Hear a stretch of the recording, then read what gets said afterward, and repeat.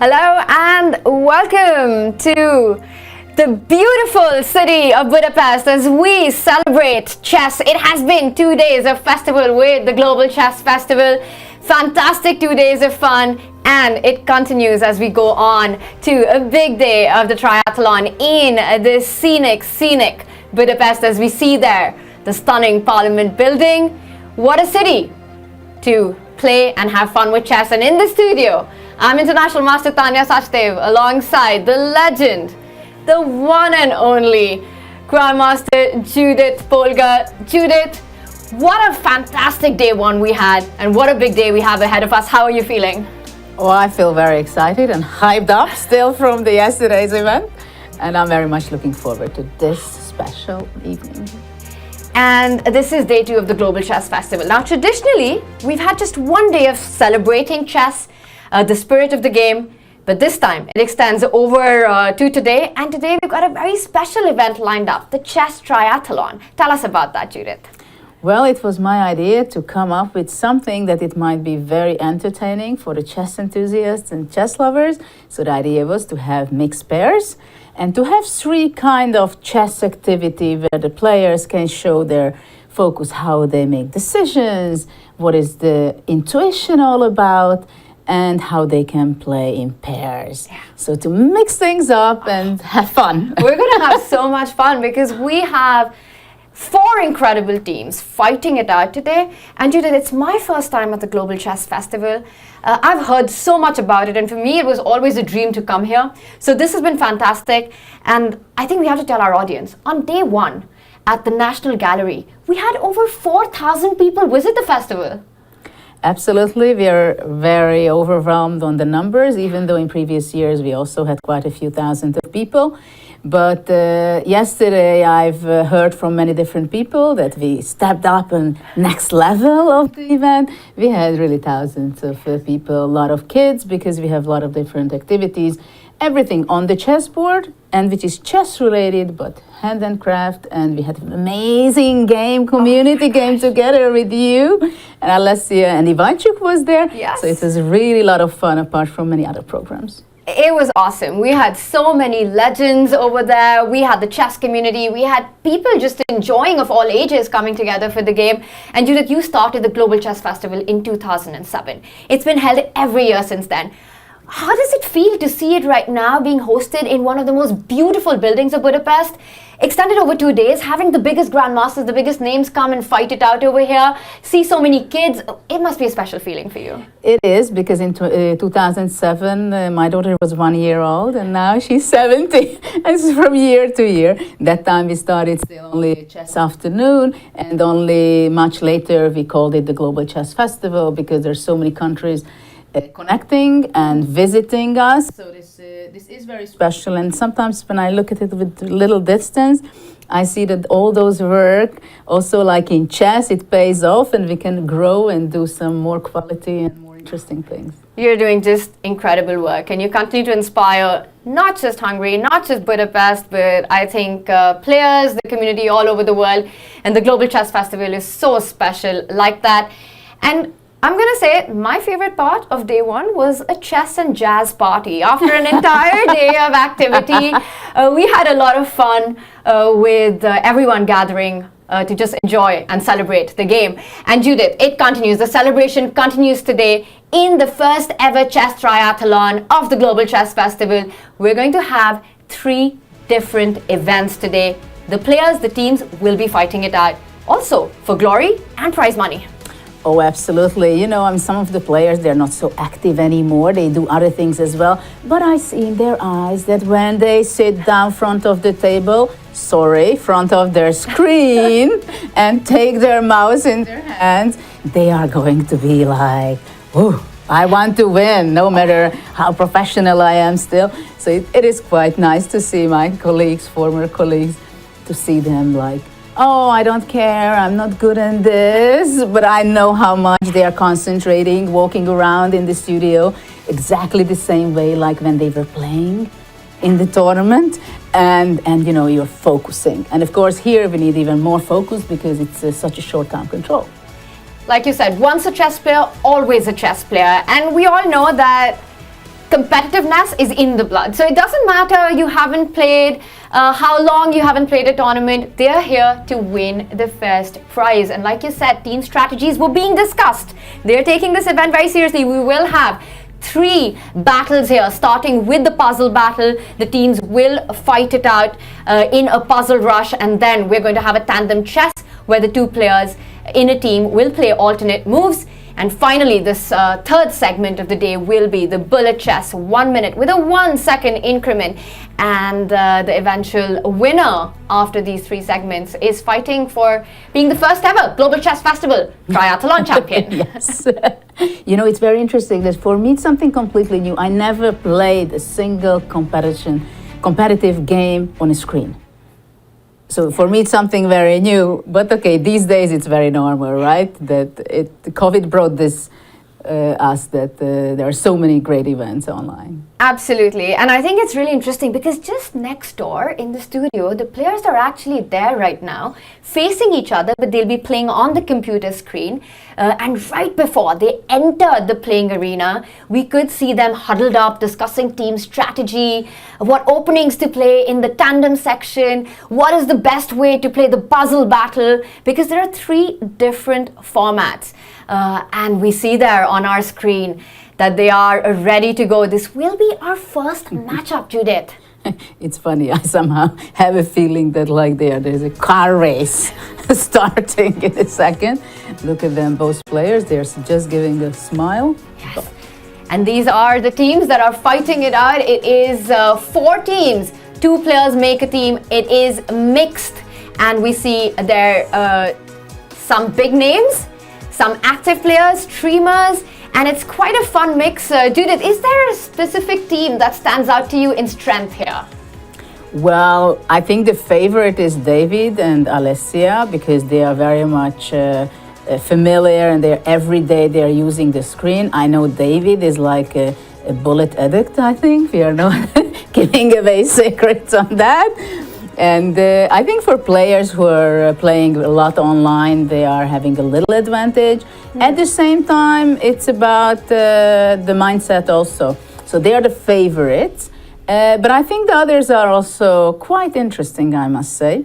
We have mixed pairs, husband and wife. So it will be very interesting how the players can really work together. And we've also got some youngsters playing here. I see we've got Zsoka Gál with Grandmaster Berkes Ferenc making up the Mighty Fox, and that's also a really big team to watch out for. Zsoka has been quite on fire lately. She's just 16 years old, a big talent from Hungary.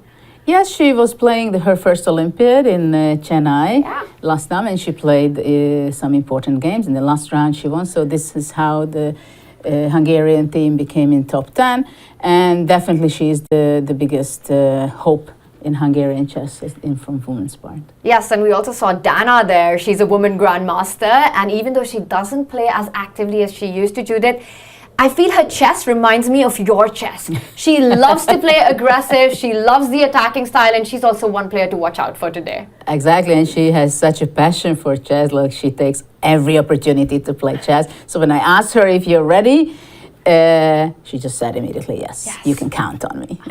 The players are ready to go, and we will have action in just a few moments. And this is all about celebrating not just the competitive side of chess, but having a lot of fun with it. And Judith, with the Global Chess Festival, Chess Connects Us has become this huge catchphrase in the chess world. Everyone says it all the time, and you coined it.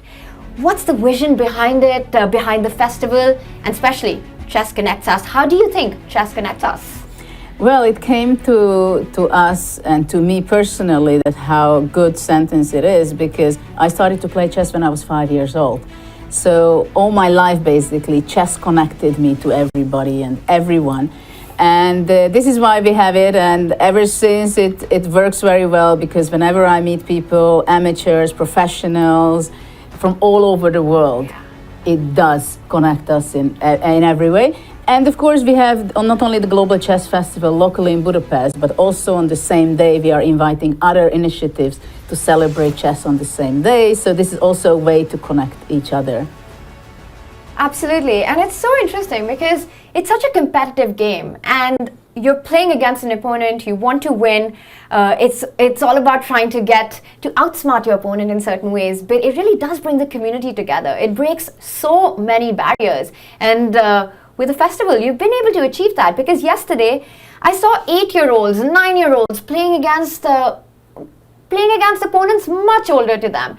You got women and men competing together. You got all age groups, people from across the world. I think 6 countries yesterday. 6 continents. 6 continents. We had all many the countries. Yes. I think we had more than 20 countries Wow. visiting. From India, not only you, some other people also, but from Europe, from a lot of countries, and a lot of visitors. But Chess Connects Us is not only on the chessboard for me, but generally chess connects science, connects art. It's not only about sport, and of course a lot in education also, because we are focusing a lot how chess in education can be more and more natural for everyone. Judit Polgar's legacy is not only on the board but off the board as well, and in one of the big ways has been the Global Chess Festival. Is chess an art, science or sport? As you said, chess connects all these 3 angles, Judith, and I think in just a few moments we will have the first battle, which will be a puzzle battle for the teams to start off. So fasten your seatbelts. The action is about to start in 3 incredible different disciplines of chess, starting with the puzzle battle. And Judith, one of the big themes in this year's Global Chess Festival has been decision making. What are going to be the key aspects in this puzzle battle when it comes to decision making? Well, first of all, I think you have to have a very strong focus, because 1 second and it's over. You shouldn't complain about yourself and focus. If you miss one opportunity, you have 3 lives, right? So even if you make a mistake, you should stay focused. And of course, it's intuition and focus, basically, what determines who is going to be the winner. And time management, because they've got 3 minutes for the puzzle battle. The aim is to solve as many puzzles as you can within 3 minutes, 3 strikes, and you're out. Now, usually in the puzzle battle, Judith, the first couple of puzzles are the appetizers. That's the easy zone, but then it starts to get very tricky. Exactly. I tried it some years ago myself, and I was like, you can get addicted quite easily, and I've seen quite a few players who got addicted. And of course, it's like about being very fast, and you shouldn't complain as a grandmaster. Come on, I should be solving mate in 1, mate in 2. But number 20, 25 puzzle, it can be very tricky. Also, sometimes you either take the queen or you give checkmate. So it's a very tricky thing which one you choose. And but I see the players already starting to focus, Yeah. I mean, really, car race. Oh my gosh, I can feel the tension, and they're right across from us in the room next door. This is going to be a fun one, and I can see determination on Burkiss, and I think we're on the go. This is Team Dragon Chess versus Team Mighty Fox, and Judith, it's go time. Well, this is, of course, the players are very fast, because mate in 2, mate in 2, mate in 1 right now. So let's see who is faster. Wow. But they're head to head. Very, very close. 30 seconds on the clock, both around 8 positions there, and it's all about getting these early puzzles and to it's solve pattern really recognition. Quickly. Basically, it's pattern recognition 100%. Let's see, mate in 1, F2, mate in 1, queen f2, bishop f3, queen f3. Obviously, it's something incredible that the players are warming up. Yes. Lots of back rank ideas. But head to head, look at this. They're so fast, it's only seconds different between the 2 players. Obviously, mate in 1, mate in 2, continuously. And he finds it again. Burkish, he is just 1 puzzle ahead, Judith, and that might count for something, but mate in 2, queen d7, queen Wow. d8, mate in 3 already. Queen f5, will Burkish find it? Queen f5, he does it. Knight f4. Sometimes it's a very tricky checkmate, and you're like puzzled. What is this? It should be a mate. I don't see it. But you know what I'm impressed of? Not a single strike for either of these 2 players yet. Yeah, that's amazing. 21-21. Wow, wow, wow. This is close. This is super close. And look at the speed with which they're solving. And now Burkish, he's got a 2 puzzle lead, but he slows down. more than a minute to go, and still it's like mate in. Oh, wow. What is it? Yes, mate in 2. Naruka Fate, Queen H7. Nicely found, and a back rank mate for Burkish. He finds it. Yeah, takes. So why don't I see the mate? It's 1 minute left for the puzzle battle. Both 27. Look at that. This is really Rook close. F4 for Berkesh. And take the F2, take the rook on the back rank. Yeah, they are. Ooh, king Berkesh of is the still air. leading. What's going on? 40 seconds left. 40 seconds and on 30 each. I'm not going to lie, I thought Ferenc would be no a mistake, big no favorite. mistake Not a from single mistake any in of this them. one. Very impressive by Miguel. Absolutely. Wow, what a head-to-head. These guys have been practicing Puzzle Rush I'm all sure night, Judith. last night they were doing it all night. One mistake by Miguel. 1 strike, let's not forget 3 strikes and you're out. And Alright. Berkesh is in lead. Very close, Only 10 a few seconds. Few 10. seconds, he has to hang on. 7, 6, 34 for Ferenc.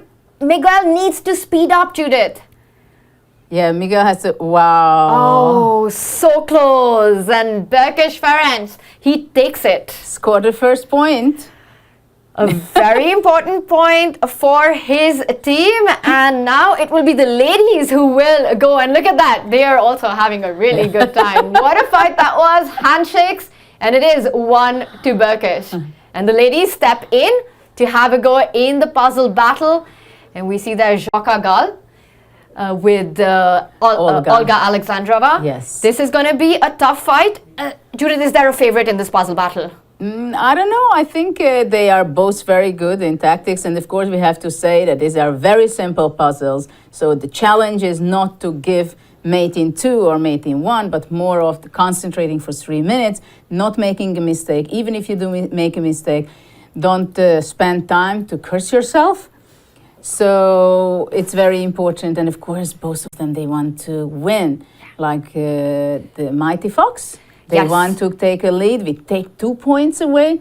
While, of course, Olga is like probably frustrated and says, come on, I have to equalize the match. Absolutely, and it's so important for Olga to be able to do that right now so that she can level the score. Zsoka Gal is in the team of Berkish Ferenc, who's already won the round 1 of the puzzle battle. Judith, they are about to start. It's hands on the mouse. 3, 2, 1, and we go. So let's see. Of course, taking a piece, giving checkmate. Exactly. It seems like Zsoka is a little bit faster for the beginning, and no mistake. No mistake. Olga is also catching up. But Olga needs to be faster because Gal is just breaking Wow. away right now. She's solved almost double the amount of puzzles as Olga. And that's not good news. You know, when I was a kid, a baby, I was practicing this when I was 5, 6 years old, and you have to know all these patterns. Yeah. And, you know, sometimes you have only seconds to recognize it. Pattern and also the speed and the mouse skill that you want right now. And I feel that that does favor the younger generation. So Gal probably just slightly stronger and faster on the mouse right now. 14 to 17. So Olga has caught up a little bit. Yeah, but now Zsoka is taking a bigger lead. She breaks away. And we just went down 2 minutes, under 2 minutes. Back rank patterns, picking up pieces. King in the Interesting, none of them makes even a mouse slip or anything. They're really focused. You have to be so careful to not get an early strike in the puzzle battle right now. And we see that Gal Zsoka has reached 25, 100% score, all greens on the board right now. Huge lead. Huge lead, but Olga has to speed up. Yeah, she has to speed up. No stress. Look at the focus on the players right now. Absolutely, taking the rook. Of course, they should not make a mistake, but we see that none of them made a single mistake so far. I think the only mistake has been on the time management. While Olga has solved all of them, she's been slightly slow. She finds the last one as well. She is catching up, but this last 1 minute, the puzzles get tougher incrementally as well, Judith. So it's not going to be an easy task for Olga to catch up. 3 puzzles away though. Yeah, she became much faster. Oh, and Oops, and one mistake. She gets one across. mistake. And this is always a question how you handle a mistake. And Olga is catching up. She's catching up, only 2 difference. This could go any way now. This could go any way, just under reaching the 30-second mark. 1 strike for Gal. And of course, if she would make another mistake, then she knows the pressure that there is no more mistake, because then she loses automatically. So we are under 30 seconds. And Olga made a mistake. Both players have 1 strike each. And once again, Jaka does break away on puzzle 33. She's giving the checkmates. Yeah. This covered check and mate on D8. Nice. But Olga made already 2 mistakes, so she has this pressure that she cannot make a 3rd one, because then it's completely over. And time is up. And time is up, and Jaka wins with 4 extra puzzles there. Quite a performance it has been by Berkish Ferenc and Gal Jaka. They win against their opponents in the puzzle battle. Wow. Yeah. That was quite a fight. We see we are getting ready, Judith, for the next match to start soon. What did you make of that? I mean, to me, it's clear that Berkish and Jaka, that's the team to beat. They are in form today. They've come here with a mission. Yeah, I think they came here to win. Yes. They are very determined, though I know that like Berkish was saying, no, this game is not for me. I'm not playing online. But you know how they are. I mean, he just played incredible at the World Cup. He was in 8th quarterfinal, Yes. I think. So he played amazing, even though he's actually, it's a non-secret that he's also a trainer of Jaka. So they know each other very well, and probably they were also mentally preparing that. What is the tactics? And the tactic is, I think, here is just be focused. Yeah. Be focused and determined that you have to be there only for 3 minutes. No mistake, just focus exactly one after another puzzle. Speed, focus, as you said, pattern recognition, such an important part, and it turns out that the Mighty Fox were too mighty for Dragon Chess. Mighty Fox does take the first point in their matchup, and we are getting ready as David Howell is in place right now. He plays for Crazy Landia, and he will be playing against another Hungarian talent, Judith. Yes, actually, I have also a mentor program, and he's a part of my mentor program, and also Jaka. And what is interesting with Gellert, that he has 3 siblings, and there was one point in Hungary when in all the different age group they were number 1 in the country. He's very determined, and he's someone who is going to be, I think, one of the players of the Olympic team, A, B, probably B or C, see if it's possible in the Olympiad, but he's actually going to university. But he's really determined to show and to play well, and for him to become part of the Olympic team. It's something that's such a dream. that it's like real dream. So, and I'm pretty sure that they grow up playing a lot of puzzle battle themselves. I think this is going to be closer than what their ratings might tell. I think that's not the whole story. David Howell, Grandmaster, will be playing against International Master Gellert Korachini. He's only 19 years old, a big upcoming talent, as Judith said, aspirational for that spot in 2024 Chess Olympiad. They're ready to go. David, I did speak to him yesterday. He is very motivated to win this triathlon, Judith. You know how competitive he is. Oh yeah, David is very competitive. He's very familiar with the platform, and he plays a lot in different formats, I believe. And I think both of them know that, of course, they can do 100%. The only question is who is going to be faster. Yes. And 3 minutes seems to be not much, but sometimes it can be not so little either. And we see hands on mouse. They are ready to go. This is going to be a close battle. It is once again a 3-minute puzzle battle, 3 strikes and you are out. It is about speed, the mouse skills. It is about pattern recognition and finding those tactics. Judith, what are your predictions for this one? Well, I would bet on David, but I know exactly that Gellert is someone who is extremely fast. And he knows all these patterns while even sleeping.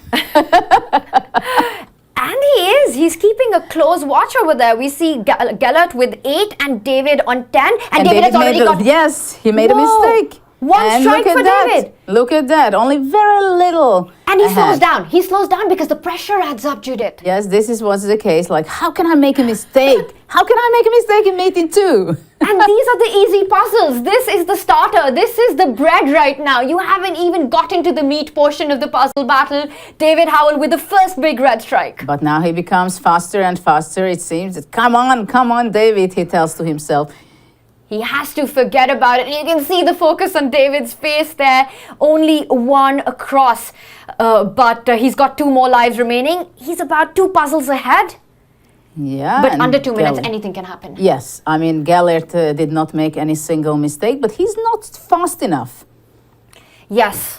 David, I was talking to him yesterday and he says he's spent about 2 years of his life on chess.com. Okay. Everything put together, his blitz, his bullet, his puzzle rush, so he definitely has the practice in. He slowed down for a second. So it's Now head to head. It's head to head. It's very close. Gellert at Still a minute 28. and a half. Yes. But now, Wow. That was a nice one that Gellert just found. A sequence of moves and he plays it to perfection. But now 5 puzzles ahead for David Howell. well, that's not little at all. But still, we are not even under a minute. So anything can happen. Especially if David would make one more mistake, that would be kind of stressful. But I remember the top players are really going over like 45, 48, 50, like Nakamura and these guys. Oh, and it's really above 30 that it starts to really get difficult for these guys. 30 Yeah. to 40, it's sort of medium difficult. 40 and above is when you need to be really careful. So now David is in danger zone right now, which is why we see him slow down just a little bit. Well, Gellert is slowed down also, kind of, because there's quite a huge lead by David, like 6 points ahead. Yeah. And the puzzles are getting tough. I think for Gellert, it's important that he's got enough lives. He Wow, can look make at that. mistakes. David made one more mistake. Second strike, only 1 left, Judith. 1 left, so probably he's not happy. But Gellert has to find, he has to Go hurry for it. up. He Go has for to it. go for it, even if it means Go a for strike. It doesn't Go for matter. it. Go for it. Go for it.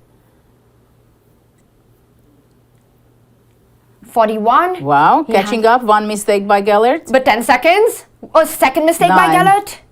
Wow, he has to be very fast. Second mistake by Gellert. Just go for it. It doesn't matter anymore. Wow, wow, wow. This is a close one, and David takes it. Yeah. Whoa, and look Well, at David. He's so relieved. So all this time he spent on chess.com paid off.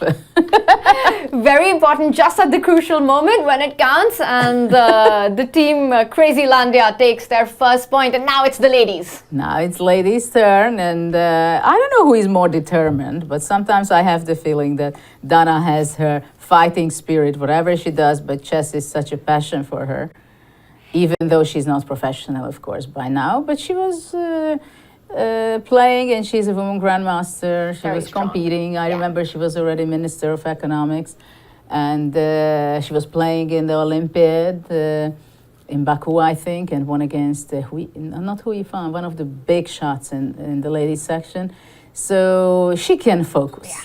It's dangerous Dana against a woman, a FIDE master, Alessia Santaramo, a very famous streamer as well. Judith, in the puzzle battle, it is so much about speed as we've seen. And I think for Dana, that is going to be the big challenge. And they started. And it's go time. Yeah. Let's see who is faster. For the very beginning, Alessia is faster. So let's see how fast Dana is going to be. She's catching up. Bishop e4, she finds it, queen a8, you got to get in with the queen f7. Oh, these are mate in ones. The top 10 puzzles, the first 10 puzzles, you have to be really quick. You see a check, you give it Judith. Yeah. yeah. The typical patterns, what you learn when you're a kid, when you want to play for your first tournaments. You have to learn all these mate in one patterns, how it works and how the checkmate is. And is that something that you studied a lot? Because A lot. Yes. Not only making it, solving it, but also creating them. So to make the creativity on a higher level. And this is the most important part, right? How to build and get the position where these tactics can flow out of. And of course, I was always a great fan of tactics. The people who followed me, they know. I think everyone in the chess world knows just how dangerous a player. I have a bad image. Oh, the best image. The feared Judith, and of course, tactics.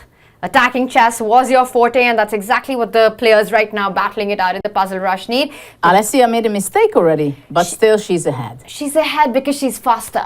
Yeah, she's very fast. So maybe this is something that as a streamer, she's more used to the computer and how it works. So her vision is maybe working faster on the screen. And it shows because Dana has not made a single mistake. So the strength is there, but the speed is lacking. Well, this is also when you're not an active player, right? That you're slowing down. This is one of the very clear signs of that. Judith, Alessia gets a second strike. Wow, this is dangerous. This is dangerous. We're under a minute, but... And if Alessia gets a third strike, then Dana just needs to cross her. And that is possible. 29 for Alessia. She needs to be very careful, which means she needs to slow down, and it's done. Wow. Alessia stops at 29. Dana needs to get just 4 right to win this battle.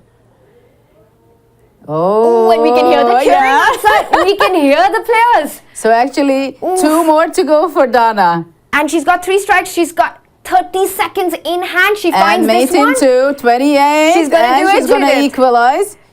Oh my God, big moment here. 24 seconds left. So she needs 1 more. She made a mistake. That's fine. Trap you just the queen. need to get Trap 2 the right. queen. She and does it's done. 29, 1 mistake. So she needs 10 some seconds. Queen A4 check. She finds it. And she wins. She does it.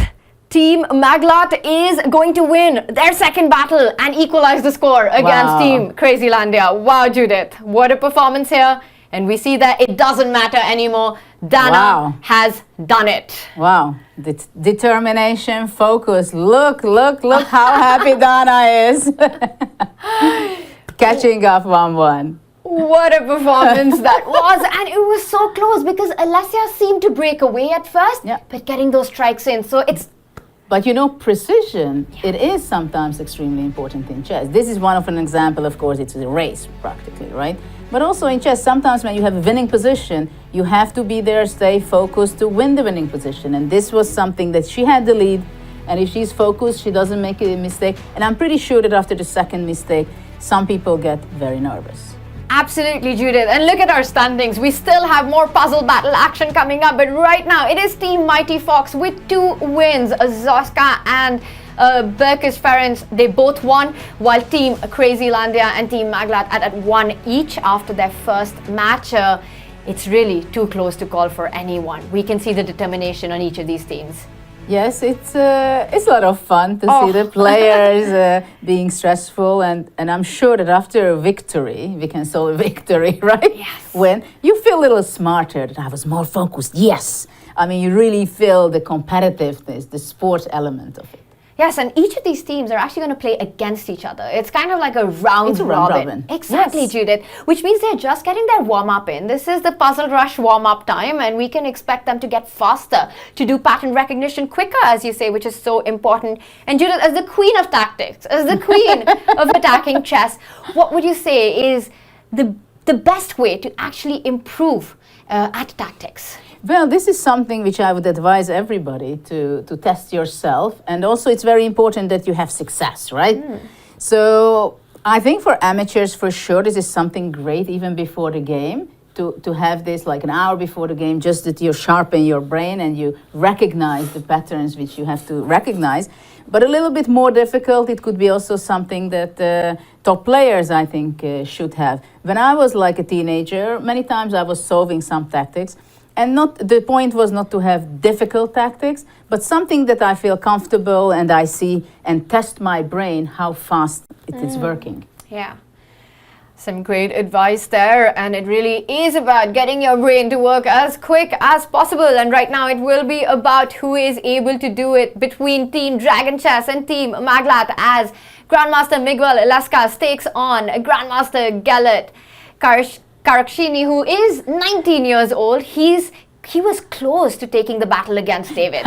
I love this scene that Miguel took off his watch. You know who was having this habit? Oh my gosh, Garry Kasparov. Garry Kasparov, he came to the board, he took off his watch at some point, so you knew that he's focused. Oh, yeah. And it can put everything all in. psychological pressure on your Yes. opponent that he is ready to go, and they are ready to go. Gellert takes the lead. Wow. Wow. Definitely. They want to win. Miguel wants to win because so far they have 0. And a back rank checkmate there. And we did see in the Dana versus Alessia match, it's not just about speed, but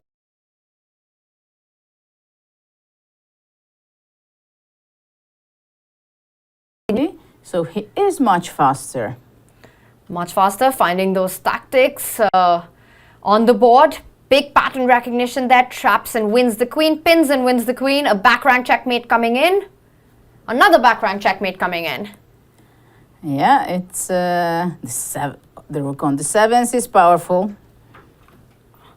Judith, have you tried Puzzle Rush?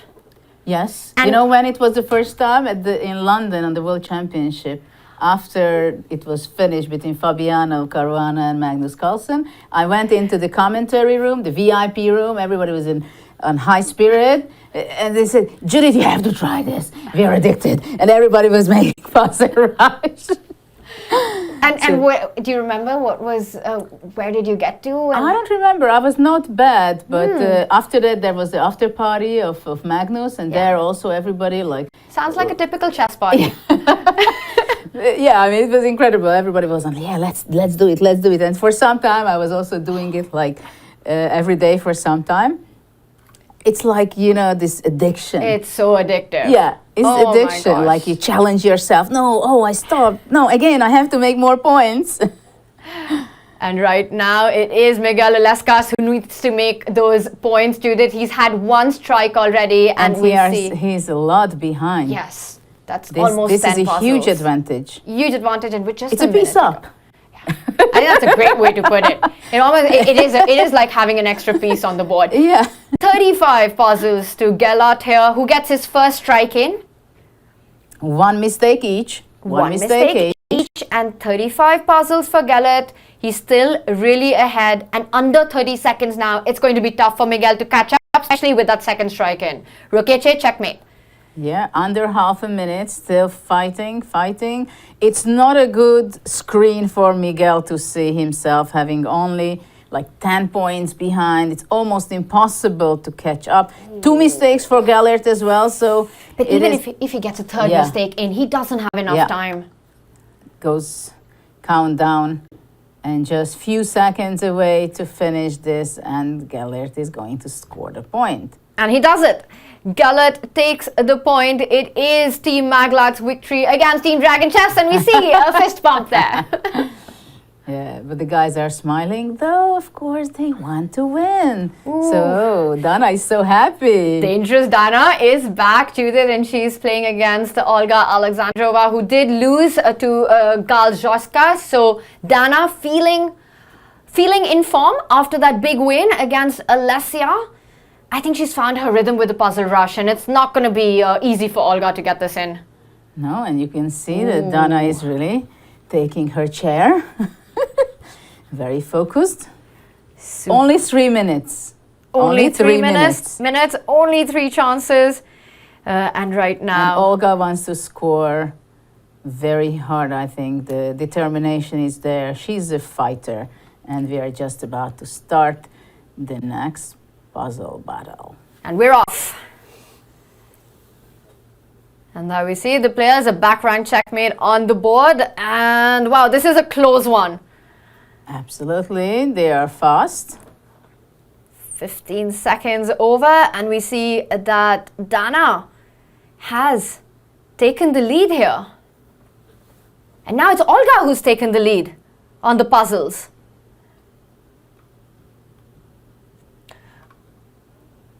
Wow. 10 puzzles each, no strike in. So It's the right-hand side is Dana, right? Right-hand side is Dana, women grandmaster, and international master Olga Alexandrova on the left with 12 puzzles. 13 now. She's 3 puzzles ahead. She's taking the lead. She's very fast and determined. She's very fast. 2 minutes mark reaching Judith, but it's still very close. Just a 2 puzzle lead. Yeah, but she's keeping her distance and the lead. This is true. Bishop G6, pick up the G7 pawn. She finds it. Take the rook. Exchange the queens and grab the pawn. And Dana took so much time on that last puzzle. Yeah, but Olga is slowing down a bit, but still keeping her lead from the very beginning, almost the very beginning. Absolutely, and she can. Does she trade? Does she not trade? I think you just trade here and go into the king pawn ending, and she does it, but takes her time. And we see her blitzing out the moves. Still, Olga is in the lead, but getting head to head. This is too close, Judith. 19 to 18. Anything can happen here. And only 1 second, you block out, and then it's over. And Olga is for Team Dragon Chess, so it's really important that she wins and equalizes They have this to match. score. They have to score. They have to haven't. score. Psychologically, it would be awful for them Yes. if they would lose this as well. They're currently on 0, so they need to get up they on have the to scoreboard. sign. They have to sign up on the scoreboard. All right, Queen C6 and mate on G2. You have to find it, and she does. Olga has gotten 1 strike in. Olga did not make a single mistake so far. Incredibly focused. Yes, Dana has got 1 strike in. Yeah, but she's faster. She's getting faster. She knows that she has to be incredibly fast to catch up in score. And look at that. She's catching up. Olga is little slowed down, but still, we are just entering B. Ooh, this is nerve-wracking. Under 30. And she does it. It's 25-26, 1 strike And Olga each, made a mistake. and 20 seconds to go. Oops, another mistake by Dana. 1 more strike, and Dana has to be careful. She needs to slow down. She has to just make sure she finds the right moves. Time doesn't matter anymore. But Olga is fast. Super fast, and now just 8 seconds. Dana. She knows that she's so close. She's Knight so F4 close check. to Give win. a check. And Oh Dana my is gosh. getting faster. And Olga takes it. Takes it. Team Maglat scores a point, Judith. Such an important one. Dragon chess. Team Dragon Chess, they get up Look on at the that. leaderboard. Okay, so they are happy, and it's a very important thing. I mean, once you have to start collecting points, only after that you say, okay, so from here, there's still a lot to go to score a lot of points, but it was a very important point, actually, because if they would lose this and still keeping themselves on 0, Yes. that would be very frustrating. So now this match is level. Team Dragon Chess against Team Maglat, while Miguel lost, Olga won and gets on the scoreboard. And we see The lady saved. The lady saved the day. And we've got our next puzzle battle, which is about to start. It's so difficult to call till the very end. Anything can happen in these matches. And we've got our next match, which is about to start. It will be Team Mighty Fox against Team Crazylandia. And this is a big one. Well, again, David is there. Of course, he's extremely fast, extremely experienced. But in 3 minutes, you have to stay focused. And I'm pretty sure, even though Berkesh is saying, okay, I'm not so good in this and I'm not playing on a computer, of course, it's another story when your sportive mind, your competitive mind is there. Doesn't matter. You will fight. Oh, you fight. And look at And that. look at that. Fist bumps. And I have to say, while Ferenc, he's the one laughing and enjoying, David, you could see a lot of determination there on his face. He wants to win this. He is so competitive. And it's not going to be easy. I think these two players, definitely 2 big favorites in this tournament and making their team incredibly strong as well. Definitely, they are very strong grandmasters. I was playing together with Ferenc in quite a few occasions. I was also captain when he was playing, and he's an interesting player. He's usually taking the option to exchange the queens if it's possible, because he's very positional. At the same time, sometimes nowadays he also goes to some complicated stuff, but he has the image who is very, very solid player. Berkesh Ferenc from Team Mighty Fox, ready to take on David Howell from Team Crazylandia. And it's a big one as these two are up on the leaderboard. It will be a big win for Ferenc if he's able to get this puzzle battle. It will come down, Judith, to those critical first 20 puzzles being solved without a strike and as quickly as possible. Oh yeah, absolutely, if you make a mistake. But I think we didn't see a single mistake in the first 20-25. David made one. Was it first 25? Yes, I think it was puzzle Yeah? number 11 because Really? it's so easy to get overconfident. You can Yeah, have because a you master- want to go fast, fast, fast, fast. Let's go, go, go, go. And then, oh, I didn't give them anyone. Exactly. But he did manage to catch up there. But in this one, against Burkish Ferenc, you do not have such a big margin for error. We see hands on mouse. The players are ready to go. Let's see how they start. And Mighty Fox, they're leading, right? Right now, they are on 2 points along with Team Maglat and Team Crazylandia on 1 point. So it is a big one. David needs to get that in and it's go time. Okay. David Howell just slightly Well, faster. he's fast. You see that the ticks are just going so fast. Oh my He's God. really, really very fast. He wants to take a lead like crazy. But Judith, he's fast, but Burkish, it feels like he's really slow right now. Yeah. It 8 seems like- puzzles in 30 seconds is a bit strange. He's got to pick up on the speed. Wow. David is so much in the lead. That's almost 10 puzzles ahead now. And Burkish, And keeping he's- it, the yeah. distance. Oh, Berkish was spending so much seconds on King C2 Rook A4. Just unbelievable. Yeah, this David Howell is running away with this one. Well, there is such a huge advantage. Unless he starts making mistakes, Yes. he's like a huge lead ahead. But you still need to keep the time in hand and he has to catch up on the distance. For Burkish, it's so important to reduce the margin right now.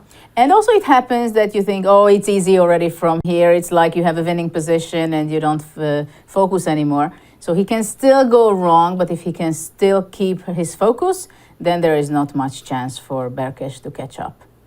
And David there, he's finding all the moves. Bishop B7 saves the day there. You can pick up the rook with F3 and David wastes no time. He's so quick on the mouse. Yeah, and it's under a minute and a half.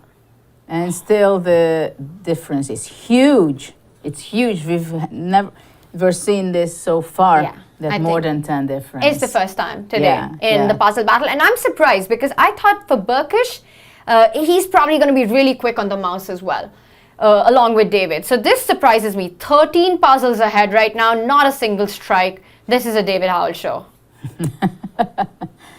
Yeah, he's like... He's enjoying now. it's like a killer.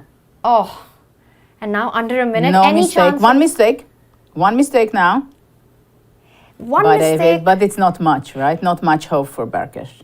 40 seconds, 11 puzzles ahead, Judith. Yeah, Berkish slowed down for this round. Yes, surprisingly. Yeah. And this was a big one because you really, and look at David on the screen, he's really leaned forward. He's so into the screen right now. Wow. I don't think there's any more space between him and the computer, Judith. He made another mistake. Watch out. Watch out. If he's making one more mistake, it might be in a danger. But how do you catch up in 14 seconds? How do you catch up 10 puzzles, Judith? Well, with miracle. Burkish Ferenc definitely needs a miracle to take this one. Well, 3 actually, if seconds. David stops, right? It doesn't even matter if he This solves was the a next very one. convincing victory for David. Very convincing, very clear. Because in the start already, after 20 puzzles or so, it was a very clear lead by David. And David, looked at how happy he is. He knows he's got the job done and he's gotten it done in good style. And now he's got his teammate, Alessia, steps in. It's going to be Alessia versus Gal Joska, who will come in. And we see our arbiter there, Judith. Another Judith. Judith is the Yes. power name. And Yes. setting it up, getting ready. And look at that. Let's see if the team Mighty Fox. Oh yeah, that was our cat. And we made a picture. It was so funny that it was still a puppy, not puppy, or very small, 2 months old, and then we made for a magazine this picture. I've seen the photo. It's inside the studio. It's a beautiful shot. The studio looks amazing. It's such a focus zone right now. And there we see Joshka. She is ready to go. This is going to be a big fight. And for Joshka, she needs to take the point to level what happened in the previous Absolutely, but round. if you see the standings, it's very balanced. Look at that. I mean, they are in the tie, 2 points, and look, just about to start. And Judit, it is go time right now, and Joshka just slightly ahead on the puzzle, Yeah, but very close. Very, very close. 6-7, you can't even call, and the players are blitzing it out. It looks like they've got their warm-up in. Oh yeah. Queen H4, oh, yeah. you go Queen H4, take the rook, and it's checkmate. Tan. Look at that. They are really head-to-head. They have to be very fast. Queen F7, she finds it. Oh, where's it? Rook H8, Queen E4. Alessia, she plays it. Yeah, Joka is just a little bit ahead, but now they have the same puzzle. Check, and mate. That's how it goes. Rook Check E8, and you attack the H6, bishop. Yes. takes. No mistake for either player yet. No strikes at all, and now reaching the 2-minute mark, 20-20. This is a close Incredible. fight. Rook D8. She slowed down before deciding where to take with the queen or the rook. You don't want an early strike. Yeah, taking a piece. 23-23, look at that. Ooh, that. this is close, Judith, and Gal Joshka now just pulling slightly away with 3 puzzles. And you take the queen and you take the pawn, and it's a double attack for Alessia, and she finds it. Yeah, but still Joka keeps a little lead. But with a minute and a half, this lead, as long as it's not a pull away, anything can happen. Exactly, and still quite some time. But they have perfect score. Yes. They're good. Whoa, 31-32, a minute to go. Alessia really keeping up the pressure right now. Wow. This They could be the go closest under battle a we've minute. seen. Yes, and we go down under a minute now. Oof. But still, I feel that Joka is having the initiative. Prediction. Judith, who's taking this one? Wow, look at that. 35-35. Oh, one mistake for Alessia. But still, I would bet on Joka. And just because you're saying that, I will bet on Alessia in this one, Judith. We will see No, but look at that, how sharp she is. She So didn't make a sharp. single mistake so far. And so Oops, quick. just said it. Shouldn't have. Commentate discuss. One strike, 37-38, 20-second mark. Wow, what a battle. What a battle. Oh my gosh. We just have to sit back and see the players show their speed and their skill right now. Second mistake by Alessia. Oh, she has to speed up now. So countdown starts. Oh, it's 4 seconds, 3. Oh, she gets a third strike. Wow. So, oops, both of them made 3 strikes. 3 strikes, but Joshka, she takes it because she's done 40 puzzles with 1 second left on the clock. But what a fight this was. Yeah, there. Yeah, exactly. And that means that Team Mighty Fox levels the score against Team Crazy Landia. David Howell defeating Burkish, and now Joshka gets the job done for Team Mighty Fox. Wow. Yeah, That's it a 1-1. seems like, the girls are The girls save the day. equalizing. Yeah. And there we see, it is Joshka and Burkish-led Team Mighty Fox who are in the lead currently. In second and third is Team Crazy Landia with Team Maglat, and Olga and Miguel, they need to start scoring, Judith. Yes, I think they have to go back behind the scenes and have a new strategy. Somehow they have to speed up. Yeah. They have to speed up. But on the other hand, we're going to have the next part of the day where they can score, and maybe that will fit for them, the tandem or the bullet chess. Maybe it will fit much more than this format. But there are more puzzle battles coming up right now. The teams still have to fight. There are a lot of points to be earned. And of course, they're fighting for glory as well as big prize money right now. And Judith, this is such an exciting format that you've devised with a mixed team playing against each other in these 3 different disciplines, starting with the puzzle battle. And I want to ask you, if you could pick a partner for a puzzle battle team like this, who would you pick from your, from when you were playing actively, when you were in the top 10 in the world? If I can pick anybody? Anybody. Ooh, Vichy. Ooh, I like that answer.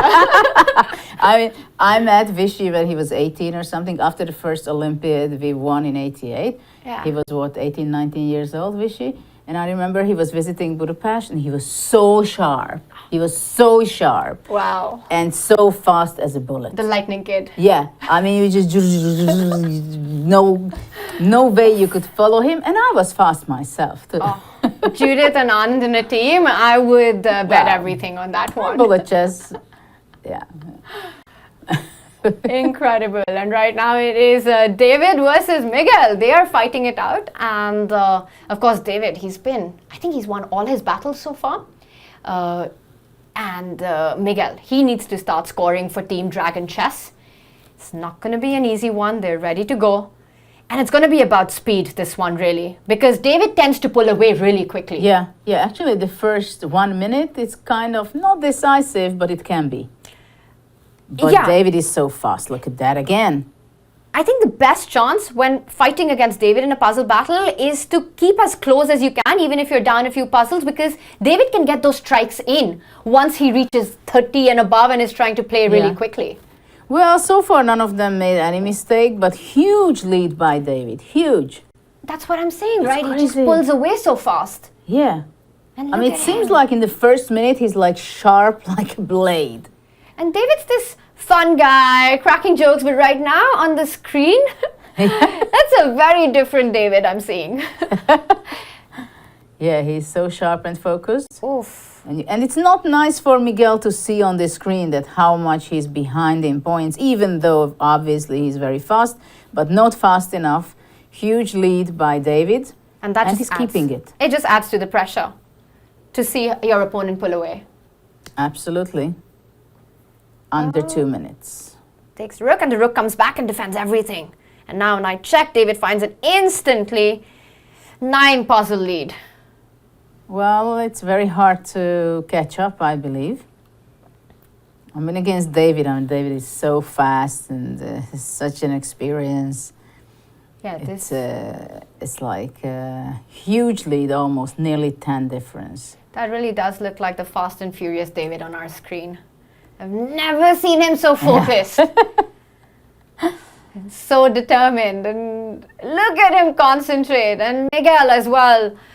He is 10 puzzles behind. He gets a strike in as well. Yeah, there is not much chance to recover from this situation, to be honest. But obviously, they still have the fighting spirit.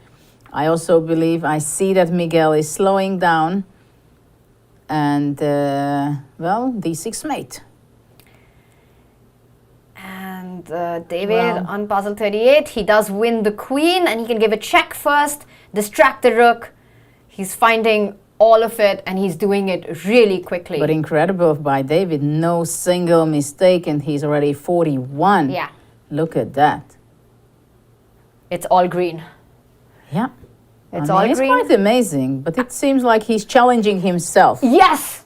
I was just going to say, knowing David Howell, he wants to reach 50. Yeah. It's about him competing with himself right Yes. now. Actually, it's a good way of doing it because he's the biggest competition to himself in this kind of form of chess here in this event today. I think 44. Look at that. Oh, and time is up. Time Very is up. soon. 14 puzzles ahead, 1 strike for each. David Howell gets the job done one more time. And the big question is, will he reach 50 in this puzzle battle today or not? And David, quite pleased with himself. Look at that. Yeah. Yes, we've done it, Alessia. And Alessia is ready to play her battle against Olga Alexandrova. So important for Olga to take this one. Oh, yeah. But you can see how determined she is. She's like making comfortable herself. And Alessia is a little nervous, don't you feel? She wants to get the job done for her team. She doesn't want to level the score, and I think she's found her rhythm. Even though she lost the puzzle battle against Zhashka, but it was a close one, and she almost had it, Judith. Yes, true, but the tension is growing, I must say. Yes. I must say the tension is growing because after this we have only 2 more games or puzzles, and so let's see how they're going to be doing. And this is the first battle of the triathlon. We've also got Tandem, Blitz and Bullet coming up after this. It's a big one. It's go time. Alessia takes a quick lead. Yeah, she's extremely fast right now. Wow, almost as fast as David. Very fast, giving checkmates in 2. Queen f2, queen g2. Why is Alessia not playing queen g2? She does it. Take the bishop, give a check on d4, take the knight. Yeah, these are the things you But have look to at that, point Olga out. is catching up, Judith. Yeah, she's becoming fast. She sees it that she has to be very Alessia fast. gets the first strike. Wow. And actually, you see, she's making mistakes. She's fast, pretty fast, but making mistakes. And this is Olga's big chance to try to get Alessia into this difficult puzzles, make a mistake while she doesn't lose out on the margin too much. And this is getting close. Look, look, look. Olga is catching up. Check, check, and mate, and she finds it. And now it's close. It's very close, 16-16. We've got a level match. And it's frustrating to see it for Alessia that she had a huge advantage in the beginning, but now she slowed down. She slowed down, and she's the one with the first strike. She finds the mate. But now she's faster again. Queen f1. Yeah. Queen h5 and give a mate. But she has to go bishop f2 and now queen h5. Yeah. Rightly done. Rook d1. And checkmate on g1. How slow Alessia, she's doing it. yes. Queen g2. No, rook d1 and queen g1 mate. And one strike each now for both the players, touching the 1 minute mark. But still Alessia is in lead again. Bishop b4. Queen e8, 97, queen f8. Ooh, and now she takes a 4 puzzle lead. Yeah, they go under a minute very soon. Wow, what a pawn race there. Yeah, some puzzles are not so simple. You have to make 4, 5, 6 moves. And you think already that it's over. Let's go for the next one. And I want to score my point again and again and again and again. And you're walking this tightrope, right? Because you want to rely on your intuition, but you can't get a strike in as well. So you have to slow down. But now again, it's getting close. 27-29, a cross each. 1 red mark on each of them. Well, now it's under 30 seconds. Give a check on h8, shorty. Judith, queen h1, and that has to be checkmate. Yeah, And it pick up is. g7. Capturing everything. Knight f3 and queen h2. Will she find it? Olga made a second mistake. Knight f3, Alessia, knight f3, queen h2, Judith. Yeah, you're good. Oh my gosh, she gets another strike. Yes. Queen e5. But she was not fast. And 3 seconds. And Alessia won. So this was a very important victory for Team Crazylandia. Very important. Very important. 2-0. They'll get 2 points with David winning a point and Alessia winning a point. And this was a nerve-wracking one. This could have gone either way, the last battle that we saw. And there we see Alessia's got the job done. We've got 2 more battles coming up. And Team Crazylandia is leading for the moment. But we have a matchup between Mighty Fox and Maglet. We do have the Mighty Fox with Berkish Ferenc and Josh Kagal coming up against Team Maglet. And we did hear a bit of applause outside. I think that was David applauding Alessia. Well, this was a crucial game. Yes, a crucial battle. Battle, yes. And as we can see that with that win, in fact, Judith, Team Crazylandia has leapfrogged the standings to take pole position. Yes, exactly. I'm pretty sure that they are both smiling a lot. But of course, even if they would win this part of the event, then we are moving on. And it will be very interesting how the players are going to be showing their skills in the tandem chess where they're alternating moves. But for now, they still have to be focusing on the puzzle battle. And with this incredible fighting chess that we're going to see and the format that Judith has devised in this one, the most important thing for the teams is going to be to make sure that nobody runs away on the standings. And we can see it's a close, tight-knit pack there. 4 points for Crazylandia, 3 points for Mighty Fox, 2 points for Maglat and Team Dragon Chess. They need to start scoring. But Judith, as we go into the Tandem Blitz and Bullet, anything can happen on the standings. But so far, Team Crazylandia have asserted their domination in the battle.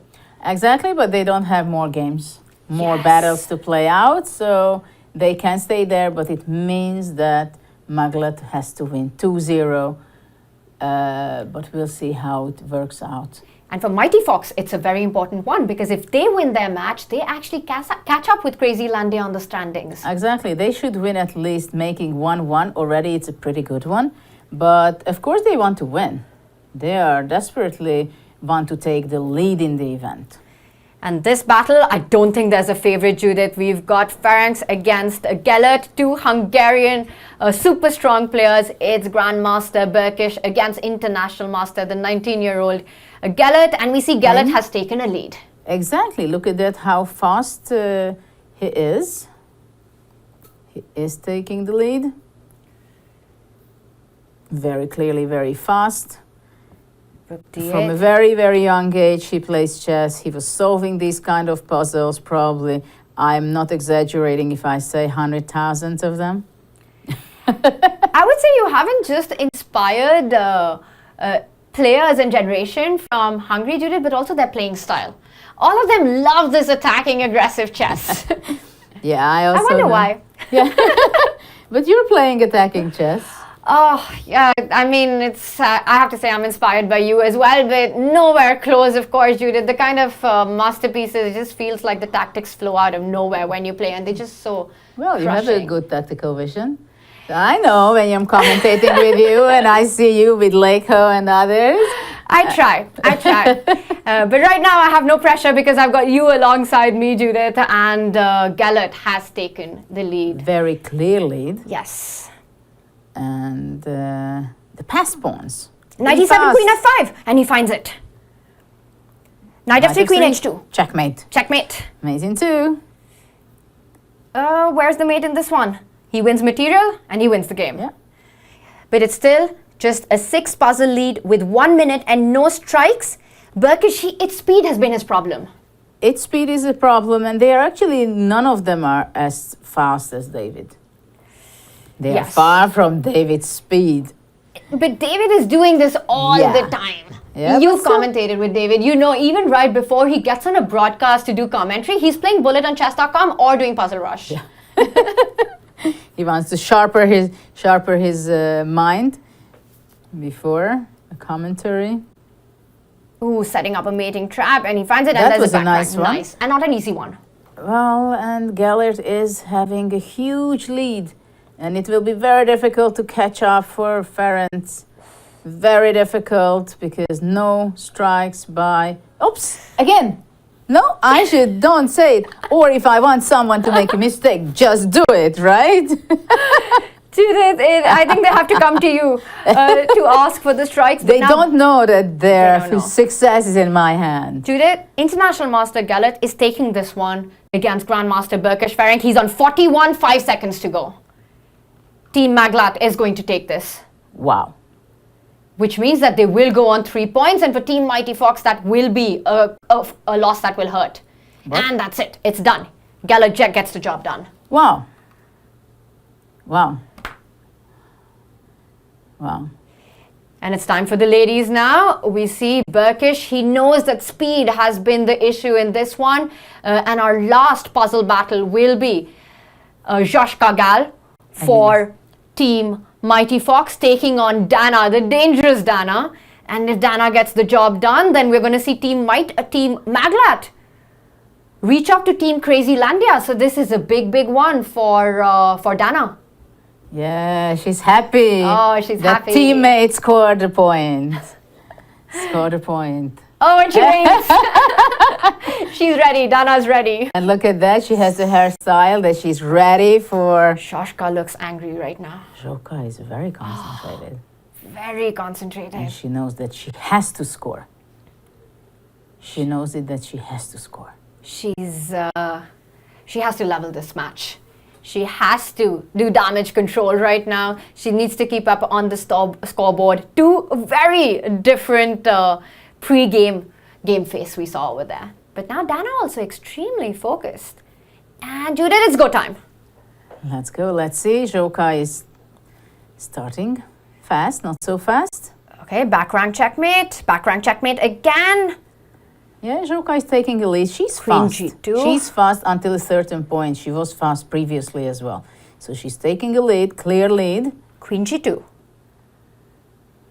Yeah, Dana Knight is catching F3. up. Queen G5, Bishop H3, and win the rook. Okay, just a little ahead for Joka.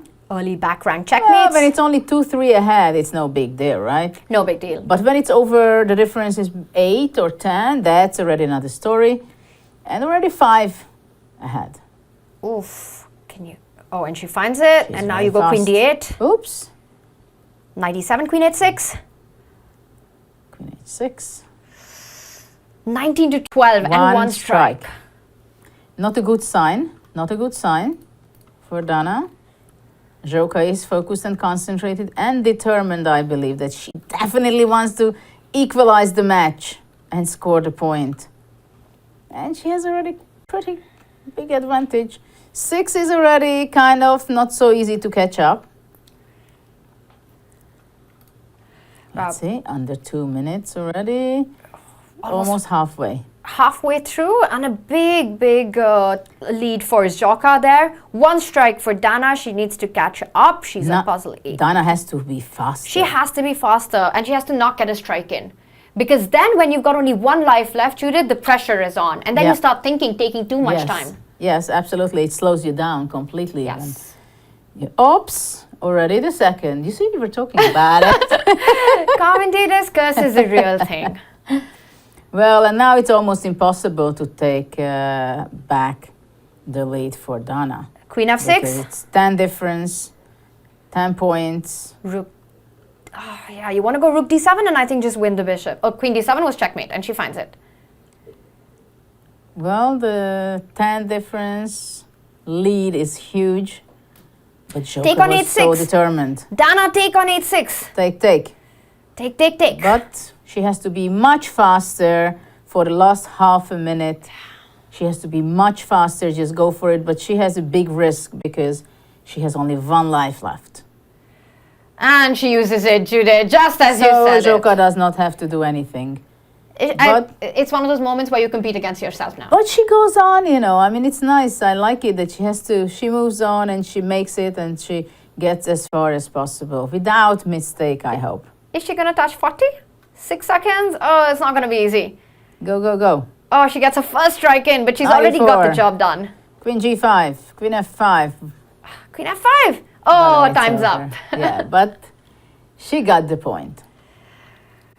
Wow, Gal Joshka with a win there, and we see the players with a smile and high-fiving, and Dana, a big fight, but in the end, Joshka wins for Team Mighty Fox, so leveling the score. And Judith, that was our last puzzle battle. Yeah, and it was interesting. You see that when they don't have a good start, then it's very difficult to catch up. And let's take a look at who has had a good start. Going into our tandem blitz, it's going to be Team Crazylandia and Team Mighty Fox with 4 points. At least two teams on paper with, I think, the strongest, most active players currently. But also Dana along with Gellert on 3 points. A team that you cannot sleep on. 2 dangerous players. But Team Dragon Chess, Judith, struggling so far. Yeah, they're struggling quite a bit. They're kind of rusty, I must say. And Miguel was not fast enough in this format of the puzzle battle, so they have to be recovering. Don't think about that, what has happened just now, and focus on the next segment. And the next segment is going to be a tandem chess, a blitz tandem chess. It's going to be completely different from the puzzle battle. As Judith is saying, it's all about forgetting what has happened because another fight does happen. That will be our second segment. The action continues here in the Global Chess Festival Triathlon. And of course, the action also continues on chess.com as you have to join us on Monday, October 16th, as we will resume the I Am Not a GM Speed Chess Championship and head into the semi-finals, the first matchup between our final four. It's going to be Greg Shahade taking on Levi Rosman. You don't want to miss that one. You can use the command IAMSCC in chat for all the info. And with that, we will be back with more of this incredible event right after this break. Do not go anywhere. Tandem chess is coming up.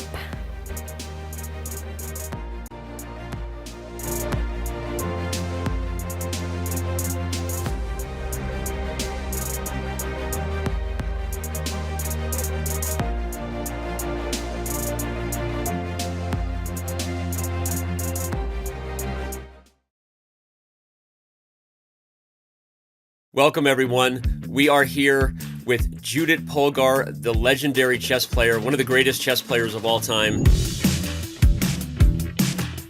And I went my next move. I said, no, I'm not moving my queen. I'm not moving my bishop.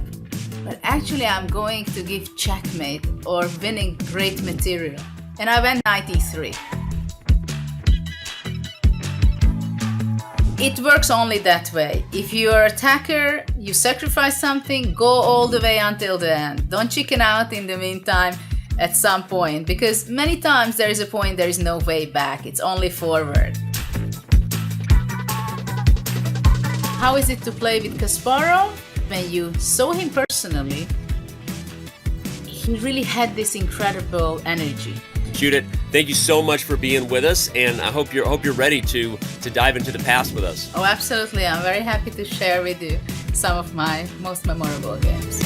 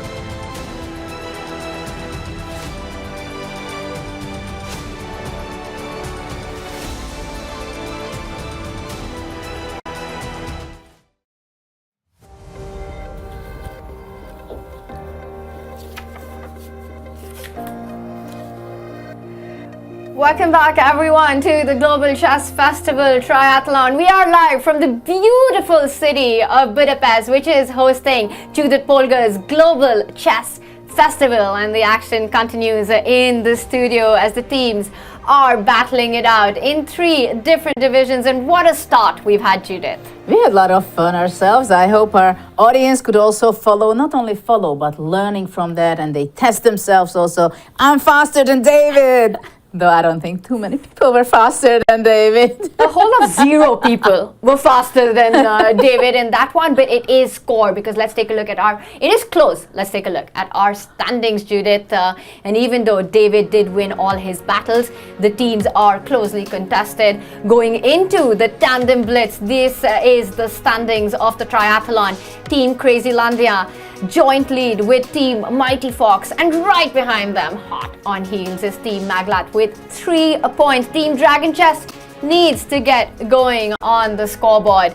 And the fun continues as we will have the action in just a few moments. The Global Chess Festival started in 2007. It is 2023, and what a fantastic edition it's been, with over 4,000 people in the National Gallery for the festival. And right now, just across from here, Judith, the Grandmasters are battling it out. And I think we have to show our audience where all the magic happens. Take a look.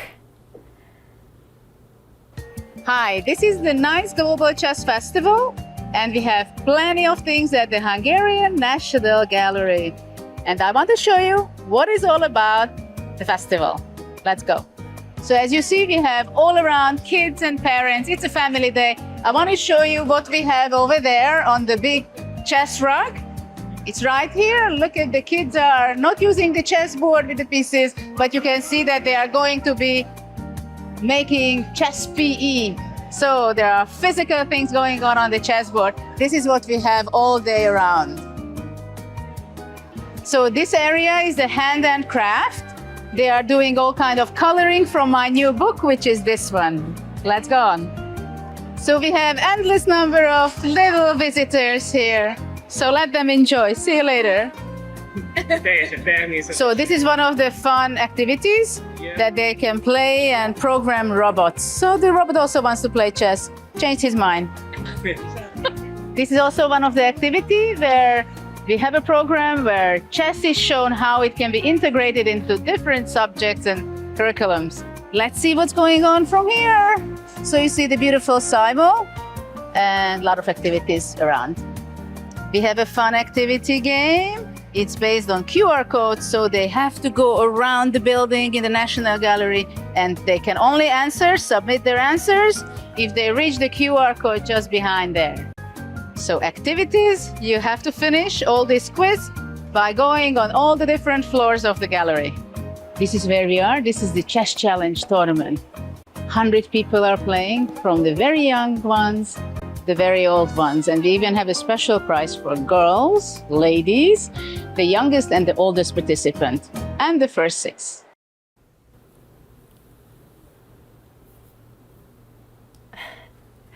Judith, that was amazing to watch. So much action and so many chess activities and so many kids. What would you say are the biggest benefits of kids playing chess?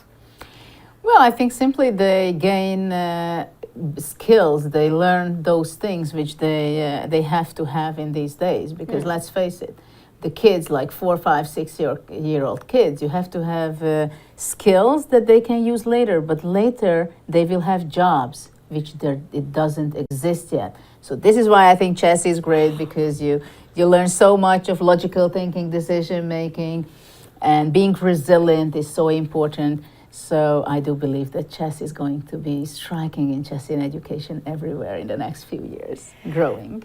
Absolutely, and with the incredible work that Judith is doing, it is going to be in fast-forward mode. And speaking of the skills that chess develops, Judith, we've got tandem chess coming up. What's going to be the big skill here? Well, here I think it's very interesting. How can you complete your partner's idea? Because it means that they are going to be alternating moves. So one is playing a move, the other one should understand the idea behind it. And of course, sometimes when the players know each other very well, like a student and teacher or husband and wife, and they played a lot, they more or less, maybe they understand better each other. But of course, in the beginning of the game, in the opening part of the game, it is very clear that if it's a Sicilian, they know more or less how the first 10 moves is going to be. But when it becomes in the middle game, it depends very much what kind of style you have. If you're positional and the other one is tactician, most likely you're like sitting in a boat and rowing to different directions. Absolutely, and you're saying, the synergy is so important between partners because teams will play alternative moves in this one. No draw offers, 5 minutes with a 3-second increment, and it's David and Alessia, this team Crazy Landia, that actually perhaps has the biggest challenge with that. This is the first time that David and Alessia have actually ever met or interacted. And look how tense they are. But I can reveal that yesterday at the jazz dinner party, they were discussing team strategy. They were discussing openings and deciding which path to take, trying to make the most of the time they have. Oh my gosh, the tension, I can feel it. But you know, this is also something interesting that, of course, chess players understand that they have to make their preparation and they have to adjust themselves to different challenges. And now they understand that they play for the first time, so they better understand each other and not waste time to figure out, right? So if they have at least the opening preparation, of course, they need different preparation than normally if you play alone. Wow, and they're facing the team of Miguel and Olga. These two obviously know each other incredibly well. And Judith, it's go time. It starts with the Queen's Gambit decline structure. David's team is playing with the black pieces. Miguel is playing with the white pieces. What do you make of this opening? I never played it from white side, as I was always an e4 player, but I'm expecting that it's going to be slow. Miguel was always a very strategic player. He knows very stable positions. That's what he was famous for. And And Judith, Alessia, she's slowing down on this decision. She slows down here. She needs to decide whether you want to trade or you want to fall back with the bishop on e7. But you really can't afford to spend too much time with this decision. And she decided to capture on d2. And it's true indeed that you have to choose the moments when you can afford thinking. And even in a normal classical game, you have maybe 3 moments where you have to make such a decisions that it really drives the game into different areas, right? Not talking about this part when it's only 5 minutes and 3 seconds per move, you can't really afford to think too much.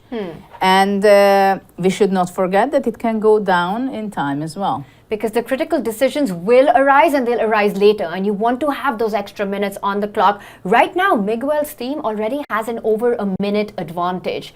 And that's quite a bit. Alessia, once again, being the one who slows down for Team Crazy Landia here. And Judith, you were talking about classical. After the puzzle battle that we just witnessed, this feels like a classical. Absolutely. But I can also say that we did it on purpose, that we have the puzzle battle first, because this is how I believe that training is also useful, to have the pattern recognition, to sharpen your brain, to get into the mood, and then you can play the little bit longer game.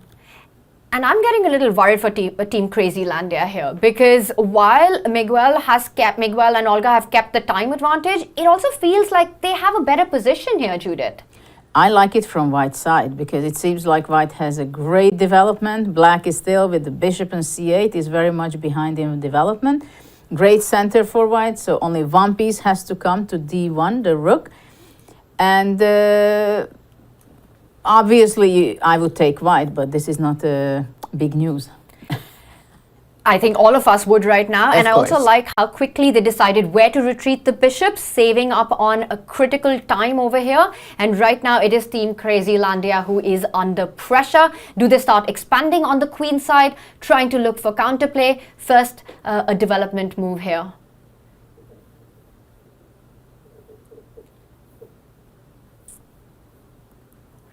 And Rook d1, as you predicted, Judith, getting all the pieces into the party has been played. Black also lines up against white's queen, so there could be potential pressure on d4 and ideas of a knight jump. Well, now black is developing as well. So now the question is whether can white keep the queen on d2 or moving away to c2, for example. Even I might consider to go queen g5 to be a little bit more active. and put pressure on the pawn on e5. But definitely, for example, capturing the pawn on e5, I would not be suggesting at all. So the tension has to be I love kept. queen g5. You love queen g5. I love queen g5. That is such a Judith move. To just get the queen into the attack. You're putting pressure on the e5 pawn. The knight can jump into an attack as well, but he goes for the other choice. Yeah, because it's interesting, in these kind of positions, it's very important the tension we have in the center between the d4 and the e5 pawn. It's like whoever gives up the tension improves the other position. So if white captures on e5, knight e5, black comes ahead and becomes very active. While if black captures on d4, then the white knight captures back on d4, and then knight on f5, there is a great outpost for white. So there are situations, and I think this is something to learn from, that when the tension is there in the center, it will be decided who has to give up the tension there. And it feels like the teams are playing a who will blink first game. A6, h3. Yeah, it's like tension, looking at each other like, okay, do you have better nerves or I have? Quiet moves, but a huge advantage on the clock here, Judith, for Miguel and Olga. Team Dragon Chess, and it would be a big win if they're able to score this one. Well, I think it's about time for them to catch up and just win this game. But with this last break and freeing up this light squared bishop, it feels as if black has managed to solve quite a few of the opening problems. Yes, because white could not keep the tension because c4 would have come from black side, and now what a beautiful knight on c5. So it's very clear that in the last few moves, white got, worse than it was before, let's say. But knight d5 was kind of a must, I believe. But white's advantage is gone, I believe. But not on the clock. A minute and a half lead. And looking at the players right now, Judith, what can you read from their body language currently? I don't know. What I'm very surprised at, that David's hand is not on the mouse. It's like, I have plenty of time. I can think. And this is what shows on the clock as well, like relaxing. Of course, he's thinking about the position, what to make, etc. But for me, it was so obvious that you have your hand on the mouse, so not wasting even a second if possible. And I think Alessia was the one who was taking that time, and David knows that when it's his turn, he needs to play as quickly as possible. He has to make sure that Alessia has enough time to take his decisions. But it's time for the players to speed up. Team Crazy Landia behind on the clock, but a big threat on the board right now. Well, knight capturing e4, of course. It's the discovered move after that. So white has to decide where to go with the queen. Queen b1 is not something very active, so it's like you don't want to go there, right? You don't want to go to d2 because rook d8. So queen e2 is the most logical move to be made. Not many seconds were spent on that. Maybe b4 at some point, but for the moment it's dangerous because knight a4 and the c3 square would be incredibly huge weakness. But you can see on their face that they are kind of worried a bit, very much concentrated. But and again, David, he's worried. David and Miguel both don't have their hand on the mouse, while the ladies do. So really interesting to see how they're approaching the game right now. And this is the first big thing for Team Dragon Chess. I still really like your idea of getting this queen to g5, and I feel in speed chess. Actually, the queen on e3 just stands excellently in these kind of positions because it goes on those on both ends, like looking a little bit the c5 knight. Well, h6 was played, so knight g5, queen g5 will not happen in this game anymore. Taking away a key square, also creating a luft for the king. Yes, of course, the queen is located on e3 by now. That's where it's placed. So for now, again, there is like this d5 bishop is bothering black, but it's not doing too much. But knight d5, for example, would not be a good move because the e5 would be opening up, and also white would have a passed pawn. So rook d7, rook d8 with black is very logical, trying to kick away the bishop from d5 because both of the knights are attacking the pawn on e4, but for the moment the bishop from d5 defends that. Yeah, and it's a big threat because then you do start attacking that bishop, threatening to win But material. hold on, now isn't rook c1 something very strong? Ooh, using a pin, and the rook on c8 can't move because the knight on c5 will be lost. I like that move. Rook Yeah, c1. but rook from d7, they could play rook c7, and then probably everything is just fine. But at least for the moment, for white on the d5 square bishop, it could be okay. It takes away the pressure from d5. Exactly, but I don't see big problems for black. I like right rook now. c1. And Judith, would you also consider another plan of trying to double up on the d line? It's possible, but look at the time. Finds it. Rook c1. But in time, they're balanced out. Yeah. Now. A minute There was and a half. There was 2 minutes ahead at Yes. some point for Miguel and Olga. But, of course, it's going to be difficult. And that was a big For lead. Rus. And that's gone right now. And like you predicted, Judith calling out the moves here. The rooks have been doubled up, and white wants to return the favor by getting the other rook on the c line as well. Now it's a question whether black wants to go knight a4. I just wanted to say to force white to exchange on c7. And the knight on a4 actually puts quite a lot of pressure on b2. So after exchange, white will have to decide whether, for example, queen b3, after exchange, queen c7. Rook c7, queen c7, it's both the same. But queen c7 is nice because black is controlling the c file, which is not so important yet, but it could be. b3, look at that. But how is this move? Can knight c3 be played? Wow. I think b3 is a mistake. You cannot give away the c3 square. Knight c3 is screaming to be played right Ooh. now. And look at that, d5 bishop is trapped. And rook c1 is not possible to knight e2. Ooh. Tactics queen. The puzzle rush. Judith, you would have won that puzzle battle. Knight e2 is coming in, so you can't really pin the knight. Well, so far knight d5 is not a big threat because the e5 pawn is always under attack. So I wouldn't be surprised if b4 is the next move. Or you know what, maybe king h1. Ooh, and you just want to go rook c1 if you get the time to do it because you've stepped out But of the check. b4 is on the board. Very nice and very logical. I think it's a very human approach to go for this move so that then eventually you can also think about coming back with the bishop at the right time. But not anymore after Not knight anymore. d5. And is it time to go forward with the knight to d4 and try and get it to f5 and c6? Two And juicy squares. both players are under a minute. And Judith, this position, do you like it for white or do you like it for black? Our evaluation bar says it's level.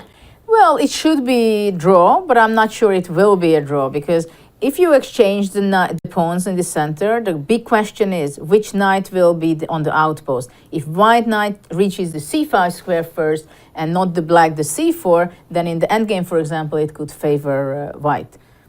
Queen on d4, excellent. Yes, centralize your queen. Excellent. That's when it's the most powerful piece. The So center black of will the board. centralize their queen on e5.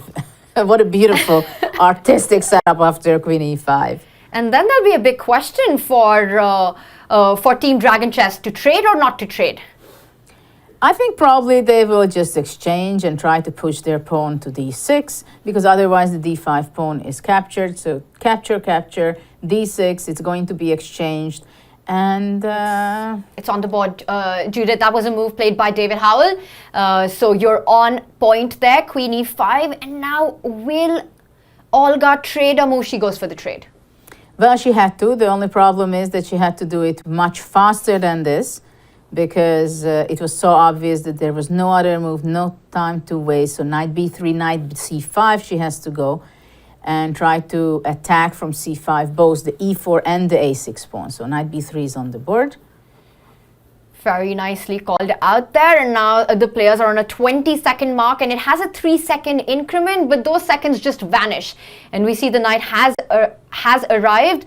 Do you have time to take on e4? Because black does have a pin with rook e6, I thought. Well, maybe rook e6 is very strong. But also, what about taking on on the... It's Alessia's move. What will she decide? And she does go for knight e4. And maybe rook d3 and then rook e3. Well, who knows what that endgame is. Yeah, good luck calculating a king pawn ending in 15 seconds. Oh, that's something great to handle. Rook Check d3. first. Do you think they will offer a draw? You're not allowed to offer a draw until 30 moves. I think they have crossed. Yes, they're on move number just- 40. No, Judith, I think they're going to play this out. They're going to play this out. Well, Oh my gosh, it's Judith the Prophet. Judith Prophet Polgar is what is happening here. I think one of them offered a draw, and you cannot refuse this. I mean, they have huge respect for each other. You don't want to win on time in such a position. And both are happy. Both are happy because what a fight this was. And both players get half a point. Judith, this is the first draw. The first game of the Blitz Tandem ends in a peaceful result there. Actually, it's 1-1, I think. That's the system what we have, because I think here we have 2 points for the winner, right? We will get a confirmation on that. Yes. And this one does end peacefully for both players. And you're right, Judith, it is 2 points for a win, 1 point for a draw. And that means that Team Dragon Chess goes on to 2 points, while Team Crazy Landia will move on to 5 points in the battle so far.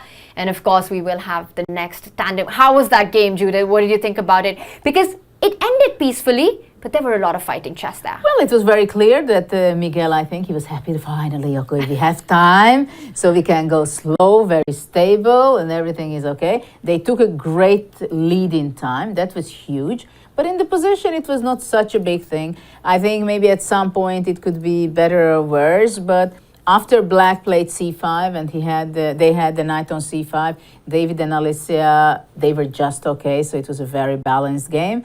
And so it was no big outstanding mistake or anything like that, so it was very symmetrical in pawns. What was very impressive was to see Team Dragon Chess have such a big lead on the clock early on. Yeah. I would think David and Alessia's team would be the fast one in tandem chess. One is a very strong chess player, grandmaster, and Alessia, a streamer who plays so much blitz. So perhaps this battle of tandem chess will be closer than what we expected. On paper, I was thinking that David and Alessia would be a big favorite. I also believe that they are a big favorite, but it seems that it does not show yet whether they are really so much stronger. But we shouldn't forget that the time control is something that, of course, the shorter time control we go, the more the advantage or the stronger player or the level is disappearing, who is the stronger player, I believe. Absolutely, and this one as well is going to be hard to call who is the stronger team, as Team Mighty Fox takes on Team Maglat. And Judith, how do you think this will play out?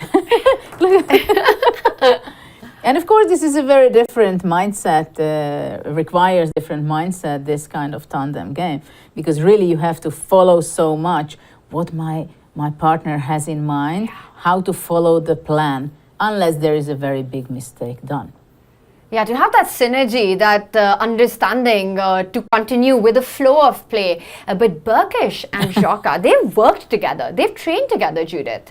Yeah, so they know each other's thought quite well, and this is kind of an advantage. But we'll see how much they can show this. Though Olga and Miguel, I think they played very much in harmony. They absolutely did. And the other big question will be the harmony between Dana and Gellert. Are they able to find that? They have been quite a surprise package. They've scored 3 points already, so they're really high up on the leaderboard. It's a big, big match for them as well, Judith, to try to get to that pole position right now. Burkish, he looks very relaxed. Dana looks incredibly focused. The boys are smiling. The girls are ready to go with the business. And they are just about to start. Burkish is flexing a little bit over there. Yeah, but look at Joka. She's extremely focused, focused. Concentrated. Yesterday at the jazz chess dinner, we were all enjoying the games on the giant chessboard. Judith. We were all playing, having such a great time. But Shoka, she even there was so competitive, trying to get the win in, so focused, calculating the lines. While we were all dancing and playing the moves, Shoka Gal wanted to win. Even but you know, it happens, I think, when you're very young and you take it so seriously, you think it's all about competition, all about winning, right? It's only later that it comes, you understand that you can spend some time more on just enjoying it. But she's really focused. She's so focused right now. Yeah. Oh my gosh. She wants to win so much. Team Mighty Fox currently on 4 points, and Burkish, he's also giving the side eye. He's also surprised, I think, at how focused and determined his teammate is right now. What do you think is going on in Burkish's mind? Okay, so he's trying to loosen up. Joka, that don't be so serious. It's okay, we're going to play a game. I think you're absolutely right. I think that's exactly what happened, that Burkish wants her to relax just a little bit. Joka, we got this. It's not the end of the world if you don't. Oh, that's the first time I've seen Joka smile today. Coach and student. Yes. Oof. And in just a few seconds, we will have the first moves. Burkish and Gal, they start with the white pieces, while Olga and Gellert will play with the black pieces. And these are always like the slight tensed moments right before the start of the match. Absolutely, absolutely. But I have to say that Burkish looks anything but tensed right now. Yeah, but you know, it's interesting because some people are acting that, okay, I don't care, I'm relaxed, right? But maybe inside it's not exactly. But after all, I was talking to the players and I told them that basically it's fun, it's a show, and let's enjoy it. There will be a winner, there will be a loser, right? I mean, that's how it is in tournaments. Oh, this is going to be very, very solid again. Very solid to start with, and ladies first. So it was Gal Joka's decision to go with the queen's pawn opening. She plays the Catalan quite a bit, so it's not a surprising opening. There was no special preparation to play something unexpected, but we can see that it's a slow building up, right? It's a slow building up, but these positions tend to explode at a certain moment when we see tension in the center. Exactly. So far, it's quite symmetrical. On the queen side, definitely is. Knight on e5 always stands very well. So who takes the center, I can't say that it's automatically has a better position, but definitely to play active, it never hurts. It doesn't, and the knight on e5 needs to be countered, and black does it immediately, falling back with the knight, offering a trade. And also in some positions, you can try and kick out the knight with f6 at the right moment. Yes, but you know, pawns don't go back. Yes. We shouldn't forget. So after f6, you have a very, very big weakness on e6. Maybe white would just go back with the knight to d3 and go knight f4, putting pressure on e6. So with f6, you have to be extremely careful when you do that and decide to play that move, especially when you have your other knight on b8 not developed yet. So it's kind of tricky. And you always have to really take a decision. Do you want to trade on e5? You invite white to double the pawns, but very often these double pawns can become a strength in the middle game, taking a lot of space and a lot of key defending squares, which can end in a kingside attack for black. So a difficult decision. I wonder if they are going to go in for this trade in the center right now, Judith. I don't think they are going to capture on e5. I would think that maybe c5 or c6 is also possible, by the way, to have a very strong, stubborn position. But okay, c6, of course, I would not necessarily want. I mean, white is provoking f6, so knight e5 is on the board. Takes a decision, goes for knight takes knight, and the pawn does come in the center. Notice how the bishop on b7 is pinned, so black doesn't have an option to take on c4, and to intercept that pin, your move c6 on the board. Of course, after c6, you can think that the bishop on b7 is kind of blocked by its pawn c6 and d5. But the important thing is that in the next move, black can develop the knight to d7, so the d5 pawn is protected completely well. At the same time, once if, let's say, white could be playing e4 and exchange the d5 pawn, then it would be very nice for white. But of course, the bishop in g2 stands very well, but the d5 pawn is very strong. I don't like d takes c4, to be honest, because knight e4, knight d6 will be on the board shortly. Oh, so, and also the pin now, the bishop on g2 is much stronger than the b7 bishop because it's in a pin on the pawn on c6. What black really wants to do is push this pawn to c5, but it's impossible to do that with this bishop on b7. Well, and for quite some time it will be not possible. Yes. So now the big question is, which actually not a question anymore, to exchange the queens or not, but I love the knight on e4 from white's side. Though, I don't know. I think we can ignore this question mark because it's the most natural move in the position. Question mark, I like it. What is this question mark? I never liked engines telling me that it's a bad move. Probably there was something better. And I think that's the reason that perhaps the engine thinks that there was something better, because knight d4, white still keeps the advantage. It's still a good move. And I think the most human move in the position, Judith, knight comes to d6, and now black, if you were to take on d6, not only do you give white a very strong passed pawn, but you open up a mighty bishop on b2. But the question is whether d6 knight can stay there, or has to be exchanging the bishop on b7, which is not necessarily so good for white, because obviously if you can keep the knight on d6, playing queen d2, rook d1, it would be a much stronger setup than just to capture on b7. Why did they capture on b7? Did they have to do that? And I think he was afraid of the rook coming to d8 and the pin along the d line, and decided to take a decision instantly. Okay, f4 at some point. F4. But I'm not sure Ferenc will like that, but I like that. F4, you probably don't want to stop there. You also want to go F5, and if allowed, you want to get F6 in as well. Yes, of course, if I can do that. But look at the c5 knight is extremely stable and very nice. That's the key piece in this position, because it covers the a4 square and the e4 square, so the queen cannot go there, getting into attack. They're playing very solid, exchanging rooks. Now rook d8 will be there. So I can't say that white has anything. Bishop pair is not really much in this position, because look at the b2 bishop eating its pawn on e5, blocks it. And the d6 square, which is a great outpost for a knight or a bishop, even sometimes sacrificing an exchange playing rook d6 would be there. But right now, black is defending those squares so well with the bishop and queen that I would be happy with black.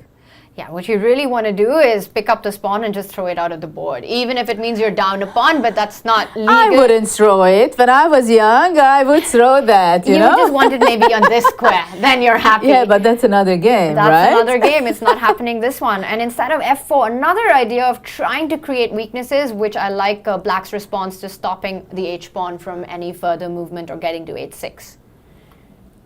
Well, after e3, probably white's idea is to bring the queen to e2 and potentially to f3, attacking the pawn on c6. Rook d4 now. I would go rook d4. Oh, no question about it. Rook d4, such a beautiful square. and that's a great concept, because you want to trade on your terms, Judith. What you want is for black to actually take the rook so that you can undouble the e-pawn and also hit this knight on But c6. that's kind of a dream what you visualized right now. But it's a beautiful move. And also let's point out a quick tactic that after rook d4, black can't really take the pawn on e5, because white jumps in with a check and actually ends up This is winning like the queen. a puzzle which they were warming up with. Rook d4, it's a move you play instantly. Maybe for I Judith would. Polgar. I would. I'm not sure it's the best move, but to take on d8. Why? That's very cagey, no? To trade off the rook so quickly, because it feels like you've traded on your opponent's terms rather than your own. And without rooks, I mean, the more pieces are exchanged, I don't see that how much chance white has, but it's typical Ferenc, you know. Now h5, f4, king f2, g4, slowly, take years. With maneuvering. Well, there is no prize for winning quickly. So if they can get the job done in 30 moves, that's still fine. Oh, it's not about 30 moves, it's about 60 moves, I guess. And now both players under 2.5 minutes, Judith, and the knight steps back. Black has the better pawn structure. Finally, White has got the f4 two is bishops. there. F4 is there. You can get the queen start lining up, and I think at some point black wants to push the c-pawn to c5. Bishop on c5, this is a big question, for example, how good it is to replace the knight to bishop there, right? Because there's no threat. Black is not going to capture on d4. And is white threatening to set up a battery along the diagonal with a maneuver? But I don't understand why they didn't play queen f3 immediately. Yeah, it was so tempting, and to quickly show that idea that instead of the move bishop to e4, white could have lined up the pressure Isn't on that the a c6 pawn hanging? I think you'd have to take and maybe go c5, and it just looks very strange because you allow all kinds of check on the 8th rank. And d5, what a passed pawn, please. This is looking very scary. So queen f3 would have been probably forcing black to fall back with the knight to defend. Not a happy move to You make know, at all. it's typical. You play queen f3 if you force black to go knight b8 in such a position. But instead, okay, bishop we had e4. bishop to e4, Judith, which was an inaccuracy. So I think your move was in fact the correct one. And black steps up with the king with few pieces remaining. The king is coming to the center of the board, anticipating any endgame. And the point is that black can never really take on d4, because after the pawn takes on d4, then we're talking about an advantage for white already. Well, this is a very nice position, and you're completely right that if black captures on d4, white is definitely has a huge, well, I think also a huge advantage, not only nice position, but it's so typical Ferenc, you know. Just slowly, strategically, having the bishop pair go queen g4, pushing back the king to f8, then queen f3, eventually position your king on a better square g2, then you play g4, maybe possibly at one moment g5, you see, going back and forth. Well, he has set up the battery, but in a different way, with Yeah. the bishop in front, and now black has to decide again, how do you want to defend the c6 pawn? If you fall back with the knight, you're actually inviting white to potentially even take on c5 to destroy the pawn structure. Well, you see, black is forced to take on d4 and probably playing c5, but it looks awful for black. I love your idea of d5, right? c5, Awful. d5. Look at that, it's on the board. Oh my Huge gosh. advantage for white.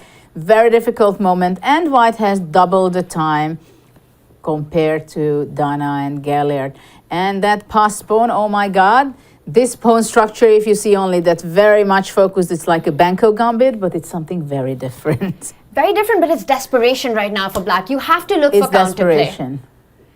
And the dream is to try to distract black with a passer that, try to distract white, with a passer that black would get if white does go for the pawn takes pawn capture. And they do capture, but a different pawn on e6, creating another weakness on the board.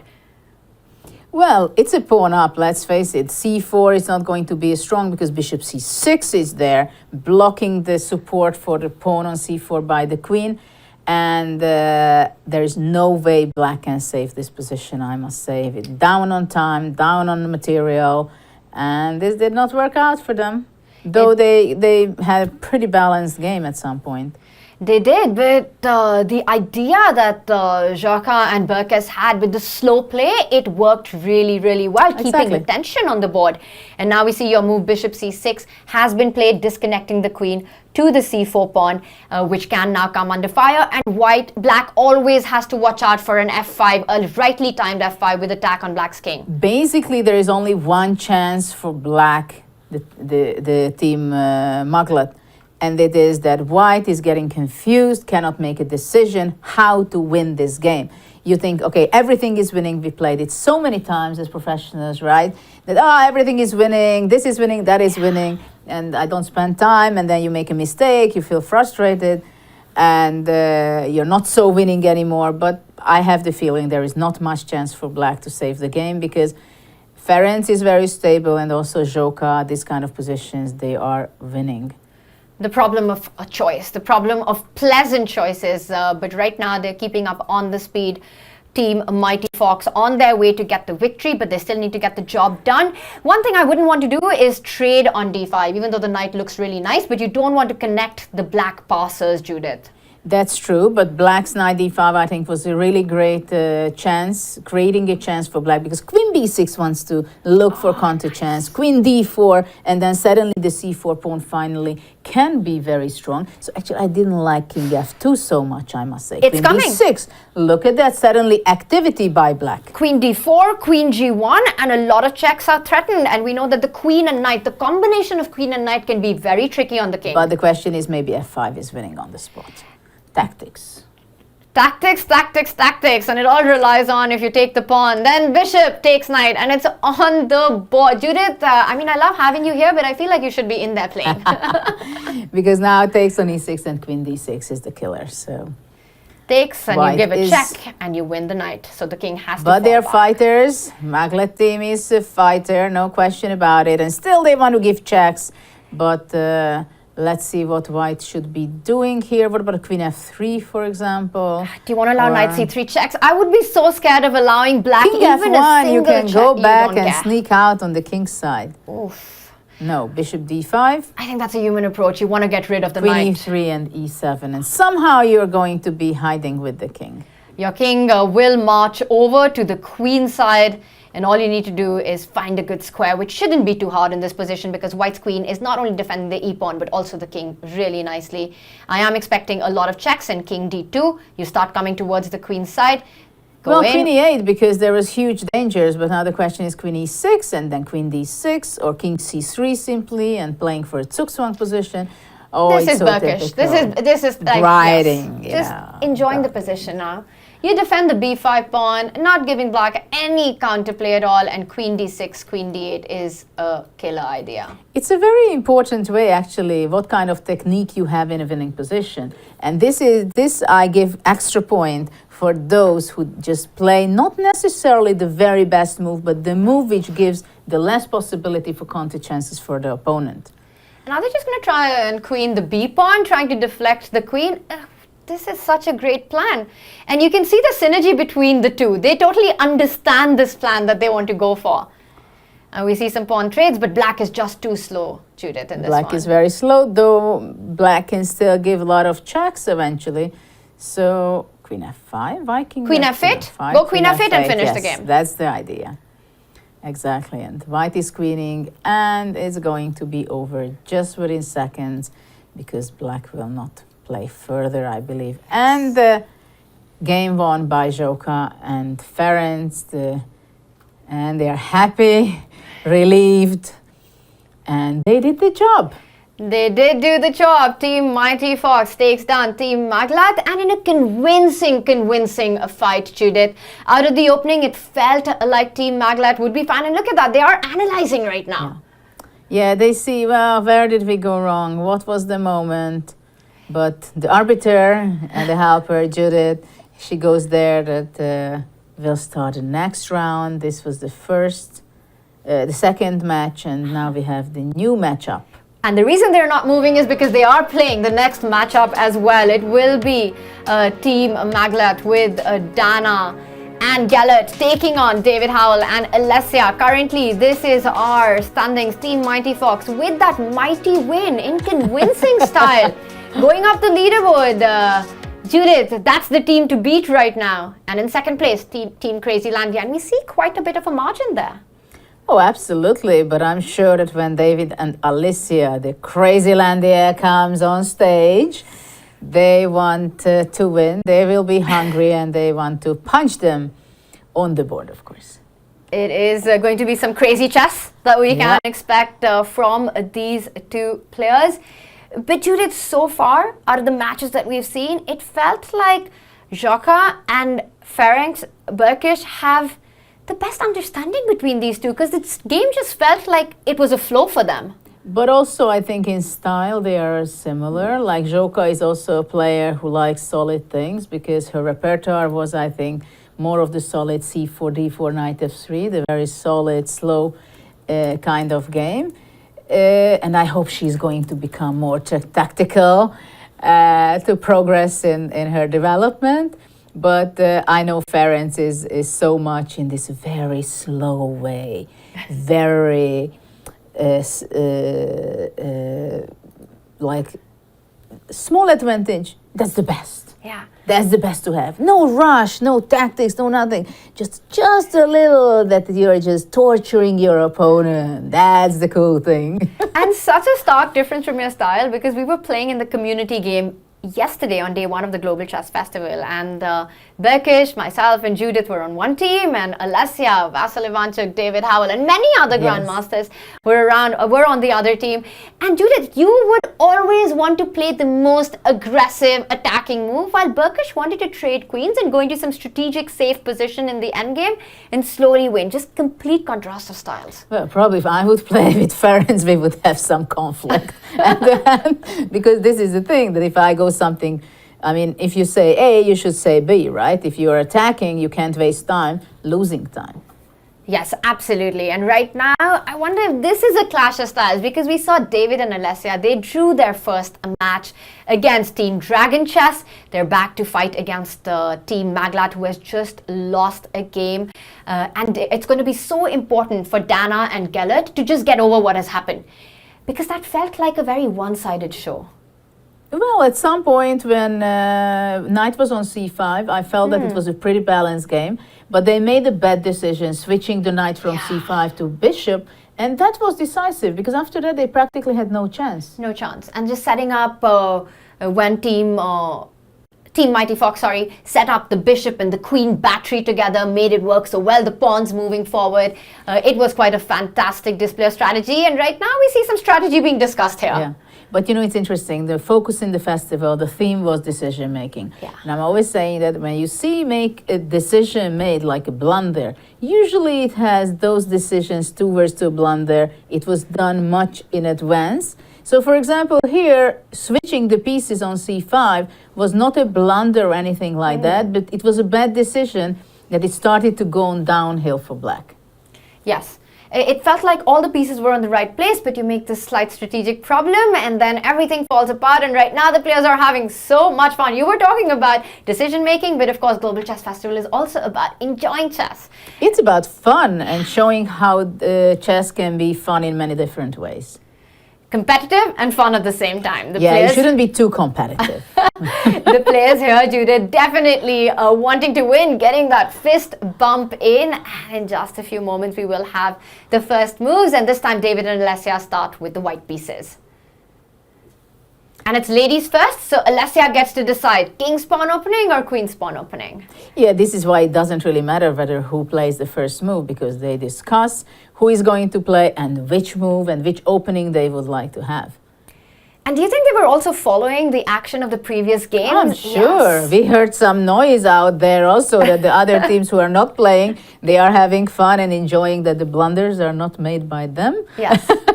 They're absolutely. They're sitting back and having that laugh and also thinking about what they want to play in the next game. I'm sure David and Alessia have a strategy in mind, seeing where perhaps Dana and Gellert could go wrong.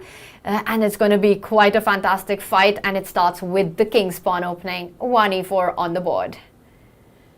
Okay, the players are still in the beginning, smiling. Smiling, and we see a Burke setup, a modern setup here. So black usually starts a little slow, where the pieces are placed in its own camp, while white gets a free hand to expand in the center. Oh yeah, I was playing this 3-pawn against the Burke. I liked it very much because white is taking a great space advantage. Of course, you have to be very precise. And the idea is that black is reacting on the queen side, trying to put b5 and activity with bishop b7 and c5 breaking the center. But it can be a very sharp game, I must say. But I love to play with white, this setup. Yeah, I can imagine, because you get the center, your pawns are rolling already, and you're looking at opening some files and diagonals and getting an attack in. And after the last move, bishop to b7, it is David and Alessia who slow down. It's on Alessia right now to make a move. Yeah, because it's a question that you can play it with short castle, but I would go bishop e3, for example. First of all, the reason is because I want to stop c5. And then I would be considering to play queen move to d2 or queen e2 front of the king, and then hesitate to castle the long side, because I like to play h4 and h5 and stuff like that. e5. This is also something very common in this system, to make space for your knight on e4 and also put pressure, block the power of the g7 bishop. But I think c5 will be standing on the board. Both players are trying to break in the center. The last move, e5, also takes a developing square from some of black's kingside pieces here, blocking the bishop, blocking the knight. So Judith, as you said, black needs to strike in the center. And now a lot of decisions to be made, because there are ideas of taking on d4 and taking on e5. Well, there's a huge tension in the center, and this opening is all about when you play this system. But you have to think about it, what happens in time, because white spent a lot of time here so far. I don't know if bishop e4 can be a good... no. Bishop e4 maybe? Bishop e4, and if you take the queen, then you have to take with the recapture with the king, keeping the bishop defended. Do you really want to trade, or will Team Crazylandia want to keep more pieces on the board? Again, they're the ones who are low on the clock by more than a minute. Yes, let's see. Bishop e3. White wants to force black to play c4 and only after that to play bishop e4. In that case, the white rook could be taking back if it's black wanted to exchange the queens on d1. Queen c8, I love white's position, to be honest. After bishop e4, black wants to play probably b4, but it looks pretty dangerous for black, I must say. And all these ideas are in the air. White decides to go castle on the king side. Black needs to finish development. The knight is headed over to f5 or g4, attacking the bishop on e3. And Judith, the reason you're insisting on the move bishop e4 is because one of black's key pieces is the light squared bishop, a very active piece, and you want to trade it off. Exactly, that's the reason. And the problem is that I cannot go knight e4 because black is pushing the pawn to c4 and I would be actually losing material. And it's interesting that black went knight h6 because somehow that's the only way and only route for black's knight to develop and go to f5, which is a great square for the knight in these positions. And now black has to decide what to do, whether captures, giving up the tension. Again, we were talking and discussing this kind of things, that who gives up the tension, it favors the other one. But after bishop e4, knight e4, the c5 would be under attack, so black is keeping tension. But now e6 is also something white can consider, ruin the structure of black and then takes a knight g5. Or maybe knight d5 is also something to consider with white. I think e6 is just such a move that throws your opponent off completely, but they have about 2.5 minutes. It is a pawn sacrifice. But white is spending crazy lot of time. Because they're thinking about this, Judith. It is a critical moment, but the thing is, will they decide to go for it or not after spending this time? But they can't afford it. In any case, you cannot afford to be half of the time in this format, I believe. Because there will be more critical decisions to be made, even if you do get that e6 break in. And instead decides to go with the queen move to e2, so freeing up the d1 square for the rook to join the party. But I think now b4 I would be playing with black and forcing white to capture on b7, or maybe you can go knight d5, but I'm not so sure about that. And the point that you want to make, Judith, here is that you don't want to allow white's knight to land on e4. I thought that's why you wanted to go b4. Queen c6, though. Queen c6 and knight f5. Black has some great squares for their pieces. Queen c6 would hit the knight on e4, forcing white to either retreat the knight or the bishop, trying to defend the knight on e4 and keep it on the solid square. Black also needs to find one move to go castle king side. You want to get your king to safety. But there is no rush, because it's a huge safety for black, and if black puts the queen on c6, it attacks the knight on e4. The c5 is very well protected with the queen and the knight. So black can afford to play one or two moves, optimizing their pieces, the queen and the knight from h6 towards to f5, or after queen c6 to castle. I would not suggest to go castle, because after that already I believe e6 can be really unpleasant. Knight f5. Hitting the bishop, and that falls back. The thing is that the queen on c8 does not stand. I mean, it's just asking for it to have your queen on c6. Please, have your queen on c6. Also freeing up the rook. It is a nice square for the queen. You place it on the long diagonal. But wow, aggressive play here by Team Maglat, h5, so stopping any potential g4 that could have kicked the knight out of this beautiful spot. Yes, h5 is a very typical thing, and you cannot go just h3 to play g4 immediately, because then black can go h4. Though, after that, you will not castle necessarily, because you have a weakness on h4. So I like pretty much c3 just in case, but I would also like to have the rook on d1 and double on the d file, but also e6 at some point. Wasn't e6 incredibly strong and taken knight g5? Black starts to have a lot of weaknesses, I believe. Let's show that idea really quickly. Judith, you have been wanting to make this move, and the knight jumps to g5. Not you other can decide one from e5. Whichever one, knight g5 looks really strong, and the knight lands on e6. Wow, e6, the moment we have this position, it's clear it was a very strong option. Instead, c3 was played, and black did go for queen c6, the move that you were advocating for. The rook comes to the center of the board. We do see black go in for castle. And now the point is that you never have time to play the move e6, because the queen can capture it. You say the queen on c6. It should be there for the last three moves already. Because that's, I mean, you know, there are systems where you know that some of the pieces 100% has to stand somewhere to control squares, to be ready for action. It's just the spirit of the position. Like knight on f5, queen on c6 after exchanging the long diagonal bishop. It's just that's how it is. It just has to stand there. And it's this feel for position and this feel for understanding where the pieces belong. And I feel like the best players in the world, the strongest players, it comes so naturally and so quickly to them. Well, and another few thousand of hours of studying. It's true, because what is intuition is basically something that you have studied over and over again, that you internalized it. Yes, you have to learn it and understand the positions to be able to make it fast eventually. But I'm going to be honest, I've also done thousands of hours of studying and I don't get how quickly pieces need to arrive at the right spot. I still struggle with it. But Judith, you're absolutely right. The queen does belong to c6. The knight does belong to f5. And when you understand these concepts, it's so much easier to find moves.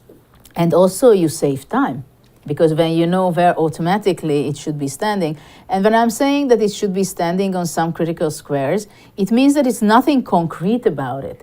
It's a long-term strategy that it can be prophylactical. For example, now queen on c6 not only has the power on the long diagonal, but it stops white playing e6. This is one of the most important in these positions. And wow, we've got some moves that have actually happened, that have come in, and let's just update all that happened. F6? We had Why F6 was needed? doubling up on the D line. The pressure was too much. Ooh, And look Judith, at the pin from the bishop on F. Ooh, wow, looks completely and this is the live over. position. I mean, opening up the position, having the pawn on H5, look at the E6 square, everything is falling apart. yes, F6, that last move. And Everything falling apart. I think it was, you're absolutely right. It creates so many weaknesses. Now the knight has been forced to go back because you couldn't have traded on D6, allowing white's rook to jump in. Oh, poor knight had to go back to H6. Oh, It's where it came from. It might even go back to G8 someday, Judith. I don't know, when the game is finished for sure. And we see the queen. Just compare all of white's pieces to black's pieces. You can see the lack of harmony there. The knight joins the party. Always watch out for a sacrifice on G6. It's coming. Yeah, you can feel it. It's in the air and the rooks are disconnected. The queen on C6, a lone camper. The knight on D7 has no future at all. This is such a difficult position to play with black.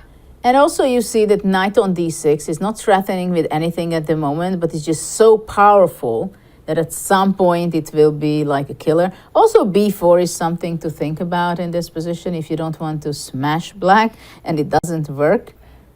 I mean, I would love to get F5 and knight G6 in. It's so attractive. It's not bad. I mean, I can't say that it's not tempting. And it's there. So tempting. And you can't really afford to take that pawn on F5, opening up your king. So this really was the only way to go. And now just go forward with the knight.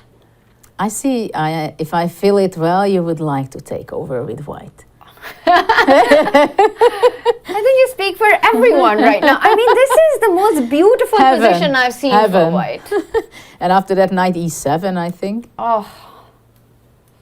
Knight e7, hitting the queen. The pawn on c5 is weak. But maybe that's not the best move. I mean, the problem is that to win a winning position, right? Yes. This is the big dilemma. B3, look at that. B3. I can't tell, do you like it or not? I like it. You know, once I had a game with Vichy and I played B3 and that was the killer move. A quiet move in a tactical position. Yeah. As long as it's not on move 1, I think B3 is fine. Oh. Wow, I need to look up that game. So, Judith versus Anand. You know that game. I'm sure I do. From 1999 in those Hermanas. That's one of the most famous game of my collection. Yes, I think, and the one with Gary as well. Yeah, but I mean, against Vichy, it's one of the most memorable, one of the kind of almost perfect game. Judith with the white pieces in that one, winning. And right now it looks like the white pieces are dominating in this as well. Quite a bit. Quite a bit, all of it. And now you can jump in 1 second. You At just the take same with the bishop. time, we just gave away the d6 knight. Judith, white has got 8 seconds right now. So clock is a bit of a factor. Wow. And you say, okay, Wow. the h5 pawn falls. Can you just pick it up right now? And we saw a little bit of a bar jump there. Wow. And mistakes are happening. The bar is going up and down because the players are playing on seconds. The c5 pawn is hanging, Ooh. the h5 pawn is hanging, the f5 pawn has just been defended by white's rook. Oh, knight Finally h5. takes it. Pawn, but very little time. Very little time. The pressure is on for white right now. Doubles up, there's a pin. Ooh. f5 is a weakness F5? and he takes it. Not anymore a weakness, it's taken. It's just dead because the bishop hangs. Wow, black is taking over and white is going in time down.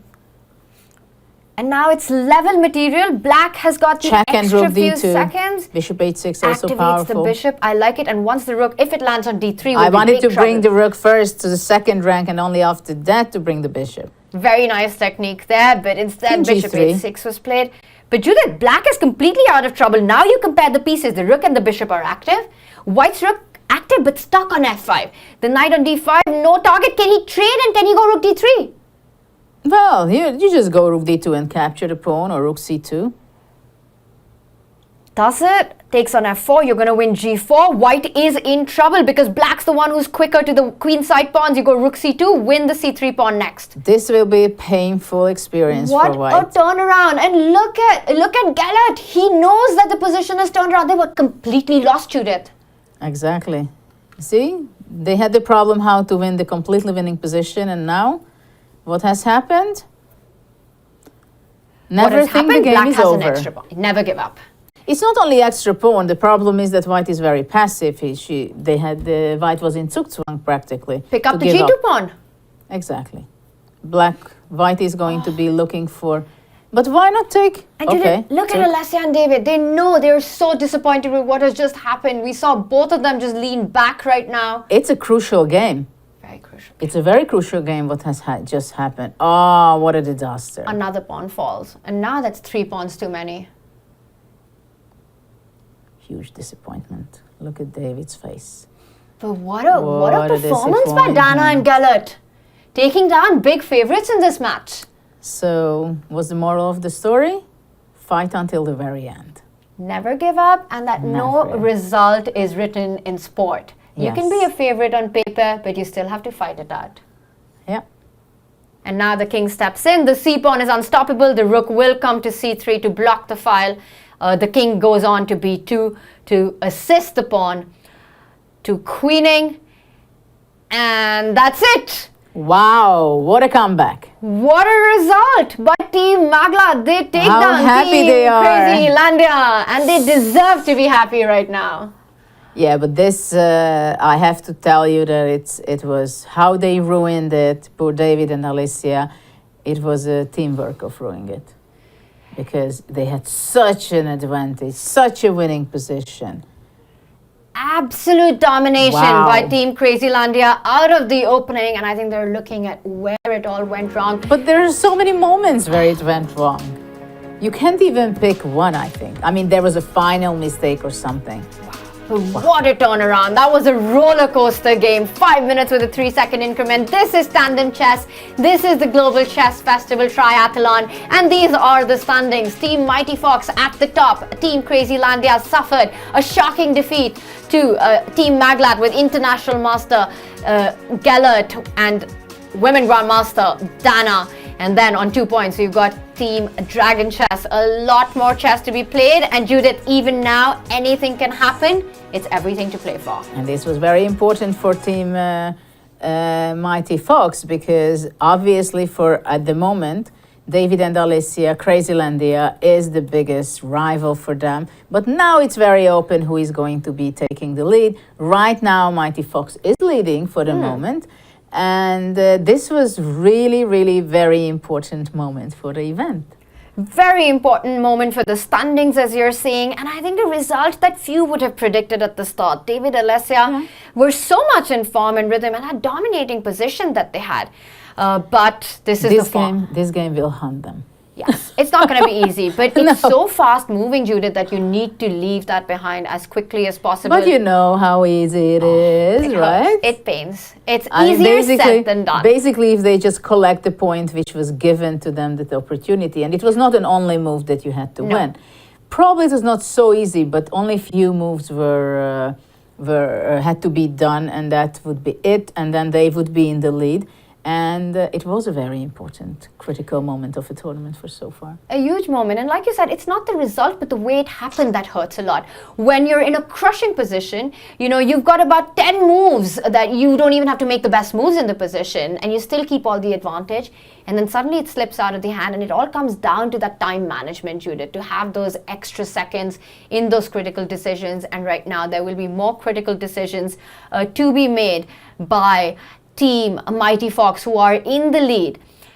Berkish Ferenc and Joka Gal will be playing against Team Dragon Chess, who are currently in 4th position with 2 points. Will we see another big, shocking upset in this one? Well, the question is how they can come back and give a very good game. It is very important for the tournament point of view, also not only for them, because if they, let's say, win versus the Mighty Fox team, then of course everything becomes very open, and they take away the point from Berkish and Joka. What do you Joka think? again, very serious. That's what you want to say. I was going to say, Judith, what do you think? Are we going to see Gal smile before the game or not? Yeah, because Ferenc will make her smile. Will Berkish be able to make his teammate smile before the start of this game? Well, they did have a crushing victory in their last matchup that they played against Team Maglat. Will they be able to have a repeat performance in this one? And it's go time as we start with the Queen's Pawn opening. It's a Queen's Gambit declined. Well, it's Ferenc. What do you want? We couldn't hope for e4 with Joka and Ferenc there. I mean, the classic comes. And there we see the players on the board, and Miguel and Ilescas, they're going for a cagey setup with this e3, b3 on the board, trying to fianchetto the queenside bishop. Well, Miguel also likes to play very solid, of course, very positional. And Judith, very often in these openings, it's the fight for the e4 square. If white is able to get a successful e4, you're very happy, but black has got enough resources making sure that doesn't happen. Well, these kind of middle games are very huge tension in the center with the 4 pawns over there, right? And the question is, who is giving up the tension? We were already talking about this a lot, but eventually someone should be giving up. So, of course, the b2 bishop is not very happy there into defending, biting into the pawn on e4, but well, white will play rook c1, rook e1, or rook d1. Eventually, at some point, knight e5. But black is developing in a very healthy way, so black is just very fine. Very healthy way and no weaknesses, and I like this idea of jumping in with the knight. Eventually, black does take the decision to dissolve the center, open up the bishop, but this also gives white a lot of flexibility in the center. You always have to watch out for the d pawn advancing forward, opening up this bishop, and the bishop on d3 is already lined up for an attack on the Well, this queen side. d5, what you just showed, it is some, we can say maybe the most sharp idea in this kind of position. So black has to be watching out after that, because suddenly the b2 bishop, which we were discussing, it's going to be like such a powerful bishop, and the d3 bishop there, the two together are just ready. The only piece which is defending black's position is the only lonely knight on f6. f4, what an aggression. They know that they have to win to somehow catch up and still be in the race. And I like it. I like that they're putting pressure. I like f4. Yeah, I could feel it, Judith. I could like feel it. You f4. approve. And going for this attack, so now not only d5, but you always have to watch out for an f5 break as well. And the knight comes into to put more support on that e5 square. The knight can also jump into g5, targeting the f7 pawn. And Judith, now, if black was ever to take, you really want to recapture with the f pawn. Ooh, that's not something black wants to consider. At the same time, it's very difficult. I don't know, maybe bishop f3 has to be taken. Because knight g5 is a huge threat. And you Well, can go h6. h6 to stop that. I don't know. You see bishop f3. There was no other way. White had too many knights. Too many knights. Too many knights. Yes. Absolutely. And like you said, once this bishop opens up, it's not a bishop, it will be a sniper on the board. So again, always watch out for d5, f5 Queen breaks. h3 also. Queen Putting h3. pressure there on the h7 pawn. This is looking dangerous territory now for black. Very dangerous. Extremely dangerous for black. Okay, g6. Slowly. I'm just eyeing this move d5. Is it possible to go d5 right now, or is it too rushed? I really want to open up this bishop on b2. Well, d5 is tempting so much. Bishop c2. Look at the maneuvering. Bishop a4. Oh gosh, this is some high level chess. I like it. I like bishop c2, bishop a4, switching gears here. Yeah, it's interesting, but maybe even not bishop a4, but bishop b3 later on, and that's how to play d5. But of course, black is not going to capture on d5. And the point is that you really don't want to play rook to d8 because it invites the move knight to c6 as well, so creating more threats, more pressure on the board. Judith. Nice idea, bishop c2, bishop Really a4. nice. That's what, like, you're playing this, we're talking about tactics and attack, and then suddenly shifting gears to strategic play and maneuvering. It's interesting, just within 2 moves, right? We're talking about attack forward h7, and suddenly bishop on a4, and it's very strategical. For example, bishop a3, and then c5 is also possible. But h3, look at that. Very slow. We have more time. Yeah. We're enjoying our position. Let black suffer. What to do? And we keep all the threats. And the bishop pair is really a strong bishop pair in this position. Very nice maneuver, by the way. Really nice, yeah? This bishop c2, bishop a4. Yeah. Super idea here. And Judith, I think we're on the brink of a second big upset right now. Team Dragon Chess currently on 2 points, last position. In a dominating, well, in at least a position that you feel like white has a big advantage against the leaders of the triathlon. The team Mighty Fox with 6 points. Yes, exactly. But this happens so many times. Yeah. Like somebody is on the final standing, punches back in the right moment, right? At least to give something to show that they don't belong there, where they are standing right now. That's what I love about this format that the Global Chess Festival has designed, because it's so difficult to predict and anything can happen in any of these games. And in Tandem, in the puzzle battle that we saw, and the bullet that we're going to see. And you know, this last few moves that we're seeing, including king to h1 by white, it almost feels like it's Turkish pairing. G4 Gary, the g-pawn is on the board. A g4, aggressive. Judith approves of it. And and g4, white is having all the fun in this position. But it's so interesting to see what has happened in the last 5 moves. From a tactical kind of system, it becomes like a torture of black, right? And it feels like white is constantly shifting. Why did white give up this? I'm not sure, because that knight was a beautiful knight. You again want to trade on your terms. Why, how can you give up this knight from e5? It's like painful. And even if... Okay, because of f5.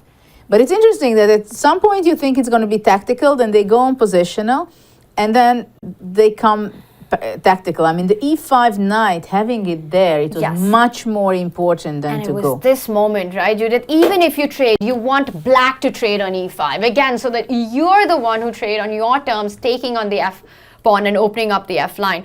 And I think this was a key moment, like you pointed out. White decided to rush, go into concrete chess with this f5 break. But now things are opening up, and it could go any way. We see black's king side is still pretty solid, while white's king needs to watch out a little bit. But look at that, the a4 bishop was so powerful, and now what it is, biting air. Okay, Finally. it's going to go bishop c6, fine. Finally, But the d5 black played. squares, I don't know if white can go f6 or capture on g7 first. Well, we watch out for knight g3 always. That's a big Well- threat. You can go f6, and then black will And then fall rook e1. back with the maybe. king. f6 or king g2. Okay, king g2. But king g2, for example, must have been played instead of knight d7. It is you have to improve your pieces first before you take actions. Yes, concrete decisions could have been delayed. Improvement of pieces. Black and now is black back. centralized. Black Black is is back. back. Another turnaround. And now touching the 2-minute mark, the queen centralizes, but does this invite white to go rook to e1? But the black squares, look at the black squares. Black is controlling it so much and so well. The knight on h5 is not the classical bad knight, which is on the rim and it's going to be bad. No, it has important squares controlling f4 and g3. I like knight queen e5, even though if someone says that it's a question mark. And I think that question mark, again, that's a question mark you can chuck out of the window because, again, it's such a natural move and it keeps black all the advantage. Maybe there was something better and maybe queen e5 is not the most accurate, but it's such a good move to make. Centralize your queen. Such a human approach. And now the queen can jump in, give a check. But if first, black could give a check on b2, maybe. we have to show those tactics.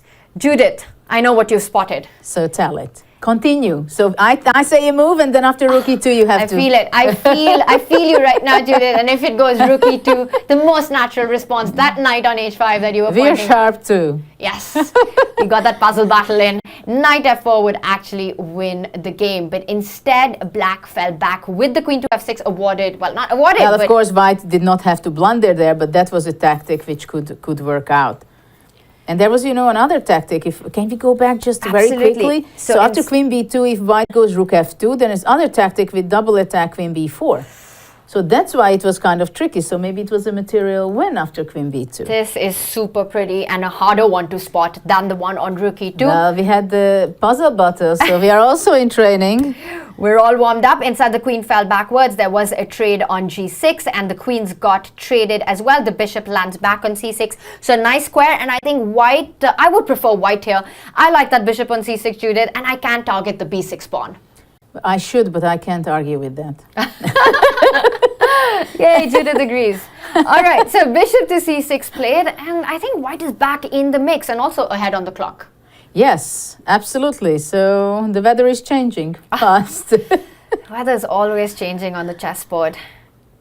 Yeah, now suddenly black has a difficult time on both ways, on the clock and And on it the just board. feels like white has got easier moves to make, and that's Yes, so important. Exactly. That's much more important at this stage when you go down in time. So white has an idea to double the rook on f5 sometimes. Well, actually, the rook on f8 is tied down there. Rook e7 is possible. Rook b1 is very tempting.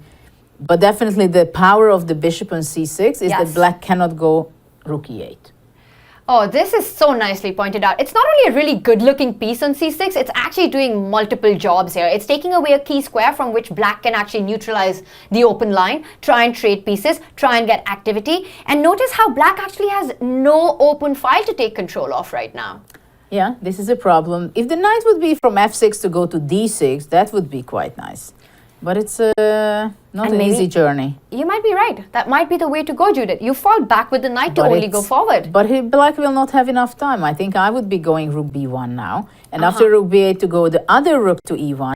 And I'm just blocking the knight on f6 to transfer it to d6. Oh, we've got moves, Judith. Rook c7 was played, rook e3, and I'm just going to get us up to date with the live position. The rook did attack the b6 pawns. A6. Ooh, things are going fast. Super fast, and all of this happened really quickly, and this is the live position. So we missed a few moves, and this is up to date, and we see the players are on the 1-minute mark. Well, black had an opportunity to look for counterattack. Knight on e4 obviously stands incredibly well. The best possible location for the knight in this position. Also, the rook on d4 is just threatening to go to the second rank rook d2. Also completely stops the push of the d pawn. So if black could come out from the c7 cage That would be to checkmate for b2, white. then it's over, right? So white has to be careful not to let out the rook from c7. That's the one thing working in white's favor, that the rook to c7 doesn't have a path towards white king, but it's the piece activity that you're pointing out for black that gives enough compensation for the extra pawn. White trying to trade off pieces makes a lot of sense. When you're up material, you want to try to neutralize the pressure. And now you can double up on the 7th rank. I would exchange on b7 and bring the king to g5, f4. Or King is a e5, piece in the f4. endgame. And you want the king to join the attack. Yes. Judith attacks with the king as well. Well, in the endgame, that's the sharpest attacker. Ooh, the rook does join the party. You have to go rook Ooh. h7, I think, But now. not g5. Oh my gosh, but rook h3 has to be checkmate. Well, rook h7 actually it's still possible, but take 6, knight g5, king e3, counter-attacking, so just in time. Just surviving. But is rook h7 the only move? Because rook h3, g5 is a huge threat on the board, Judith. Check. Gives a check, the King king moves G5. forward. Now rook h3 was mate in 1, so the point is you take away a g5 key square. And I wonder if black actually had to go e5 instead. Maybe. But now rook d3, what do you think? And capture on h3, possibly? Yes, but Black at is least under white a isn't minute. getting checkmated. But it's not fun to play with white, I think. And now h3 isn't falling, so if you give a check, white simply slides But rook back. d3 was better because that would be forcing white king to g2 to protect the h3. And now after rook d3, white can go king e2 because the h3 is protected. With the h7 rook. And players are playing on second. H4! H4 is a mate in 1 and white finds it. We have it on the board. And Berkeley's parent cannot believe it, and nobody can believe it. Why did they play puzzle battle? And we can hear the screaming and the applause outside, and the players are in absolute shock at what an end we just had to that game. Wow, Judith. Well, this will be very hard to recover for black. Team For a Dragon team Mighty Chess. Fox. Yes. The drama of the event. The drama continues. Team Mighty Fox have taken a mighty fall right now as Team Dragon Chess scores a huge upset victory with a checkmate on the board.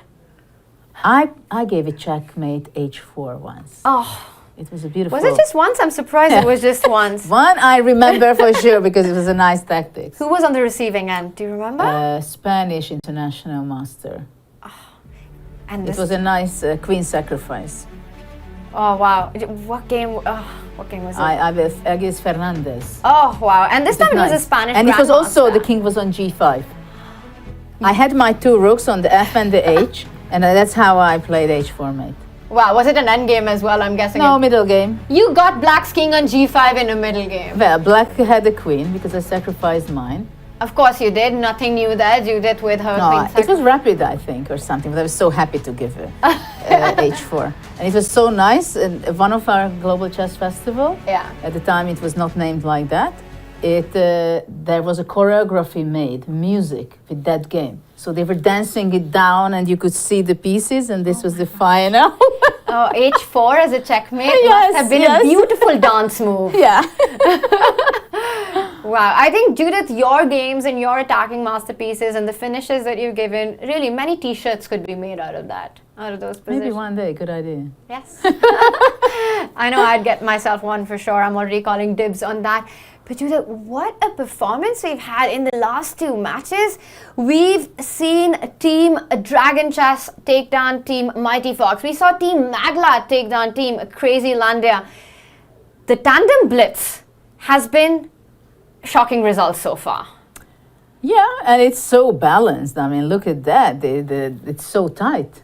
in Super score. tight. I mean, Dragon Chess, they really bounced back. They really bounced back, and Team Mighty Fox is at 6 points currently, and Team Crazy Landia at 5 points. Team Maglat as well at 6 points. We will get up our standings as soon as we can before we go into our next matchup, and there we have it. Judith, Mighty Fox still leading, but just a 1 point lead. Yeah, but you know, psychologically, it's extremely difficult to handle this, and just within few minutes to recover from something like that, that you understood that the opportunity was there. They got out from the trouble which they had in the middle game. They fought back. This is one of the most difficult things for chess players when you make a huge blunder, and there is no bigger blunder that was made right now. Yeah. This is the bigger you can make. Yes. In Self-made in one. Self-made in one, you put your king, you put your pieces in a way that you've got no escape. You put your knight on f6 and h4, a checkmate, a game over. And right now, the team has to come back to play. And as soon as it finished, I saw Kaljaka. She was furiously walking out. She went to get a breather, but she's already back into action. But you know, these are the moments where you can show how big fighter and how big champion you're going to be. because these are the moments where you can prove that the weak ones drown and the strong ones come back. And some very different faces there. Some smiling, some tension over there.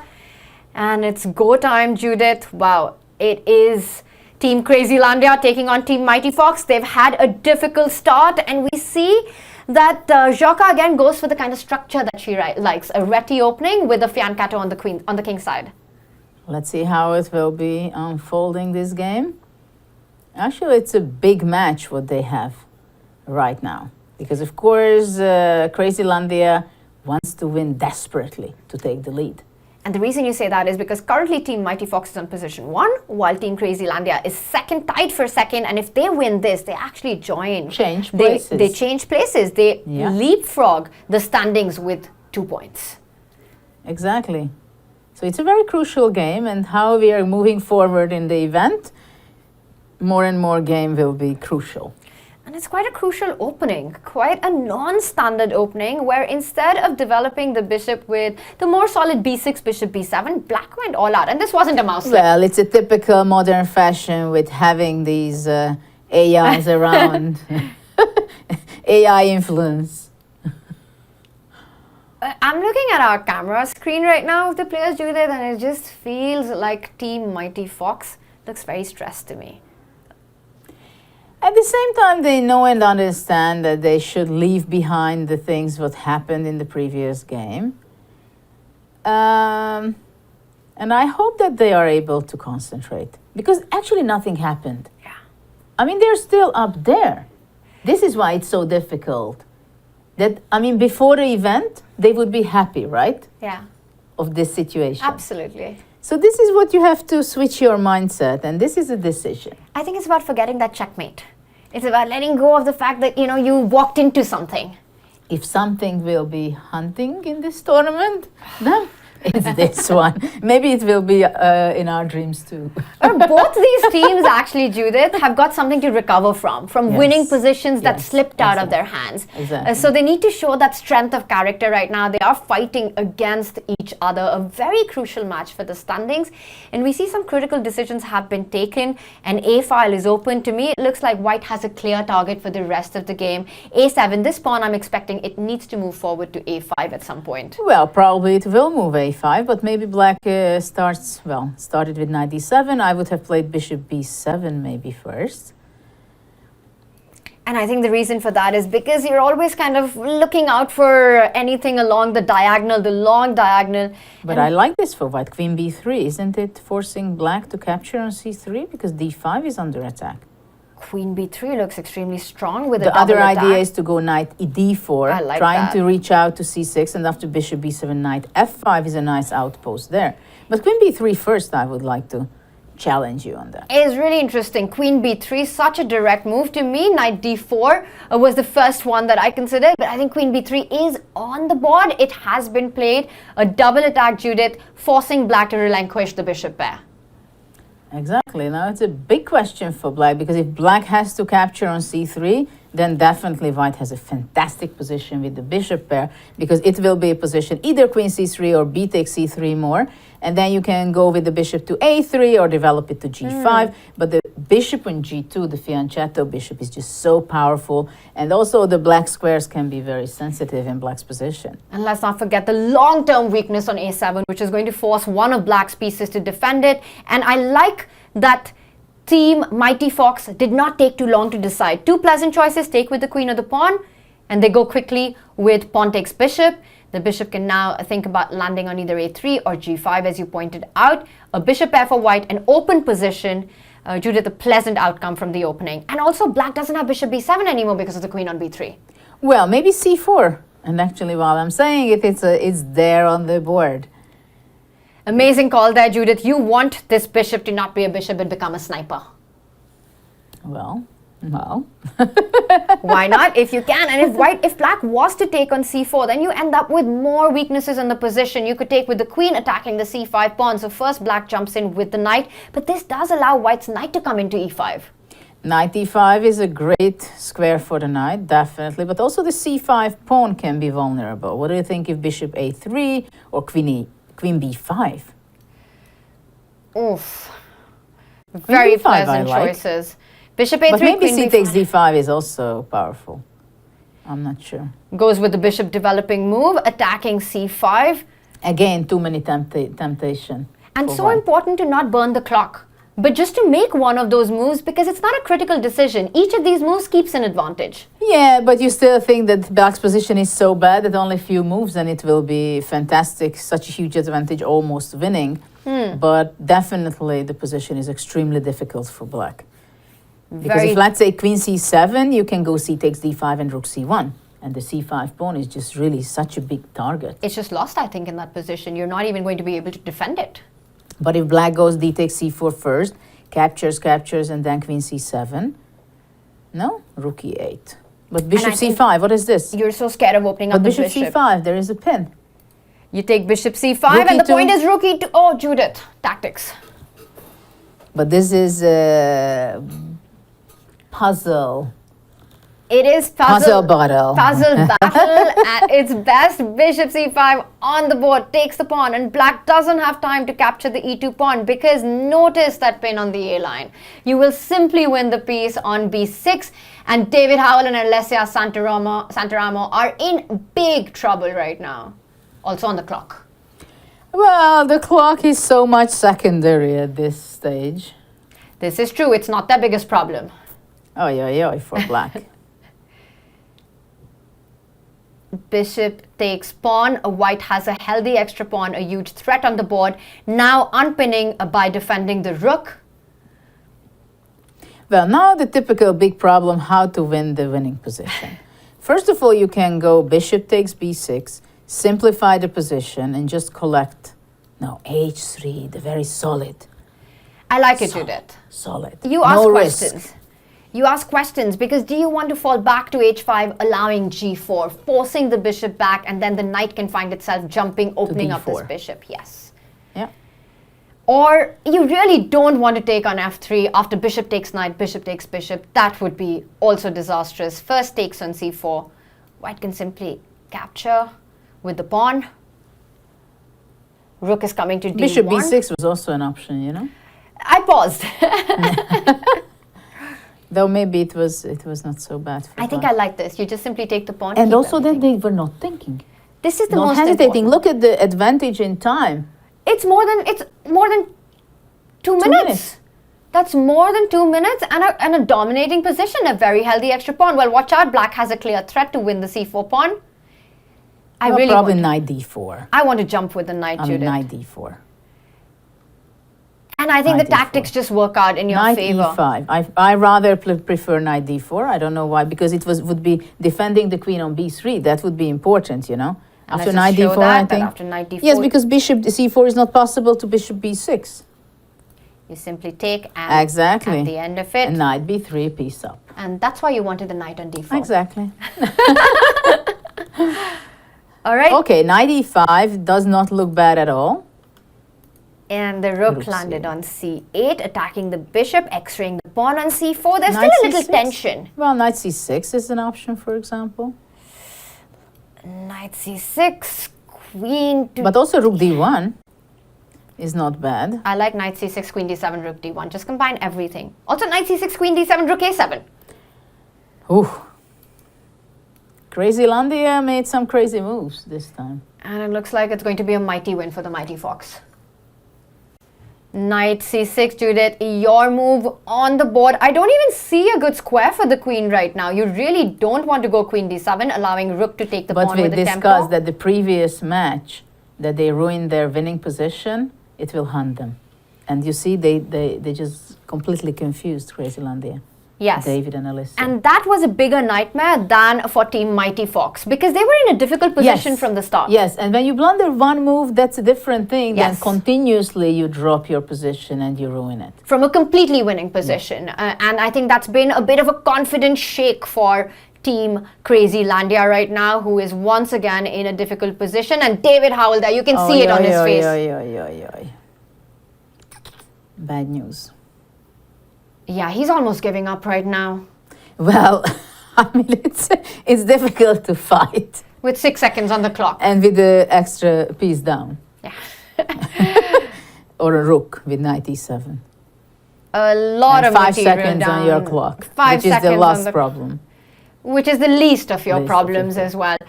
Knight e7 feels like it would just end the game. On the board, Berkish Ferenc and Joka Gal on the brink of a big win that will once again put them on top of the leaderboard. And on paper, Judith, these are really the two teams to beat. Yeah, but now then there is a huge lead for Mighty Fox. And the rook jumps in to attack the bishop, but it's a whole extra rook for white. Yes, but they don't want to resign because it's so painful. It's painful. I think it's about accepting right now. You want to just, it's sort of an inertia. Digesting the Yes. situation, what they're in.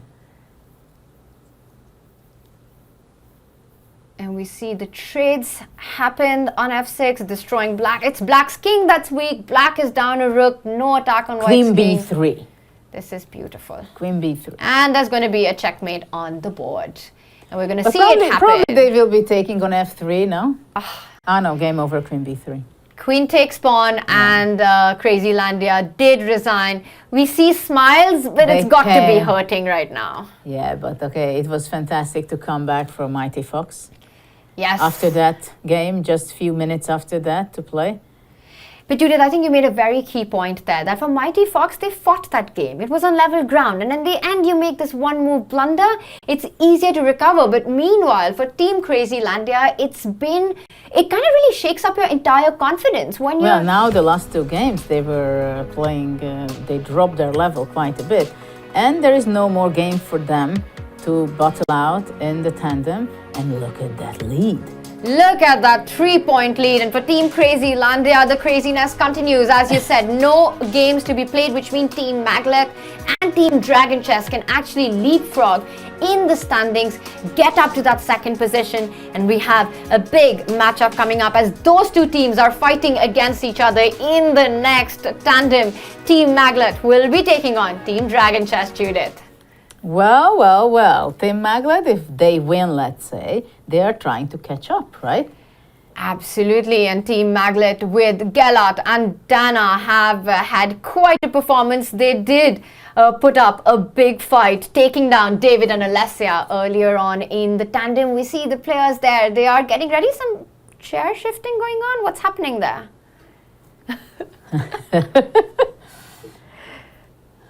Preparation before the game, right? Preparation before I wonder if that was anything to do with just being slightly superstitious. No, that's my chair. That's my chair. I want on that chair. That's the one I want. Modern way of greeting each other. Fist bumps.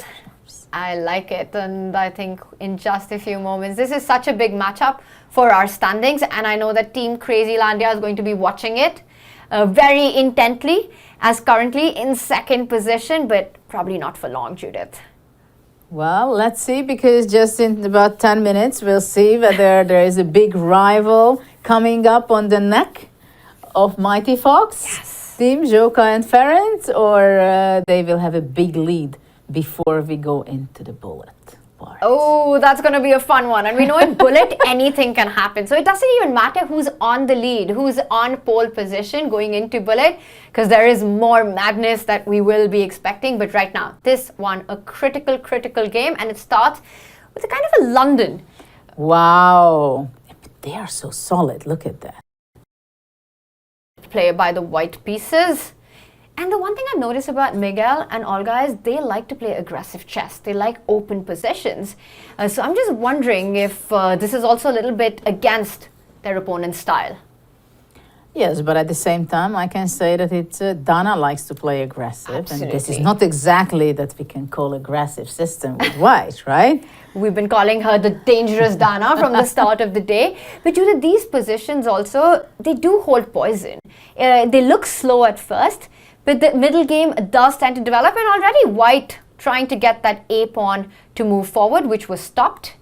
No more moving forward. I'm expecting one of the central pawns eventually for white. Either with the queen coming to c2, you start pushing the E pawn, or I really don't want to make the move c4. No, after a4, you don't want to give up that square on b4, but black played e5. So now it's a question, for example, if black wants to continue to push e4 and close the system, queen b3.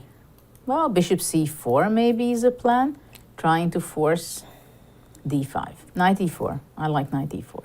Ooh, knight e4, but it does allow a trade and... And luckily for black, knight g5 is impossible as the queen defends the square, so the knight falls back. Hit the bishop on e4. It will fall back to b7. Yeah, it's interesting how white wants to continue. Put the bishop on b5, for example, trying to provoke black to play c6 or bishop c4. I like this move as well, Judith. But okay, lining bishop up. c4, queen is e7, big deal. It's I mean, not a look big at that deal. bishop on b7, the long diagonal is great. Look at the h2 bishop, is not very active. The pawn on e5 is great. Well, bishop d5, what about playing c6? No, they exchange. They trade off instead of going c6. Perhaps didn't like the bishop being blocked up behind the pawn. I would still rather play c6 and d5, maybe. Ooh, maybe we can quickly show that. The alternative to just keep the bishop on the board, c6, the bishop moves back, and then we'd have d5. But instead, we did see a trade. Well, now the position is very simplified. After c6, d5, it would be very messy. Yes, the tension would be on the board. And now we've got white's queen. I know you like white's queen here. It's a nice spot, and black does want to trade it off. Yeah, it became a very positional game. The bishop on h2, I can highlight again that it's not good because of the center pawn on e5. I think Team Crazylandia is right now hoping for a draw in this one. Yeah. Because then they keep their lead. No. They are Miguel, the chess dragons. But Team Crazylandia, who is currently okay. on the standings, Yes. Judith, with the second Yes. position. True. And Of course. And for Team Maglat, if they were to win, they would leapfrog and take the second spot going into the bullet. But wow, this is a very, very technical and a strategic. So what do you end. think? What will be the end of this game? Oh my gosh. I mean, I'm going to take the safe option here, and I'm going to predict hot take draw. No, black wins. That is a real hot take here. Black wins. But Judith, I want to ask you, what makes you say that right now in this Because position? black plays f5, I bring the king f7, king e6, then I go knight f6, rook g8. You still want to Easy, give checkmate right? to white's king. That was a wonky arrow, but yeah, you say it, you make it look so easy. And Yeah, f5 king f7, on the knight board. f6, king e6. I mean, I don't know if I told you, I don't like the bishop on h2. No, you haven't even mentioned it once. And I will since mention this it game again when it's started, going to be Judith. trapped, let's say, with g5, f4 or something. Yeah, I don't remember you saying anything about this bishop on h2. Good.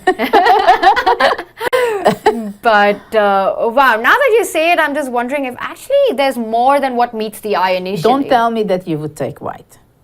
I wouldn't take white, but I'm still thinking that draw is perhaps the most likely. But now I'm looking for counterplay. I didn't say that's not the most likely. I just said black will win. Where is white's counterplay? It's so hard to find because, like you said, counterplay is all about pawn breaks, pawn movements, and it looks like black's the one with the most flexibility here. Maybe one day white will capture on e5. Well, rook has been lined up on the D line, King so F7. preempting and opening up of the D file King f7. on the board. And can you try I to... think the e5 eventually one day will come.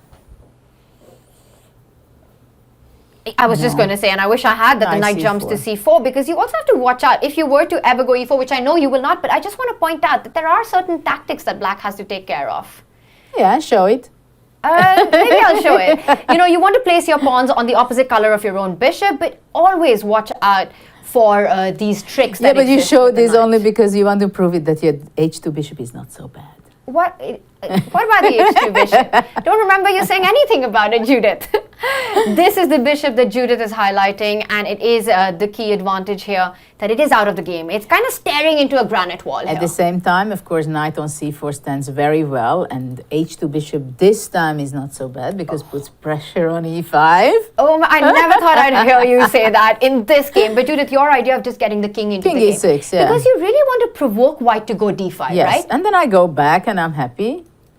King e6, d5 going back, and then knight f6 or knight c5, even better. Yes. And after d5, Yes. Let's just say it, because we haven't said it all along. After d5, the bishop on h2. thank you. Will not be a happy piece, but we are getting moves, and black decided to get the rook to the 7th rank, perhaps eyeing a doubling up on the E line, and white plays a slow move, keeping the tension. Yeah, king g2, very sensible move. Pieces we are see quite well for white. the doubling up Yeah, happened, bishop Judith. g3 coming out. Very h4. nice, taking away Yeah. the square. Well, maybe white will go f3. But after f3, then you're always kind of thinking about ideas of trade, and the Yeah, e3 trade pawn takes. slightly weak. I mean, I would rather play it probably with black, Yes. but it shouldn't be a big problem for white. I just rather play it with black. Maybe h5 next. I want to provoke the Ooh. exchange. Knight a3, regrouping it to b5. So now targeting another weak pawn on c7. Well, not a weak pawn, but the one target that you can create here. h5. I think after h5, you'll go knight b5. Oops, wonky arrow. Okay. Yeah, it's an interesting idea to regroup it to b5. Knight b8, look at that. It's a game of maneuvering. So the rook from the 7th rank now defends this pawn, and the black knight can come to the center of the board. Black really wants white to go d5. But white will not go d5. I wonder if... Oh, Judith! h5. It's on the board. But eventually d5 will really happen on the board. Because if again- d5, because now black cannot take with bishop, you can, but still exchanging the bishop, and rook cannot take because the c7 is attacked. Yes. So now if you look at it in the last two moves, white improved enormously the knight position. Knight became very active on b5 and the passive knight on b8. And I love this last move by white, because now you have to watch out, Judith. If you trade on b4, this pawn can be a dangerous, dangerous passer in the position, opening up the c line. And if you don't trade, then white can be the one who picks up on the a5 and then double up on the b line. Now this is a game. You know, Judith, I'm going to say it. I wouldn't mind being white here. I agree. Oh my gosh, this is... I gave you a surprise answer, right? This is getting into danger territory, and it's simply because of this a pawn, which can be a passer. And bishop d6 in the air. We pointed this out about 5 years ago. Yes. Though the knight on c6 is attacking both of the pawns b4 and d4, so it's kind of tricky. Actually, this is a big threat right now, because you can't go rook b1 because d4 is hanging. So how are you defending this pawn? Is bishop d6 a possibility right now? Definitely it's something to try out, and maybe it's the best move, to be honest. Okay, instead, c1. I like it. I like it because this is a weak point. Yeah, knight takes and knight c7, right? Yes. So knight takes where, firstly, is the big question. d4. The central pawn. Yeah. And then I would be very tempted to take, even with the rook, it goes for the other pawn. And I'm just wondering now, is it a big decision that do you take with the knight or the rook? I would take with the knight. Hit the rook and hit the pawn on And d6. then go back to b5. Yes. And after knight takes pawn, I think black is forced to put the rook on d8. No, I love this idea, knight a3, knight b5. It was very good. Yes, to reroute Very the good. knight. Targeting the c7 pawn, which now has been picked up, and the d6 is a big, big... And Judith, you remember that bishop on h2? When it was on h2, it was bad, but now it's on g3. Now it's on g3. It's a brand new bishop now. And that could be the key piece, because d6 is a huge weakness. Well, this was the issue. If the black pawn on e5 disappears, then it's active. But until the moment it was the pawn was on e5, it was not something to be proud of. Absolutely not. And it was a big pawn chain that white was What staring about at. f4? And white actually targeted the base of that pawn chain. And that's the best way to get to it with this knight b5. And Judith, you're pointing out f4? And I'm Yeah. wondering, I mean, I'm guessing you didn't mean white f4. No, before, instead of rook d7. Oh, that Still was... for black. But instead, we are seeing quick moves, Judith, with the players touching Yes. a 1 minute... White played rook c6 and the knight took. Can we do a quick action replay of that? What just happened? A one-move blunder. Yeah, it's not mate in one. It's But as it's, bad as mate in one. Rook in one. It's rook in one.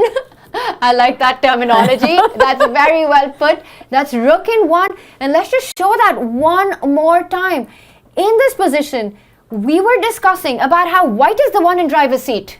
But look at that, where Dragon Chess is standing.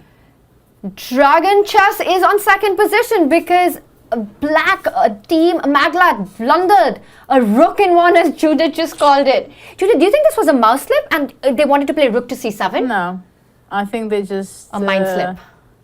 Blackout. And rook c6, and after knight takes rook. Well, it would be a great move if that damn rook knight on b4 would be not standing there. I am absolutely shook right now. Once again, rook c6 and knight takes c6, and with that big win, team Dragon Chess, who were on last position after after the puzzle battle, are on second place. But I knew that this is the strongest part for them. And look at that. And is that because this is a husband-wife combination, Judith, and you feel they have the best synergy, the best chemistry? I don't know. Well, first of all, they were lucky at some point, but they are also very strong. They're both very strong, actually. I mean, Miguel was for decades being the #1 top Spanish grandmaster. I played with him tons of times. He was playing with Kasparov and all the big guys in the big tournaments like Linares and Dos Hermanas in Madrid. So he has a lot of experience working together with Kramnik, so he has extreme experience. And they are, actually, most of the players are from everybody representing their countries in Olympiads also, so they have huge experience, but it was amazing. This is, I mean, I am, Judith, you're talking about amazing. What we've witnessed has also been absolutely amazing. I mean, what a close battle this is going to be. We've got Team Mighty Fox, who are kind of running away. And right now the big question is, can anyone catch up with the Mighty Fox? But then a really close crowd there with 6 points and 5 points.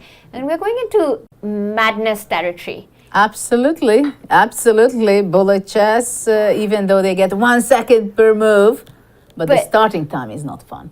It's a lot of fun for us, and for a lot of fun for everyone watching. And of course, for someone who is going to be winning it will be fun, but it will be very stressful. It's going to be incredibly stressful as we go into the final segment of the triathlon. It is Bullet coming up next.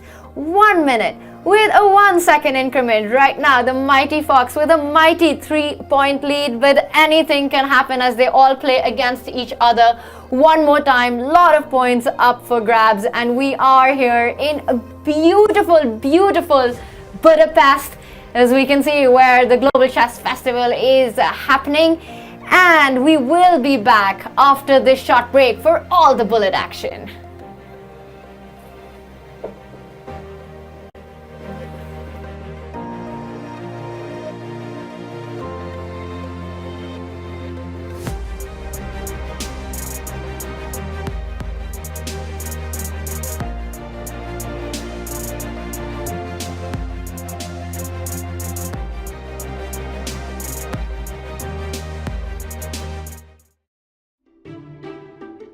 That little girl is 8 and she is the strongest chess player of either sex in the world of her age.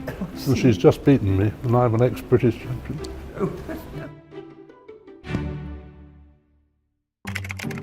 On a school day I would probably take an hour in the morning for chess, and then I would come back from school at around 4, and then I think I would do chess again up till like 8, 9 stuff, and then I would go to bed.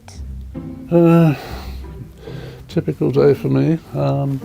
Get up, have breakfast, go out, stagger out with my broken leg to the paper shop to get the papers, meet up with people for lunch or dinner, and in the evening I often play bridge matches.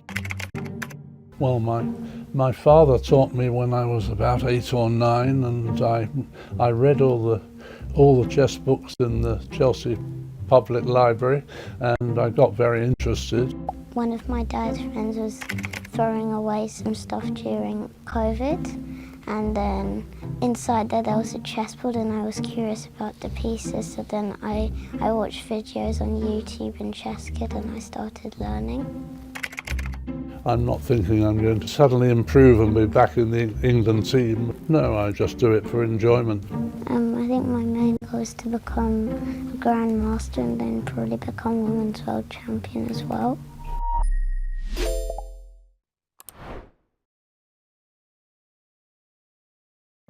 Your subscription makes shows like this possible, which is why our Twitch subscribers will never see ads on chess.com.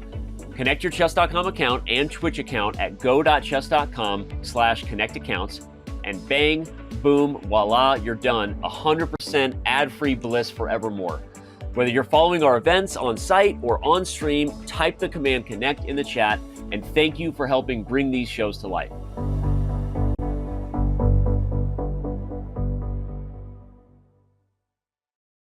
October is here, and so are some familiar faces. Martin learned chess just to play with his kids, and occasionally the family dog. A workaholic, Philip hopes chess will help him relax before he works his fingers to the bone. Laura the librarian loves to learn, and has recently developed a penchant for spell chess. An aspiring influencer and self-proclaimed meme queen, Isla can be a monster on the board when she puts her mind to it. Paul Morphy's undying genius lives on to this day through his immortal opera game. Just your average old bots, nothing else to see here. Play them all on chess.com.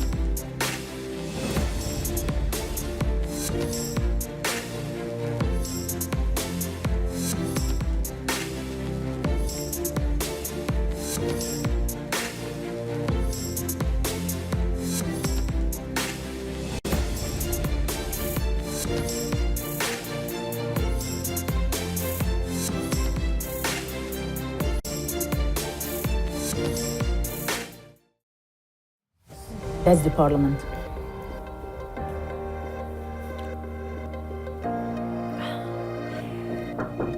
Welcome back, everyone. Bullet Chess is coming up, and we are live from the beautiful city of Budapest. We see the Parliament building there, the stunning Danube River running across, and the stunning bridges of Budapest. But can anyone bridge the gap in the scoreline right now, Judith, as the Mighty Fox are ahead with a 3-point lead? But it's a bullet event now, the final of the triathlon. And in every segment, we've got a 2-point to fight for the teams, because we will have the male players play and then the ladies in action. So a lot of points up for grabs. Exactly. This is what we are going to be witnessing, full of tension and stress. And of course, probably now, Joka and Ferenc, they feel the pressure that we are so close.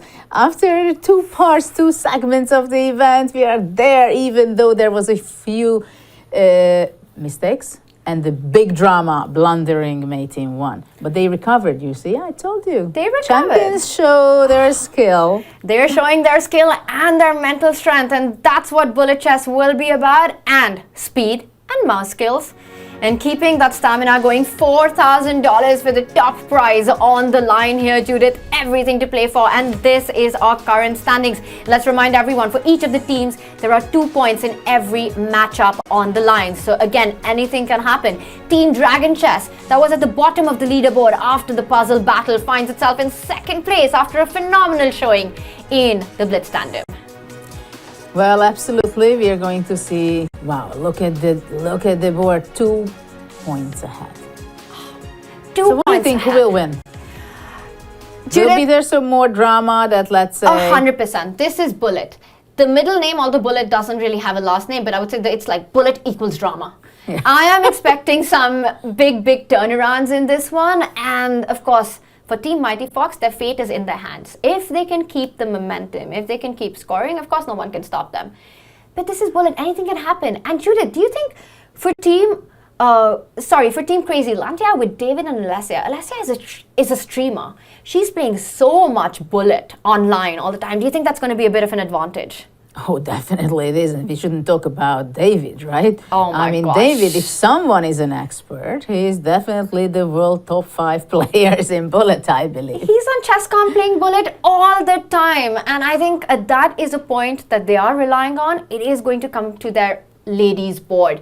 Can Alessia get those points in? Because if she can, we can see some leapfrogging in the standings. But Judith, bullet chess, anything can happen. 2 games per team, so there are 2 points up for grab, and this is going to be with a 1 second increment, but that's not enough time to build on. It's barely enough time to make a move. Basically, if you have a queen up and you want to give checkmate, this is what is the extra 1 second that probably you will be able to give a checkmate. So every time the players make a move, they get an additional second on the clock. And the first matchup that we are starting with is David Howell from Team Crazy Landia taking on Miguel Ilescas. And it is going to be quite a battle. David, a huge favorite in this one. Oh, definitely. It will be a huge surprise if Miguel can survive. But you never know. It's never bullet. know. I mean, things turned on their way, right? They absolutely do, Judith. And I think for David and Alessia, it's also as much of an inner game and an inner battle as much as on the board right now. They looked so good going into the tandem, but then a couple of difficult decisions, and they find themselves in a 3rd position right now. It is Team Dragon Chess. It is Miguel who is currently in 2nd position with 6 points, just 2 points behind Team Mighty Fox. So a huge game coming up. It's bullet time. Oh, yeah. Just in seconds, we're going to be seeing the game started. And this is so much about speed. So much about speed. Intuition, Mouse. mouse, and mouse slip. Mouse and mouse slips. I love it. I think that summarizes bullet chess for you. And look at David. He is leaning forward, ready to go. We will have the first music. You know, moves. again, I can say that it's like the car race and It's the flag. time to go. Wow, just any second we will be starting. And Judith, I think for Miguel, I wonder if he managed to get any bullet practice in. I guess he did. Yeah. I guess he did. He did. I'm not sure he was happy with the result if he's not accustomed to do that frequently, but I'm pretty sure he did. He's a very strong grandmaster, right? He's a very strong player, but bullet goes so much beyond strength. It's about practice. It's about how much bullet that you've played. I'm not sure I ever played. Really? You know, I feel like there was this traditional knowledge that actually bullet is not a good way to improve at your chess. What do you think about that, Judith? It's so much fun and it's changed so much. We have a game started. Ooh, we do have action on the board, and now it's really bullet time, Judith. We get back to this question. We get back to it. Is bullet good for chess or not? Well, it's great for entertainment. And we see, so far, I'm just taking the position in. Material is level. David Howell playing on seconds? Judith, What has happened? What has happened? Were we just talking about how What is this 2 David is seconds? the faster one? 4 seconds? And the position is absolutely But fine for what white. is 3 seconds for David? This is the current position. What happened on the clock is a whole different question. Miguel is dominating with his pieces right now, Judith. Well, the rook exchange was not very wise, but of course it's only seconds on the clock. Very stabilizing white, queen b3. If there was no 1 second increment, David would have been flagged in this game by now. Well, still he's in big danger because only 6 seconds. But with the rooks off the board, the danger has reduced. Exactly. a4, a5, strengthen the position. Well, it gets the bishop on the board, on the open diagonal first, looking at play on the king side. Is he going to start pushing the h-pawn? The King on e4, that looks funny. But Also it can be in danger. Oh, look at that. Queen on e1, queen h1 check, grabbing the pawn on h3. At the same time, white is going to be giving check on a8. Maybe it's going to be a draw with perpetual check. And now both players are on the second. Check. I think Check David on is A8. getting ambitious now. Queen a5. Queen e8. Do you go queen e8? Goes queen a5 Well, check. And look at that, Miguel goes down on time. Oh my gosh, and it was David Howell who was down by 20 seconds. And that's it. David flags Miguel. David flags Miguel after being the one who was down on the clock, and we see smiles and handshakes there. David almost apologetic for that win, for that flagging. But this is bullet. Flagging is not only allowed, it's encouraged. Yes, but in this position already he had that advantage. Pawn, extra pawn, another one hanging on g4. But yeah. What just happened in that game? Because by the time that we joined, Judith, everything was already out of control, and David Howell gets a crucial win for Team Crazylandia, and it's now time for the ladies to step in as Alessia will be taking on Olga. This is an important one for Team Dragon Chess. Can Olga level the match score? This is a big question because they are there, right? They are playing for the second place, so to be in the fight. How serious Alessia is. She has the pressure that she has to prove it to David that she's good. She can give that point what is needed at this stage. Such a crucial point for Team Crazylandia. Because they want to fight still for the first place, and this is the moment you cannot prolong your chances anymore. We are on the final phase of this event. This is the third segment of the 3. It is the final segment, and once again it will be about speed. It was shocking to see David Howell being the one who was playing on seconds against Miguel. I'm still thinking about that. I just even understand how it's happened. Yes.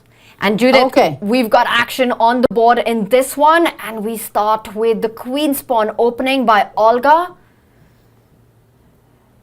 Very solid, because it's very important, as you said previously, how easy it is to play the moves. This is key. This is key for bullet. You can't think, you have to go after your intuition. The queen and the bishop have lined up. White does take on d5. Eventually the knight will land at the center of the board, and in bullet you really want to be the one who builds the pressure first. Interesting that white did not castle yet. Very aggressive play by Olga. Exactly. And you've got to be a little careful. If you trade on e5, you allow the pawn to step in, attacking that knight. And you really don't want to get into that mess. So instead, Alessia strikes in the center, castle Rook on the board. C8. The rook lined up with the queen moves away. But knight on e5 is a very important square. Knight d2 will come. f4. I want to go f4. Though knight d4 is tough, but of course exchange on d7. But maybe d takes c5 and they're taking... Oh, she should take d takes c5 and capture on f6. And this was a big miss because white had the opportunity to destroy black's kingside pawn and then structure. queen h5 and attack. And you're really going for it. And right now she can do it again. Still. But she misses it. Yeah, but she has the idea to go knight e5. And of course in bullet... It's a tunnel vision. You go for... Yeah, but you go for your plan. Stick to that. Very position. But I really liked what you pointed out. Takes and c4, black is better already. Attacks, the queen needs to come back. But you don't pick up d5 because bishop h2 will now be a big threat. c4. c4 would hit the queen. But that c6 rook will go on the king's Judith, side. now queen takes pawn is a threat. That's true. That's true. An exclamation mark has been avoided. Can you just pick up the pawn now? That's a pawn. A pawn is a pawn is a pawn. And black also on 10 seconds right now. Well, Alessia will not be able to handle this. Knight Bishop can jump to b6. e5. And Alessia is under 10 seconds. And look at that bishop on b6. I mean, what bishop am I talking about? That's a big pawn on the board. Exactly. So white just has to play e4, f4, doubling the rook. Also nice idea, improve the position. And you're going to lose the c5 pawn. You have to goes ahead, but the rook falls back and there's no way to defend the c5 pawn. Another pawn falls. It does. Nothing to be done for black. Just don't go rook d1. Knight e3 is a threat. No, but the white wants to go bishop b2, bishop d4. Look at that stabilization, and then rook c8. Okay, this is a lovely move. And rook comes to c7 or to c8 to trade off a pair of rooks. And now you can go in with the other rook to the 7th rank. Things are happening fast, but black is down 2 pawns, and the 2 passed pawns will be just marching ahead. They will be decisive. Nobody can stop that. You can even get your king if you want to join the party, but not required. You don't have to think. The pawns know their job by itself. They do. And we see the They just A-pawn go joining the forward. party. There's no counterattack, no nothing. Oh, Though only the time which can be a problem. This was clinical, and the only person the time is a problem for is Alessia. Yeah. And I'm expecting a resignation here. And that's it, Judith. Gets flagged. But what a game by Olga. Yeah. Very stable. Not at some point she missed the opportunity, but she was very straightforward with her plans. And actually in a bullet game, it makes a lot of sense. And as you mentioned, it was like a tunnel vision. You have a plan, it's more important to make your moves faster than trying to be super accurate in bullet. And that's what Olga did, and with that levels the match score, as it was David who took the win, and then Olga gets the job done for Team Dragon Chess. And of course, the bullet action continues in our match 2, as we will have Team Mighty Fox in action in the next one. The leader of the event. The leader of the event will be taking on Team Maglat, who needs to start climbing up the leaderboard. And the question is whether they can recover from their blunder, right? That was a rook in 1. It was a rook in 1. We've also seen a mate in 1 happen in the tournament. So it's been a fun day of chess, and more fun coming up with the players getting ready for the bullet. And it will be first Burkish taking on Gellert in this one, Judith. What are your predictions? Well, it's going to be a big challenge, very big clash between the 2 Hungarians. The very stable and positional player, number 1 in Hungary, between Ferenc and Gellert, who is very fast. And I'm pretty sure that he played quite some thousands of games online. Of course, not necessarily to improve his chess, but to have fun. But at the same time, sometimes I think it can be useful. For example, if they wouldn't be in training, they wouldn't have such a big chances here to win. Absolutely. And bullet chess, you need to be a really good player to be good at bullet, because you're relying so much on intuition as well, on your ability to spot things really quickly. So it's a good way to get super sharp. And right we now, have the game running the players already. need to be super sharp. They have this D4, G3, C4 systems. Knight jumping to E5. Fianchetto. Yeah, it's all the same with little different we've setup, seen this before. little modification. And Burkish with more time than he started with, and I think he wants to line up the rook on the C line. Ooh! Knight on C6, look at that, how great it is. You love it. Yeah, I love it. The knight on C6, ooh. And you can even go with the other knight to B5. Ooh. Okay, knight B8, actually it's good, just getting rid of the C6 knight. Definitely. D5, look at this B2 bishop, what a powerful piece it's gonna be. Ooh. I'm loving Burkish's position right now. You simply take it with the pawn, and even though the knight Go is knight replaced by the D5, pawn, open up the it's position. so strong. Queen A4 is also not bad, tying the queen on C8. So you tie down the queen to defend the bishop, and the queen can always transfer itself to the king side. Right now there might be a threat on E2, and it's defended. Ferenc will not give up that pawn. Rook D1, he's going to be improving his pieces for the moment. Rook D1, and queen can Queen go to H4. H4. Now it's time I love to it. go over there. Bishop H3, Knight D5. Knight D5 is coming. Knight D5 is coming. This bishop is super strong, and it has been stopped with the move bishop to E5, but the bishop doesn't have, and Knight D5. You've Look what got to go for powerful. it. What happens? Knight D5. Get rid of the only defended But notice. look these bishops. Look, the pawn on C6. Queen on H4 will go to G5. Check is not helping black. King H1 simply. I think King H1, is he relying on Knight G4 and trying to give some more checks, Judith? But check is a check. That's all. You mean check is only a check? Only a check, yeah. E3. Doesn't even give that chance. Yeah, actually E3 is just the... King H1 was the most natural move, I must say. Knight lands on G4 anyway, and can you start threatening checkmate? Checkmate in 1 threatened. The bishop, Well, a powerful one. And how there do is you no- fight no this, move. Judith? there is no move. Can you go back with the bishop to F8? Oh, this looks Bishop H3. so bad. And Now now you can Knight just F6, take. game over. Oof. Burkish with a powerful performance in this one. Ooh. Oh, Even watching it, it's painful, right? From the black end. painful but also beautiful. Rook takes Bishop pawn was a d5 big checkmate. threat. That is a stunning checkmate. That was a brutal one. I mean, can we just admire this position for white right now with the bishops on the board? What a checkmate by Burkish Faring. Can we see him sliding back on the chair? He's got reasons to be pleased with that one.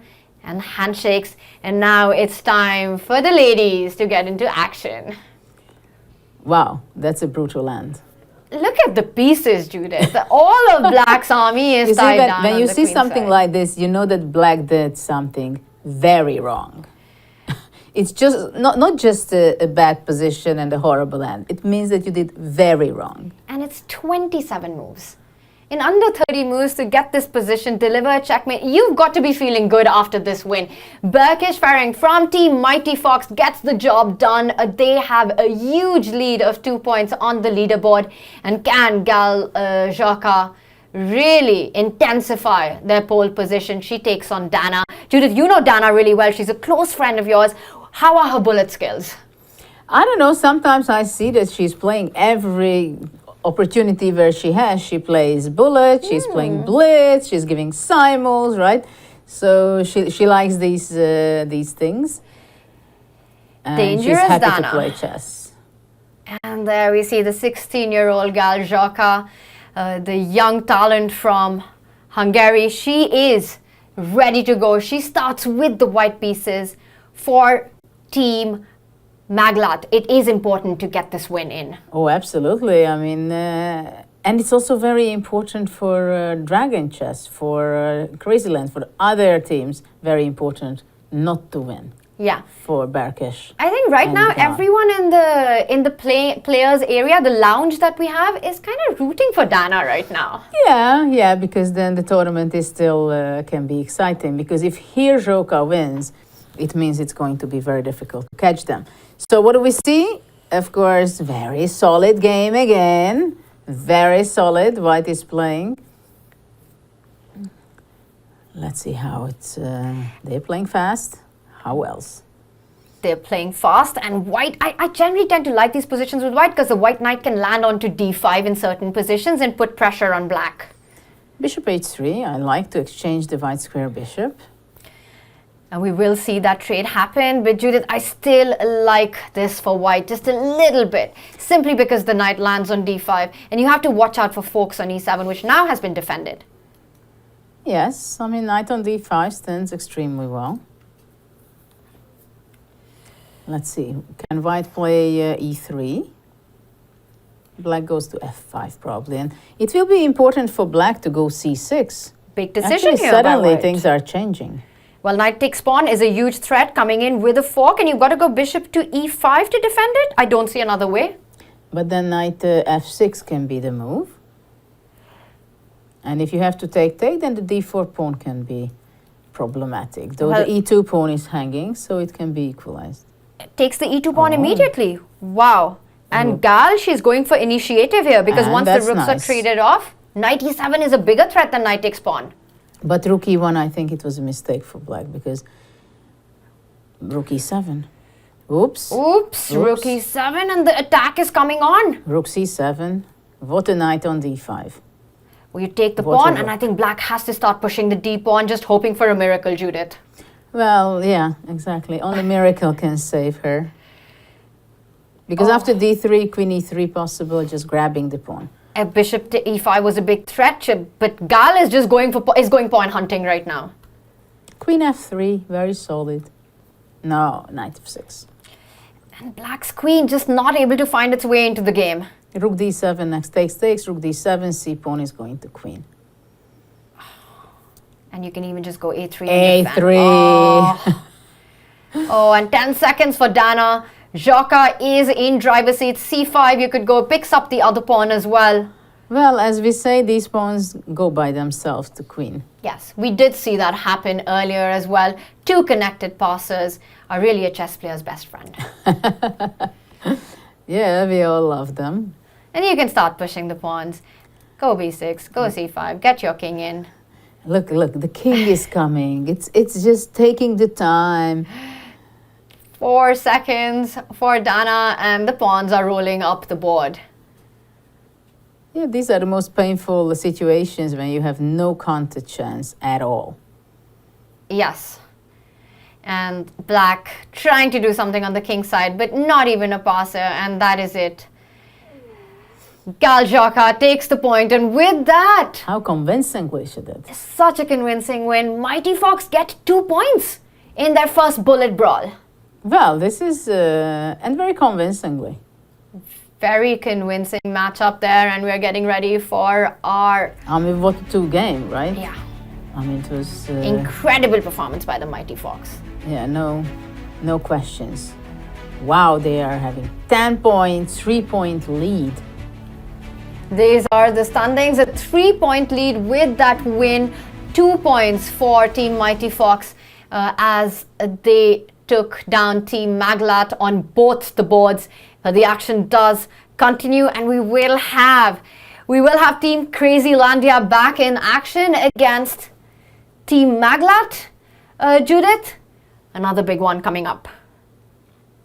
Well, for David, they basically they have to bounce back, and there is no way to wait, right? I mean, and for everybody, they have to win. Only for Mighty Fox, they are having this lead that it's not a must win, but they are getting closer and closer and closer.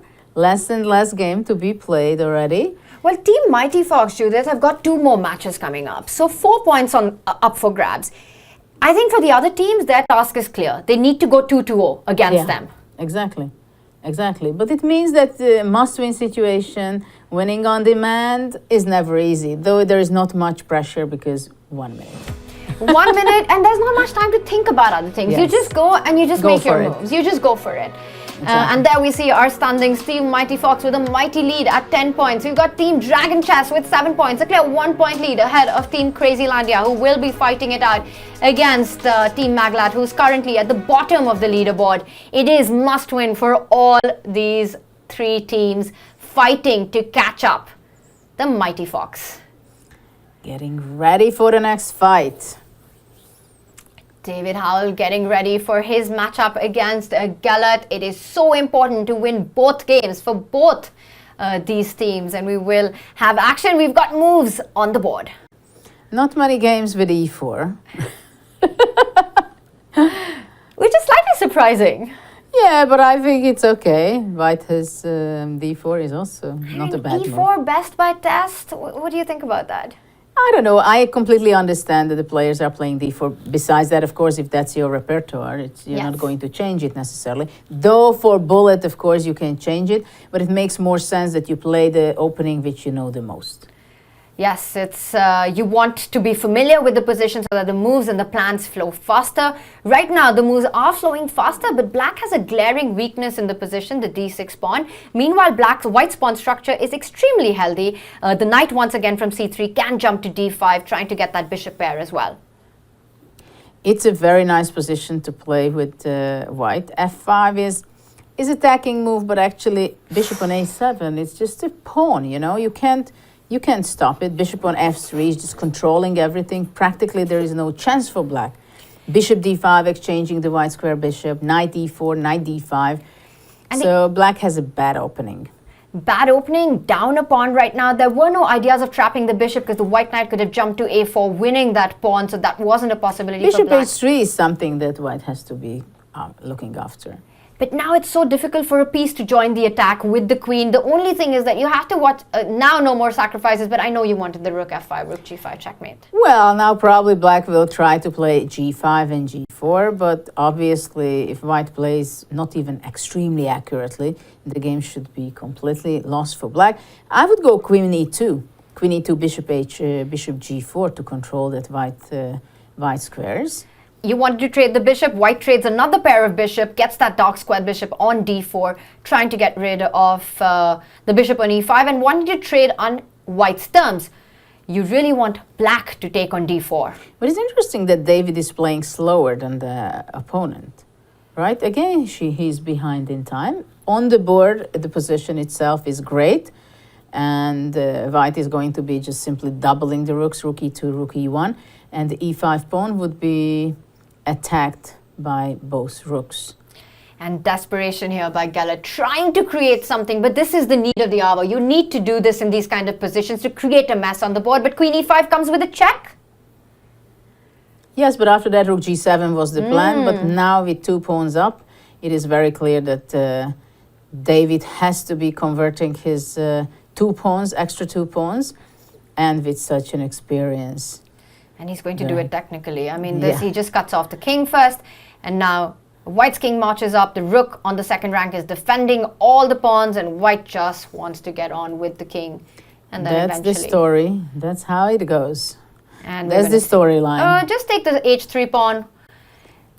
Well, of course, Gellert is fighting, but it's not going to be enough. Rook c2, what a professional move. Stopping the rook to come to c3. Having the rook behind the pawn. Amazing. Just nicely technically converted. And that is it. David Howell takes the point for Team Crazylandia. Nice win there. Yeah. Good technique in a rook pawn endgame. Cut. Absolutely. And we see handshakes there, Judith. And once again, it will be Alessia who will take on Dana this time. So a big matchup coming up for both these teams. And can Team Crazylandia get a 2-point victory? Well, it's a must. It's a must, definitely. That, and also for Alicia, she is not in good form for the moment. So it's about time to show her skills and to show how it's done in a bullet when there is a win on demand. But it's so easy in bullet when you're not feeling the form to go a bit on tilt, Judith. It's kind of difficult to come out of it. Of course, and things are happening so fast that you can barely recover and understand what has just happened. Exactly, right? And we see handshakes there. Dana and Alessia are ready to go. A very important match, especially for Team Crazylandia, who've got 1 victory in. A loss would mean a level match score. But if they get 2 points in this one, then they're in the race for that top position. Exactly, and of course the race can be very difficult from psychological point more. You know, you were saying we haven't seen e4. I'm wondering if we'll see e4 right now, the king's pawn opening. Let's see if we're going to see that. We haven't seen it so far today in the triathlon. And it's on the board, Judith. No, we saw the same thing, f4. Yes. The F4, opening that you the drama game, the first drama game for Alicia and David. And now we see a little bit of a switch up from the 3 pawns attack. Little change. Little change, but still full control of the center. Look at that, how Dana is playing so fast. 1 minute still. It seems like she has practice in bullet. Taking the lead on the clock, putting pressure on the central pawn. White defends it. Black goes for king safety. White also gets the king to safety. Oof. Very solid, rock solid set up by white. But you need to make a move, and I like it. Just keep it simple. Develop your pieces. Keep your pieces connected. What white wants to do is trade off the dark squared bishops. Just move this rook. D5. Whoa! What an active move. Probably white will capture on d5. Yeah, because if you go e5, then black wants E4. to plant the knight on e4. A big decision for Alessia right now. But yes. She can't afford too much time on this. Well, her time is ticking, losing lots of seconds. And it's not pleasant because if you take on d5, you're also inviting black's knight to take on d5. Also, the bishop can take on d5, threatening the knight on f3. Bishop f4 I like. Attacking the queen, so forcing the queen to move. Queen b6 would be a move that I would be tempted to make. And it's also good to ask questions from your opponent.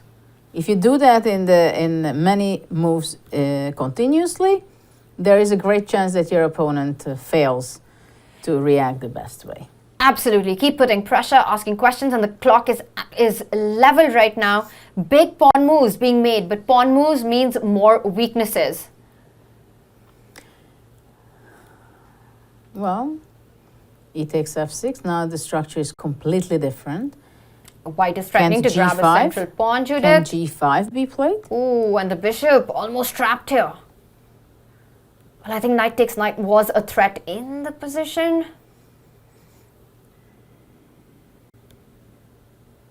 White goes passive. Had to. to create a square for the bishop. Well, but you know, maybe he takes f6. I wouldn't like to take it.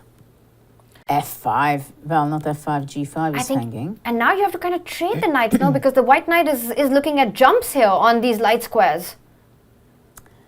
Well, queen e6 probably, covering the f5 square. It's very important. Knight g3. What about the f5 square now? Bishop f5. Ooh! Oops. Time. And Dana was flagged. And we see the players, and even Dana, I think, didn't realize that she got flagged.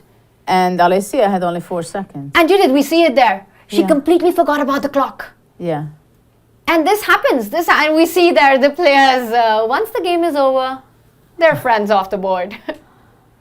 Well, they Wow. are getting more tired. I mean, they are playing already for 3 hours. But this was such a big win for Alessia and such an important one for Team And Crazy a must Landia. victory. Absolutely, because now they get 2 points, so they go up on the leaderboard. But for Dana, she had the position under control and completely lost track of time. And this happens in Bullet. Yeah, you don't have time to think. About the really, time. like what to play, h6 or f5, queen d6? No, no way. There's no time to think at all, and we've got no time to think at all as the next game will be coming up. Let's quickly take a look at our standings. Team Mighty Fox still maintains their lead with 10 points. Team Crazy Landia with a big 2-0 victory against Team Maglitz puts them in 2nd place, and we will have Miguel and Olga from Team Dragon Chess taking on the Mighty Fox. And Judith, this is a decider. If Mighty Fox takes down Team Dragon Chess, they win the first ever Global Chess Festival Triathlon. Yeah, exactly. So this is a big match.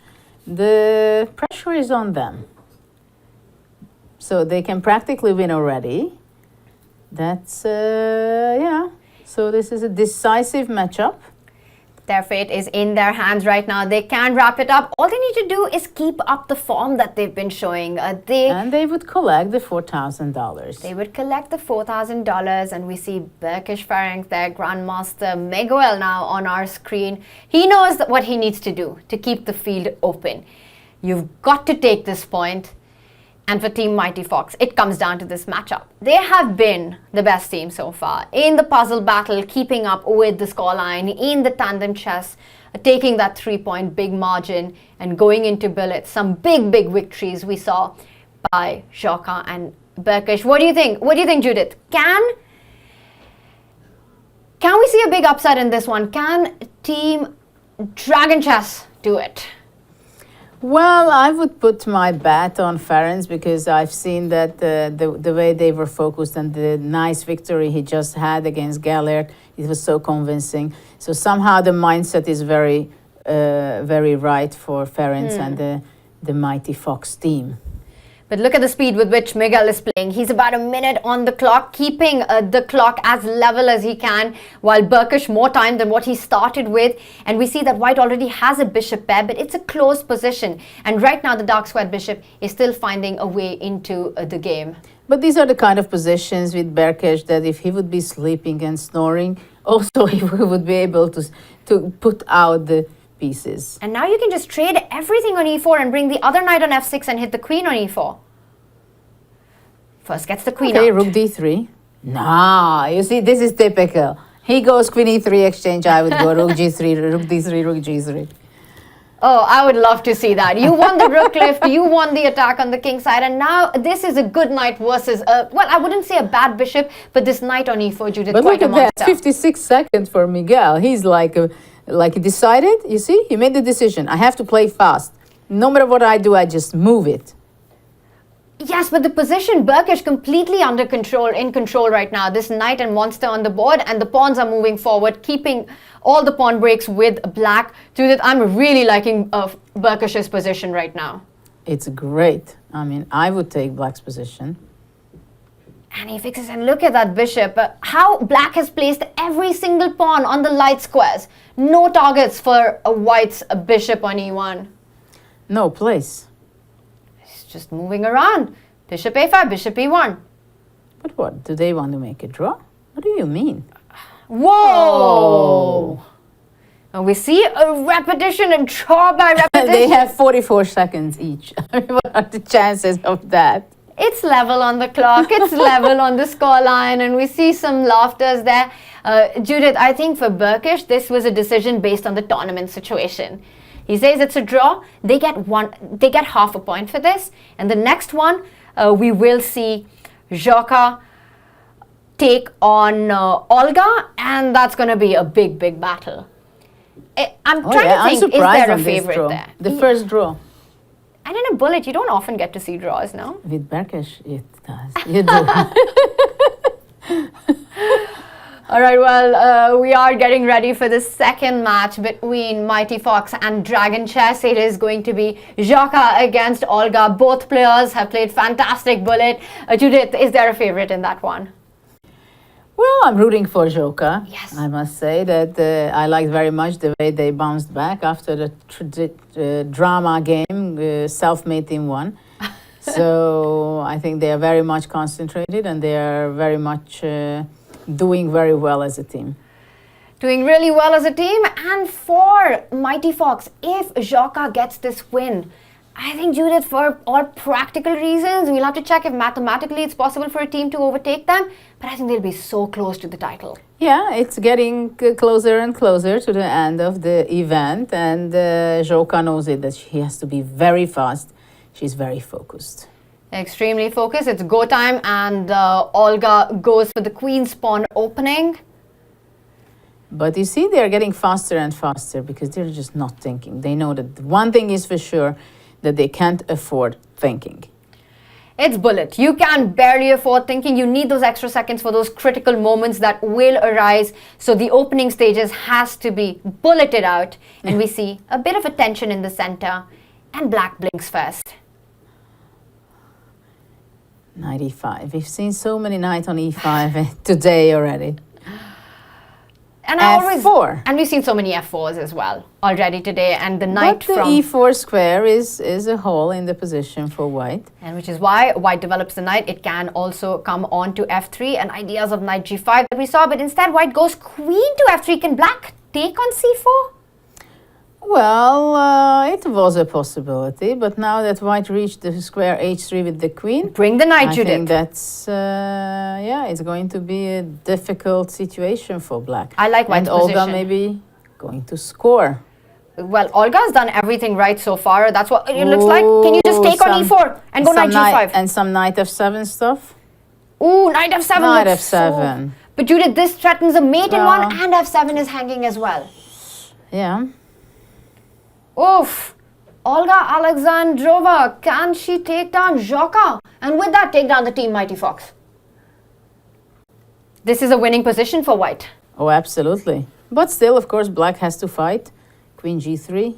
And the job still needs to be done. I like it, putting up the pressure on g5. But I love this move. You open up the bishop. Maybe we might see knight to h8 at some point.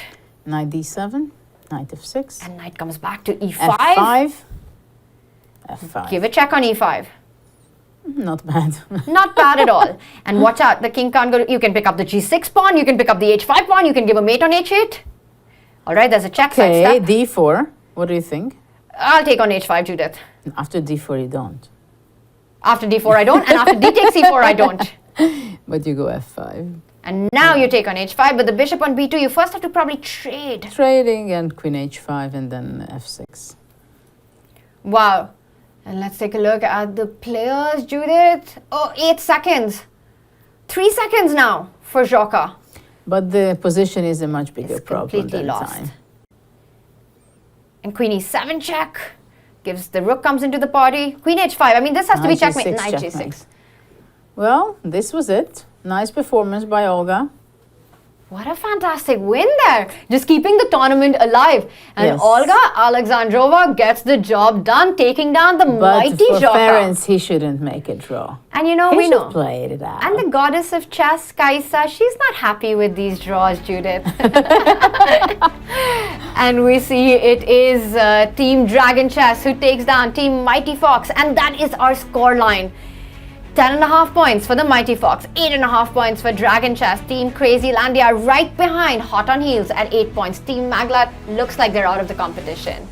Yes, exactly. For them, they made too many inaccuracies and mistakes and blunders in the last second half of the event.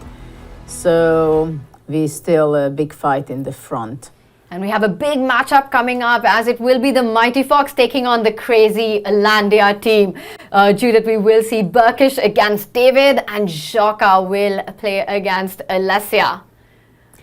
Well, basically, this game can make things go on the end of it, because we might see a winner of the tournament already after this. It will be difficult to save if things go on the way of Ferenc and Joka, then Mighty Fox team can be a winner. Yes, and for things to go Mighty Fox's way, all they need is a draw. Because they're currently, Judith, with a 2-point lead, 10.5 points. If they get even half a point in, they become uncatchable. But actually, yes, I think they need only a draw in this next match. Yeah, maybe. That if they don't make a draw, then anything can happen. Then it's wide open. So for Team Crazy Landia, they need to get a 2-0 win. First, David needs to beat Burkish, and then Alessia needs to win against no, but actually, Joka. David, they cannot win because no, with one draw is just completely won because they are Crazy Landia. They are 2.5 points behind. They're crazy. They're 2.5 points behind, but they need to still win to make sure that the field remains wide open. With just a draw, Mighty Fox takes the triathlon. Yes. So it all comes down to this, and everyone currently is probably rooting for Team Crazy Landia and hoping that they get this win in for a chance at the first spot. Burkish Ferenc, he needs only a draw to secure tournament victory. Ferenc needing only a draw. You can't ask for more for him to complete this mission. But he's playing against David Howell. Exactly, and it's a bullet. And it's a bullet. David's going to go all out, and he is a favorite on paper. Let's see, the action has started, and it's Black Snipe that lands on the center of the board first. Black has a good and active position, but of course, Ferenc is an expert in these kind of very stable positions. Knight h4, rook c1, simplify the position. Takes an e4. Black does have a threat of jumping in with this knight to b4, trying to take advantage of some light square weaknesses. And David is thinking. David has been surprisingly What slow. happened? Although he has been getting the points in, Yes. so we can't complain. Yes, that's true. And queen to d2, and look at that. I like the queen on a6. Yes, This diagonal is powerful. For light Black. squares. Oh, knight a5, look at that. Creating some weaknesses for white, and do not go for a repetition, David. No, he knows he can't. Knight a5 would be Burkish's dream right now. But then how do you keep the game going? That's the other big question. Well, just move something. Anything else? Any other move? And you want to double up on the I mean, C to line? win with Black against Berkesh, you don't have too many bigger challenges than that. And look at the clock, Judith. Almost a minute. Burkish has the same amount of time that he started with. He's just trading off everything off the board. He makes it boring, but they want to win. I mean, The competition.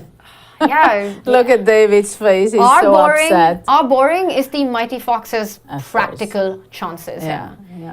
And we see, and that's it.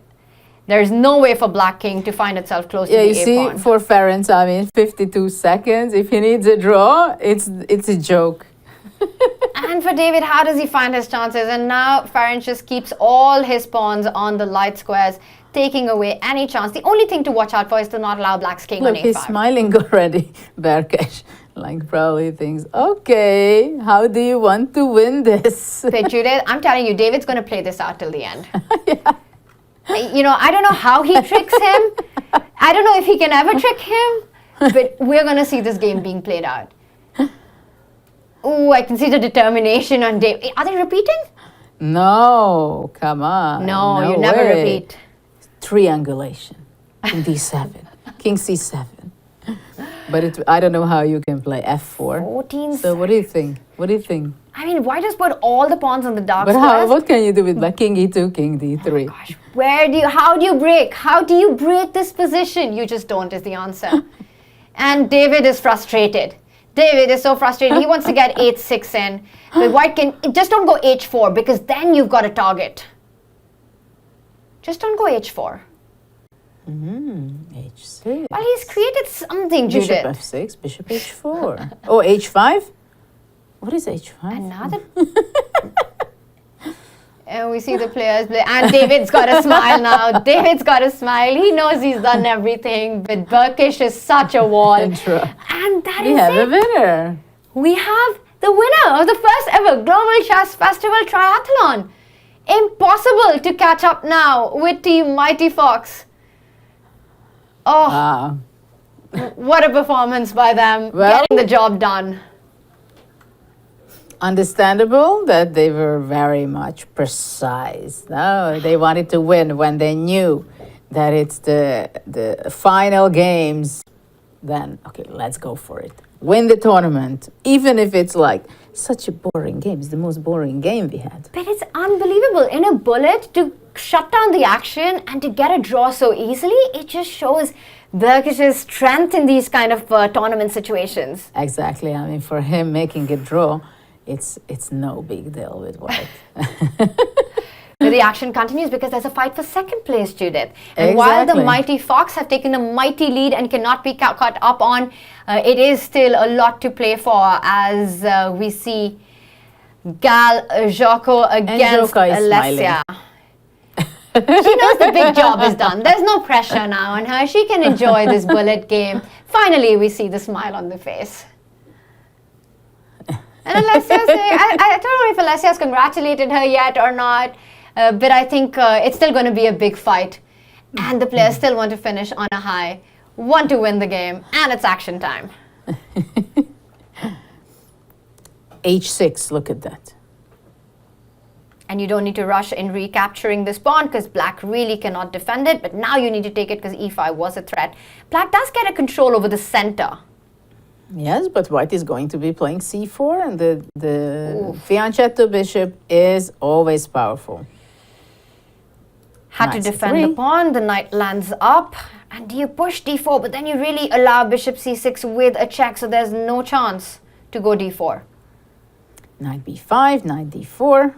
One fianchetto bishop is blocked, but the other one opened up. The other one, a powerful one. Alessia keeps the bishop pair. And white threatening a big check on c7. You've got to go short castle, but then white anyway lands on c7. But I'm not sure I like to grab that bishop on e6. Maybe I rather have the knight on d4 blockading. Really nice post for the knight on d4. Well, why is Alessia thinking so much? She's down by 30 seconds on the clock.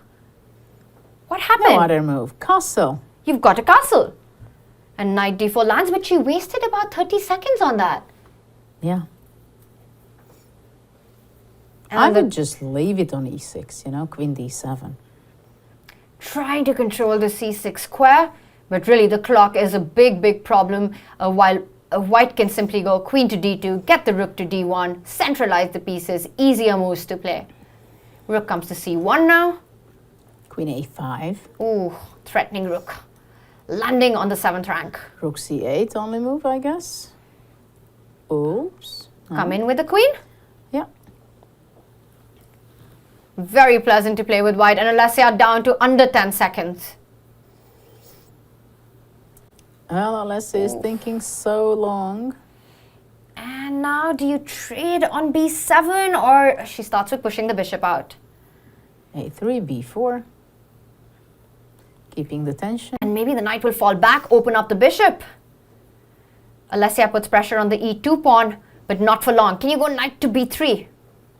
That's a nice idea, but white can go queen f4 or queen e5 also to make space for the rook. Keep the pressure. I like that.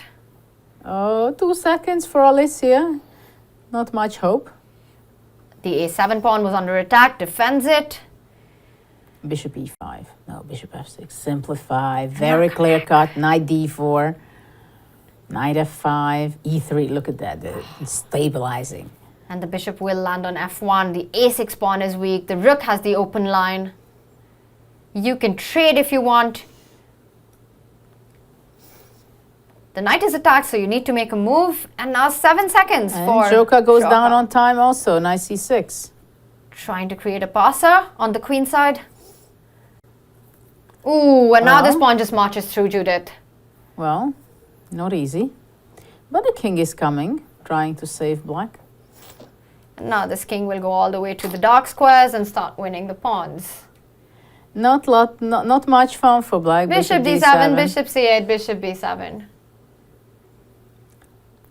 And this looks like game over. Alessia going down on the clock and is flagged. Joka Gal gets the job done for the Mighty Fox in style. Yeah, huge victory for them. Big congratulations to Team Mighty Fox, who are now in an unsurmountable lead. What a performance by them in all 3 segments of the triathlon. Oh, absolutely. They gave a very good fight. It seemed like they were very much ready in their mindset to go all the way in every part and segment of the event. In every part and segment of the event, and we go into the very last part of the event. It is the fight for the second place, and it will be between Team Dragon Chess and Team Maglat as they play against each other. Team Crazylandia, David and Alessia right now rooting for Team Maglet to beat the Dragon Chess, because if Dragon Chess wins, Judith, they finish second. Exactly. Actually, if they score a draw, then they finish. Just one draw. Not they need 2 half games. a point. They need half a point out of the next 2 games. It will be a Gellert and Dana taking on Miguel and Olga. A huge fight coming up in this final game of the Global Chess Festival Triathlon. And it is the fight for second place as the players get ready to take on. Team Dragon Chess needs only a draw. Miguel, can he get the job done in this one? And actually, they were very much in the bottom for some time, right? Oh my gosh. After the entire puzzle battle, after the first segment, Judith, they were down on just 2 points. Exactly. So I think they are also going to be surprised, kind of, that actually if they are going to be scoring half a point, which is not a big ask, right? So they easily can make a half point, I believe. I would give little a chance that that Dragon Chess will not make half a point. Yeah. It would be very surprising for me. For Crazylandia, they've done all that they had to, but some disappointing games for them. Some big misses and big points let go of, and now it is up to this one. And we've got action on the board. The queens have been traded off early on. Yes, in this system, it happens. It's Sveshnikov, Pelikan. Players are playing very solid. I'm pretty sure Miguel is very happy with this opening. Because like you said, Judith, needs only a draw to secure the second spot. And Black has a very active play. Black will be putting his king to e7. Black will not castle. Black can go f5 also later on. The only downside in Black's position could be the c6 pawn. But how do you even get to it?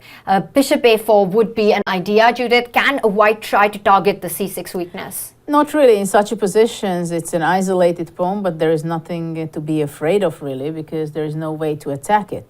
Especially that there are no knights on the board. If the knight could be on b4 or a5, it could be some problem. But now, rook endgame, there is very minimal chance that Miguel can lose this game, to be honest. And look at this nice move, rook to d5. Yeah. He wants to get the other rook to the d line to control it. Trades this pair of rooks, and you can give a check, but the king simply controls the penetrating d7 square and wants to break open with f5. I think Black can push this. Well, definitely. Black is just going to be playing, c5 can be a problem. Look at that, c5. By rook white, d6. not by Black. Because if Black goes c5, white rooks land on d5, so you're suggesting this plan for white.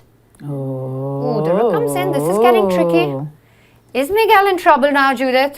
Because the pawns are coming under fire. It can be. If you fall back with the king, the rook attacks the h4 pawn and also threatens h7. Rook h8, rook c8 has been played like you suggested, c6 hanging. Not only hanging, I think it's about to fall because rook b6 runs into rook c7 Something is falling off. with a check. Oh, look at that, rook e6. Oy, oy, oy. How many pass pawns we've seen And you've got today? a lot of them. And if you give check with the f pawn, white simply ignores it, sidesteps with the king, and you still cannot defend the e5 pawn. Well, something went very wrong with Miguel. And Crazylandia is happy about that Well, because they're their not so chances are sorry. alive. They're not feeling that bad. And it looked like everything was under control for black, getting that draw in, but now down 2 pawns on the board. And a lot of time as well. a7 under attack, white's king super active. And Gellert is not going to be misplaying this. He's just going to collect it. Picks up a 3rd pawn. The house falls. And that's it. It gets flagged. Also lost on the board. A huge win by Gellert. Currently in 4th position. And we see Miguel there smiling. But now it's all up to Olga. Judith, she needs only a draw. This is the final game of the triathlon. Well, I'm pretty sure that Olga will have all the fighting spirit and she wants to make that draw or a victory. She sees that it's on her whether they collect the $3,000. That's a lot of money on the it's a line. good evening. It's a good evening. It's a great paycheck. Yeah. For about 3 hours of work, I love it. $3,000 for the second prize on the line right now. And for Team Maglet, they've got 1 point in, but they're at the bottom of the leaderboard. A win doesn't really help them, but they can play spoiler to Team Exactly. Dragon Chess right now. And this is the big prize pool. The Mighty Fox have won $4,000, the first place, with a phenomenal performance in all 3 segments. It is the fight for second place. Team Crazylandia really hoping that Dana gets the job done for them right now. But Olga versus Dana, that's quite aggressive fight. I think, Judith, a draw is the least likely result. Oh, and also, of course, well, I don't know. We'll see because Dana is also going very slow in some of the games. But for sure, Dana wants to win. She wants to win. Just to have a good taste of the evening that finally wins. Absolutely. And she starts with the white pieces. But right now, it's still a slow position. Very strategic fight. White wants to get a d4 break in at some point, but right now black completely in control of the d4 square. Can also jump in with his own knight to d4. Well, bishop h6, do you think she wants to go? I think she's going to She fall back does. with the bishop. Doesn't want to trade. Yeah. And that's why the move rook But to then e8. you know what happens when Dana is playing with white. f4, f5. And knight f5. There are ideas on the board of delivering some checkmates. f4, f5 coming in. You know Dana well. Well, I've seen some of her games and it's very clear that she's not shying away from attacks. And even though the eval bar says that black has nothing to fear, in a bullet facing this position, you can start feeling shaky. And seconds can be spent on this position. Queen g2, having Seconds, the queen Judith. on d5. If I had 30 minutes on the clock, I would feel it's not enough because f takes Oh, g6. king g2? I would go queen g2. Though the knight on e5 is just standing amazingly well. Knight e4, bishop g5, so black can get in trouble. It's more dangerous for black for the moment, I You're think. suggesting, takes on g6. The players are moving so fast, I'm not even being able to draw the arrows on the board. The knight lands on a juicy d5 square. Watch out for knight f6 at all times. The bishop can go to g5 and then land itself on f6 to try to trade off this key defender. Well, anyway, bishop g5, I believe. No, doubling the rook on the f file. A really nice idea as well, but you've got to watch out for any potential black f5, rook look at jumping that, onto but knight e2. f4. Ooh, this is getting G4. crazy, crazy, crazy. Wow. Knight g4? Rook What's e2. going on? But queen can just go to g5? Ooh. Goes queen to f4. I'm Also good. surprised because queen g5 was such a direct threat, Judith. Well, forcing. Forcing white's hand there. But this was such a strange sacrifice. Wow. And Olga, right now with the black pieces, if she loses this, Crazylandia finishes second. So much on the line. $1,000 mistake. Yes. That was not a piece sacrifice. That was a $1,000 sacrifice. Whoa. Takes on h5 and what just happened? But this is not enough because white's rook is getting to all the pawns on the board. taking, oh, A3, look at that, A3. Before taking away this key square. That was a brutal move, that A3. And now you just pick up the A pawn as well. Or the D6 first. Oh yeah, happy choice. Ooh, B4, strange. surprising. Yeah. Why trade off all these pawns? When you can take them. When you can take it for free. All right, but there's some conversion to be done now suddenly. Yeah, the question is what will be the end of this game, yeah? A decisive result. And Judith, as long as there is a knight on the board, you've got to watch out for forks. Yes.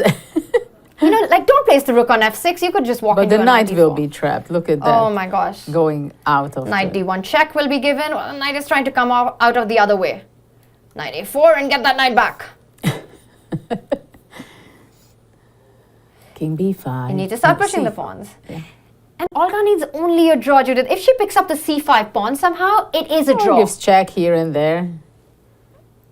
Well, of course, it's very difficult to save the knight.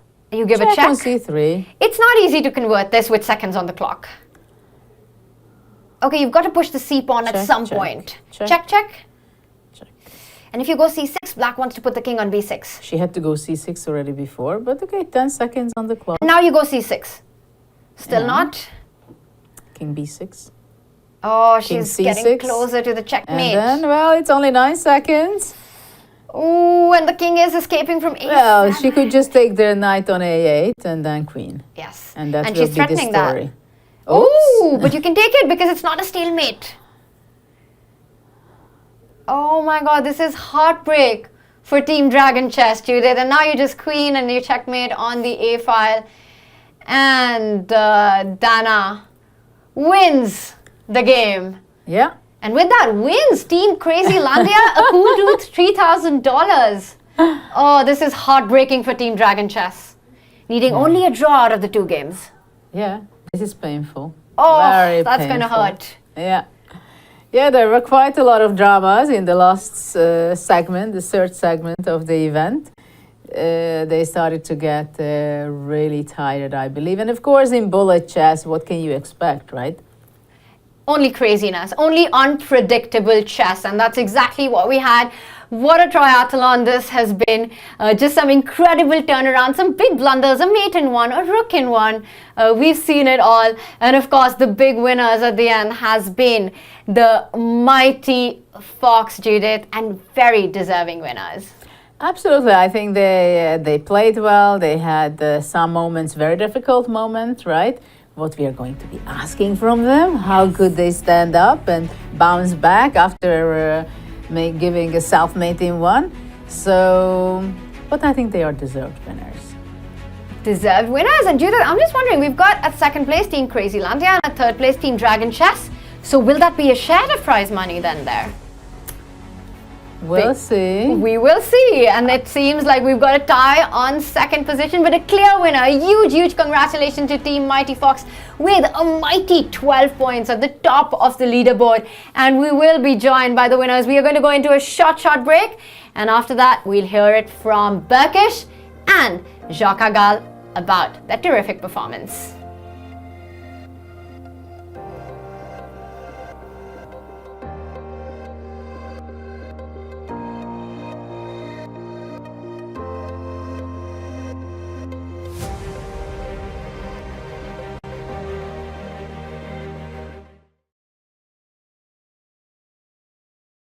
What's the best way to follow any chess event from the Champions Chess Tour to the Candidates, Speed Chess Championship, Title Tuesday, FIDE World Championship, and so much more? Chess.com/events has all of the top chess tournaments played both over the board and online. Analyze and review games from the world's greatest players with live commentary, cloud analysis, Opening Explorer, and table bases. Find all the key event information, including schedules, prizes, results, news reports, player bios, tie breaks, and more. Even compete by voting for your predicted results. Explore chess.com/events today on web or with our iOS and Android apps and experience chess like never before.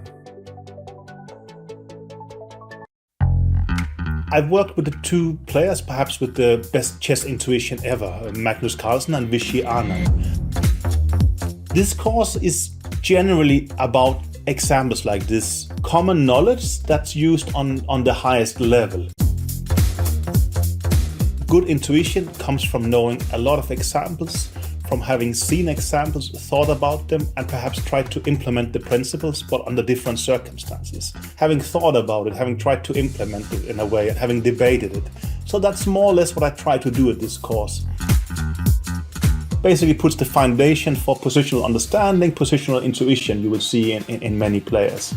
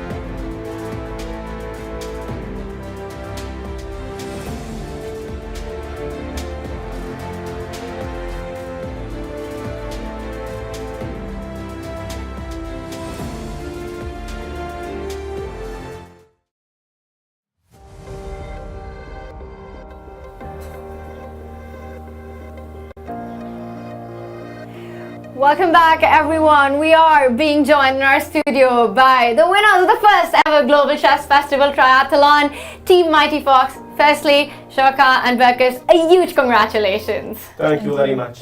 Congratulations. I have to ask the burning question first. Who came up with the name Mighty Fox? Well, I had an idea, something around Fox. I used to be tricky, and I think for Shoka was also passing this. Judith, tricky players here, they got the job done. Yeah, absolutely. I know Ferenc for a long time. He's extremely stable. This he showed very well in the last 2 games of him. So if you want to beat Ferenc, you have a very difficult job. A very difficult job. And this was such a cool format because you both had to fight in 3 different segments. At the start of the day, how did you consider your chances and where did you think you were perhaps the strongest? I was simply sure we will win it. Because I had the best partner, and I was sure if I'm not finishing in minus,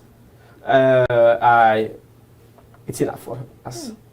Shoka, what about you? I was much more stressed than Fetzo, but yes, I thought that we had good chances.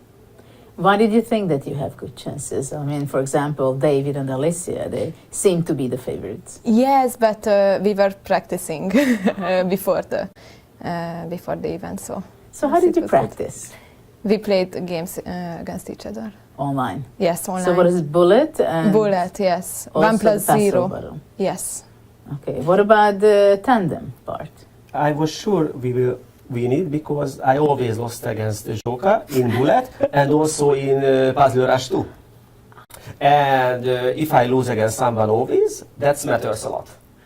And who did you think coming into this this event would be your biggest rivals here with the confidence that you had?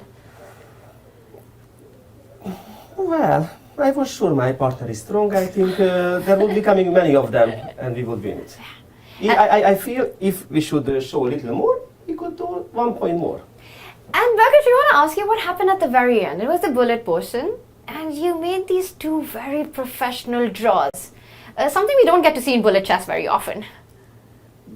Because I never play bullet. If I would do it, you would see much more. I saw the tabella. Why should be hero? Don't stress her. She made good job, but then it's easier to play if everything's already done. And Shoka, you mentioned that you were feeling the stress a little bit. And there were these moments that Judith and I saw on camera that Berkus was trying to make you smile before the game. Yes. What was happening at that point? He told me that I'm good, but yeah, nothing special. How much do you think it helped that you're training sometimes together? Do you know each other very well? For example, in the tandem part, was it very helpful? Matters a lot, very lot.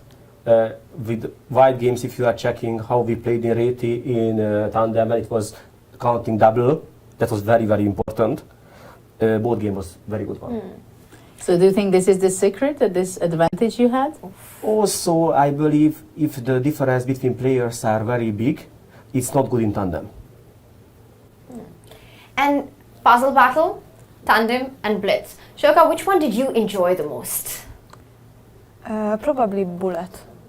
Yes, because yeah, it was best. Tandem. I felt I just played them. You could share the responsibility. The long game, 5 minutes and 3 seconds, right? And I also love to find out which plan to choose and make the first move and let her to follow the plan. Always giving some direction. Yes. So one person started the plan, the other one finished? Exactly. And what do you guys think about the celebration, the Global Chess Festival? It is something that Judith started from 2007. It's been happening in Hungary, in Budapest, and now this edition of the Triathlon. How did you feel about it, and did you guys have fun? I felt very well in this chess festival. Also, yesterday was a brilliant day. Also, my kids were there and very happy. Also, I feel it was very well organized. Yeah. But I would be not in your place to speaking so many nice stories so fastly without rest. I think your job was much harder than ours. You guys made it easy for us with all the entertaining chess, all the blunders and the hits and the misses and the brilliancies. We had a blast. But I have one more question. You had this drama knight f6 h4. How could you get over that? It was not hard. It happens. And what about you? Yes, for me it was harder because I made the move knight f6, but yes, I managed to relax and get back. Was there any other time in your career that you made such a big blunder and you bounced back? Yes. I'm 38. I have many more. Even longer time control. What to say? It was fantastic to see how quickly you came back and were able to get the job done. And now, $4,000, quite a good paycheck. How are you guys celebrating? Also 3 bottle wine from her because I was a good coach. And good leader. What's the plan for celebration now that you won this one? Well, I should think. First, drink 1 bottle of wine, and then during the second one, figure it out. It sounds like a great plan. What about you, Zsoka? I will go back to Ajka where I live and probably sleep a lot. That's too professional. You should change. You should change something. It's celebration time. Okay. All right, well, it has been absolutely fantastic. And before we wrap up, just a final question that I want to ask you is actually about Judith, because she's been such an inspiration to the entire world, and well, I can speak for myself at least, and I think many girls, many women players. What about you, Zsoka? What's it been like living in Hungary and having Judith with her mentorship here? It's a really big opportunity that Judith supports me, and I'm really happy about it, and yes, it's great. You're so lucky to have that, and yes, big congratulations, Vacations Zsoka. And it has been a big celebration, and Judith, we cannot end it without our players. What a party it's been for 2 days. Congratulations to you guys. Thank you very much. But to our other winners as well, Judith. Yeah, we have all the participants, all the actors of the show of the last 3.5 hours. No matter how one, it was a great show. Congratulations, everyone, for all the entertainment that you gave us. What a show this has been, Judith. And before we wrap up, I'm going to give you the mic one more time to finish the day. Your final thoughts on the Global Chess Festival. Well, for me, it was something very special that this was the first occasion that we did it 2 days. So yesterday we had more than 4,000 visitors at the National Gallery with tons of kids and activities. And today it was the first time. We had it online on separate day. We had an educational chess summit. You can look at the back. And of course, this was a celebration of this triathlon for the first time. And I'm very happy that all of you accepted the invitation and was here to entertain not only us, but the audience. And I hope you had some good moments also. And now everybody can rest and enjoy.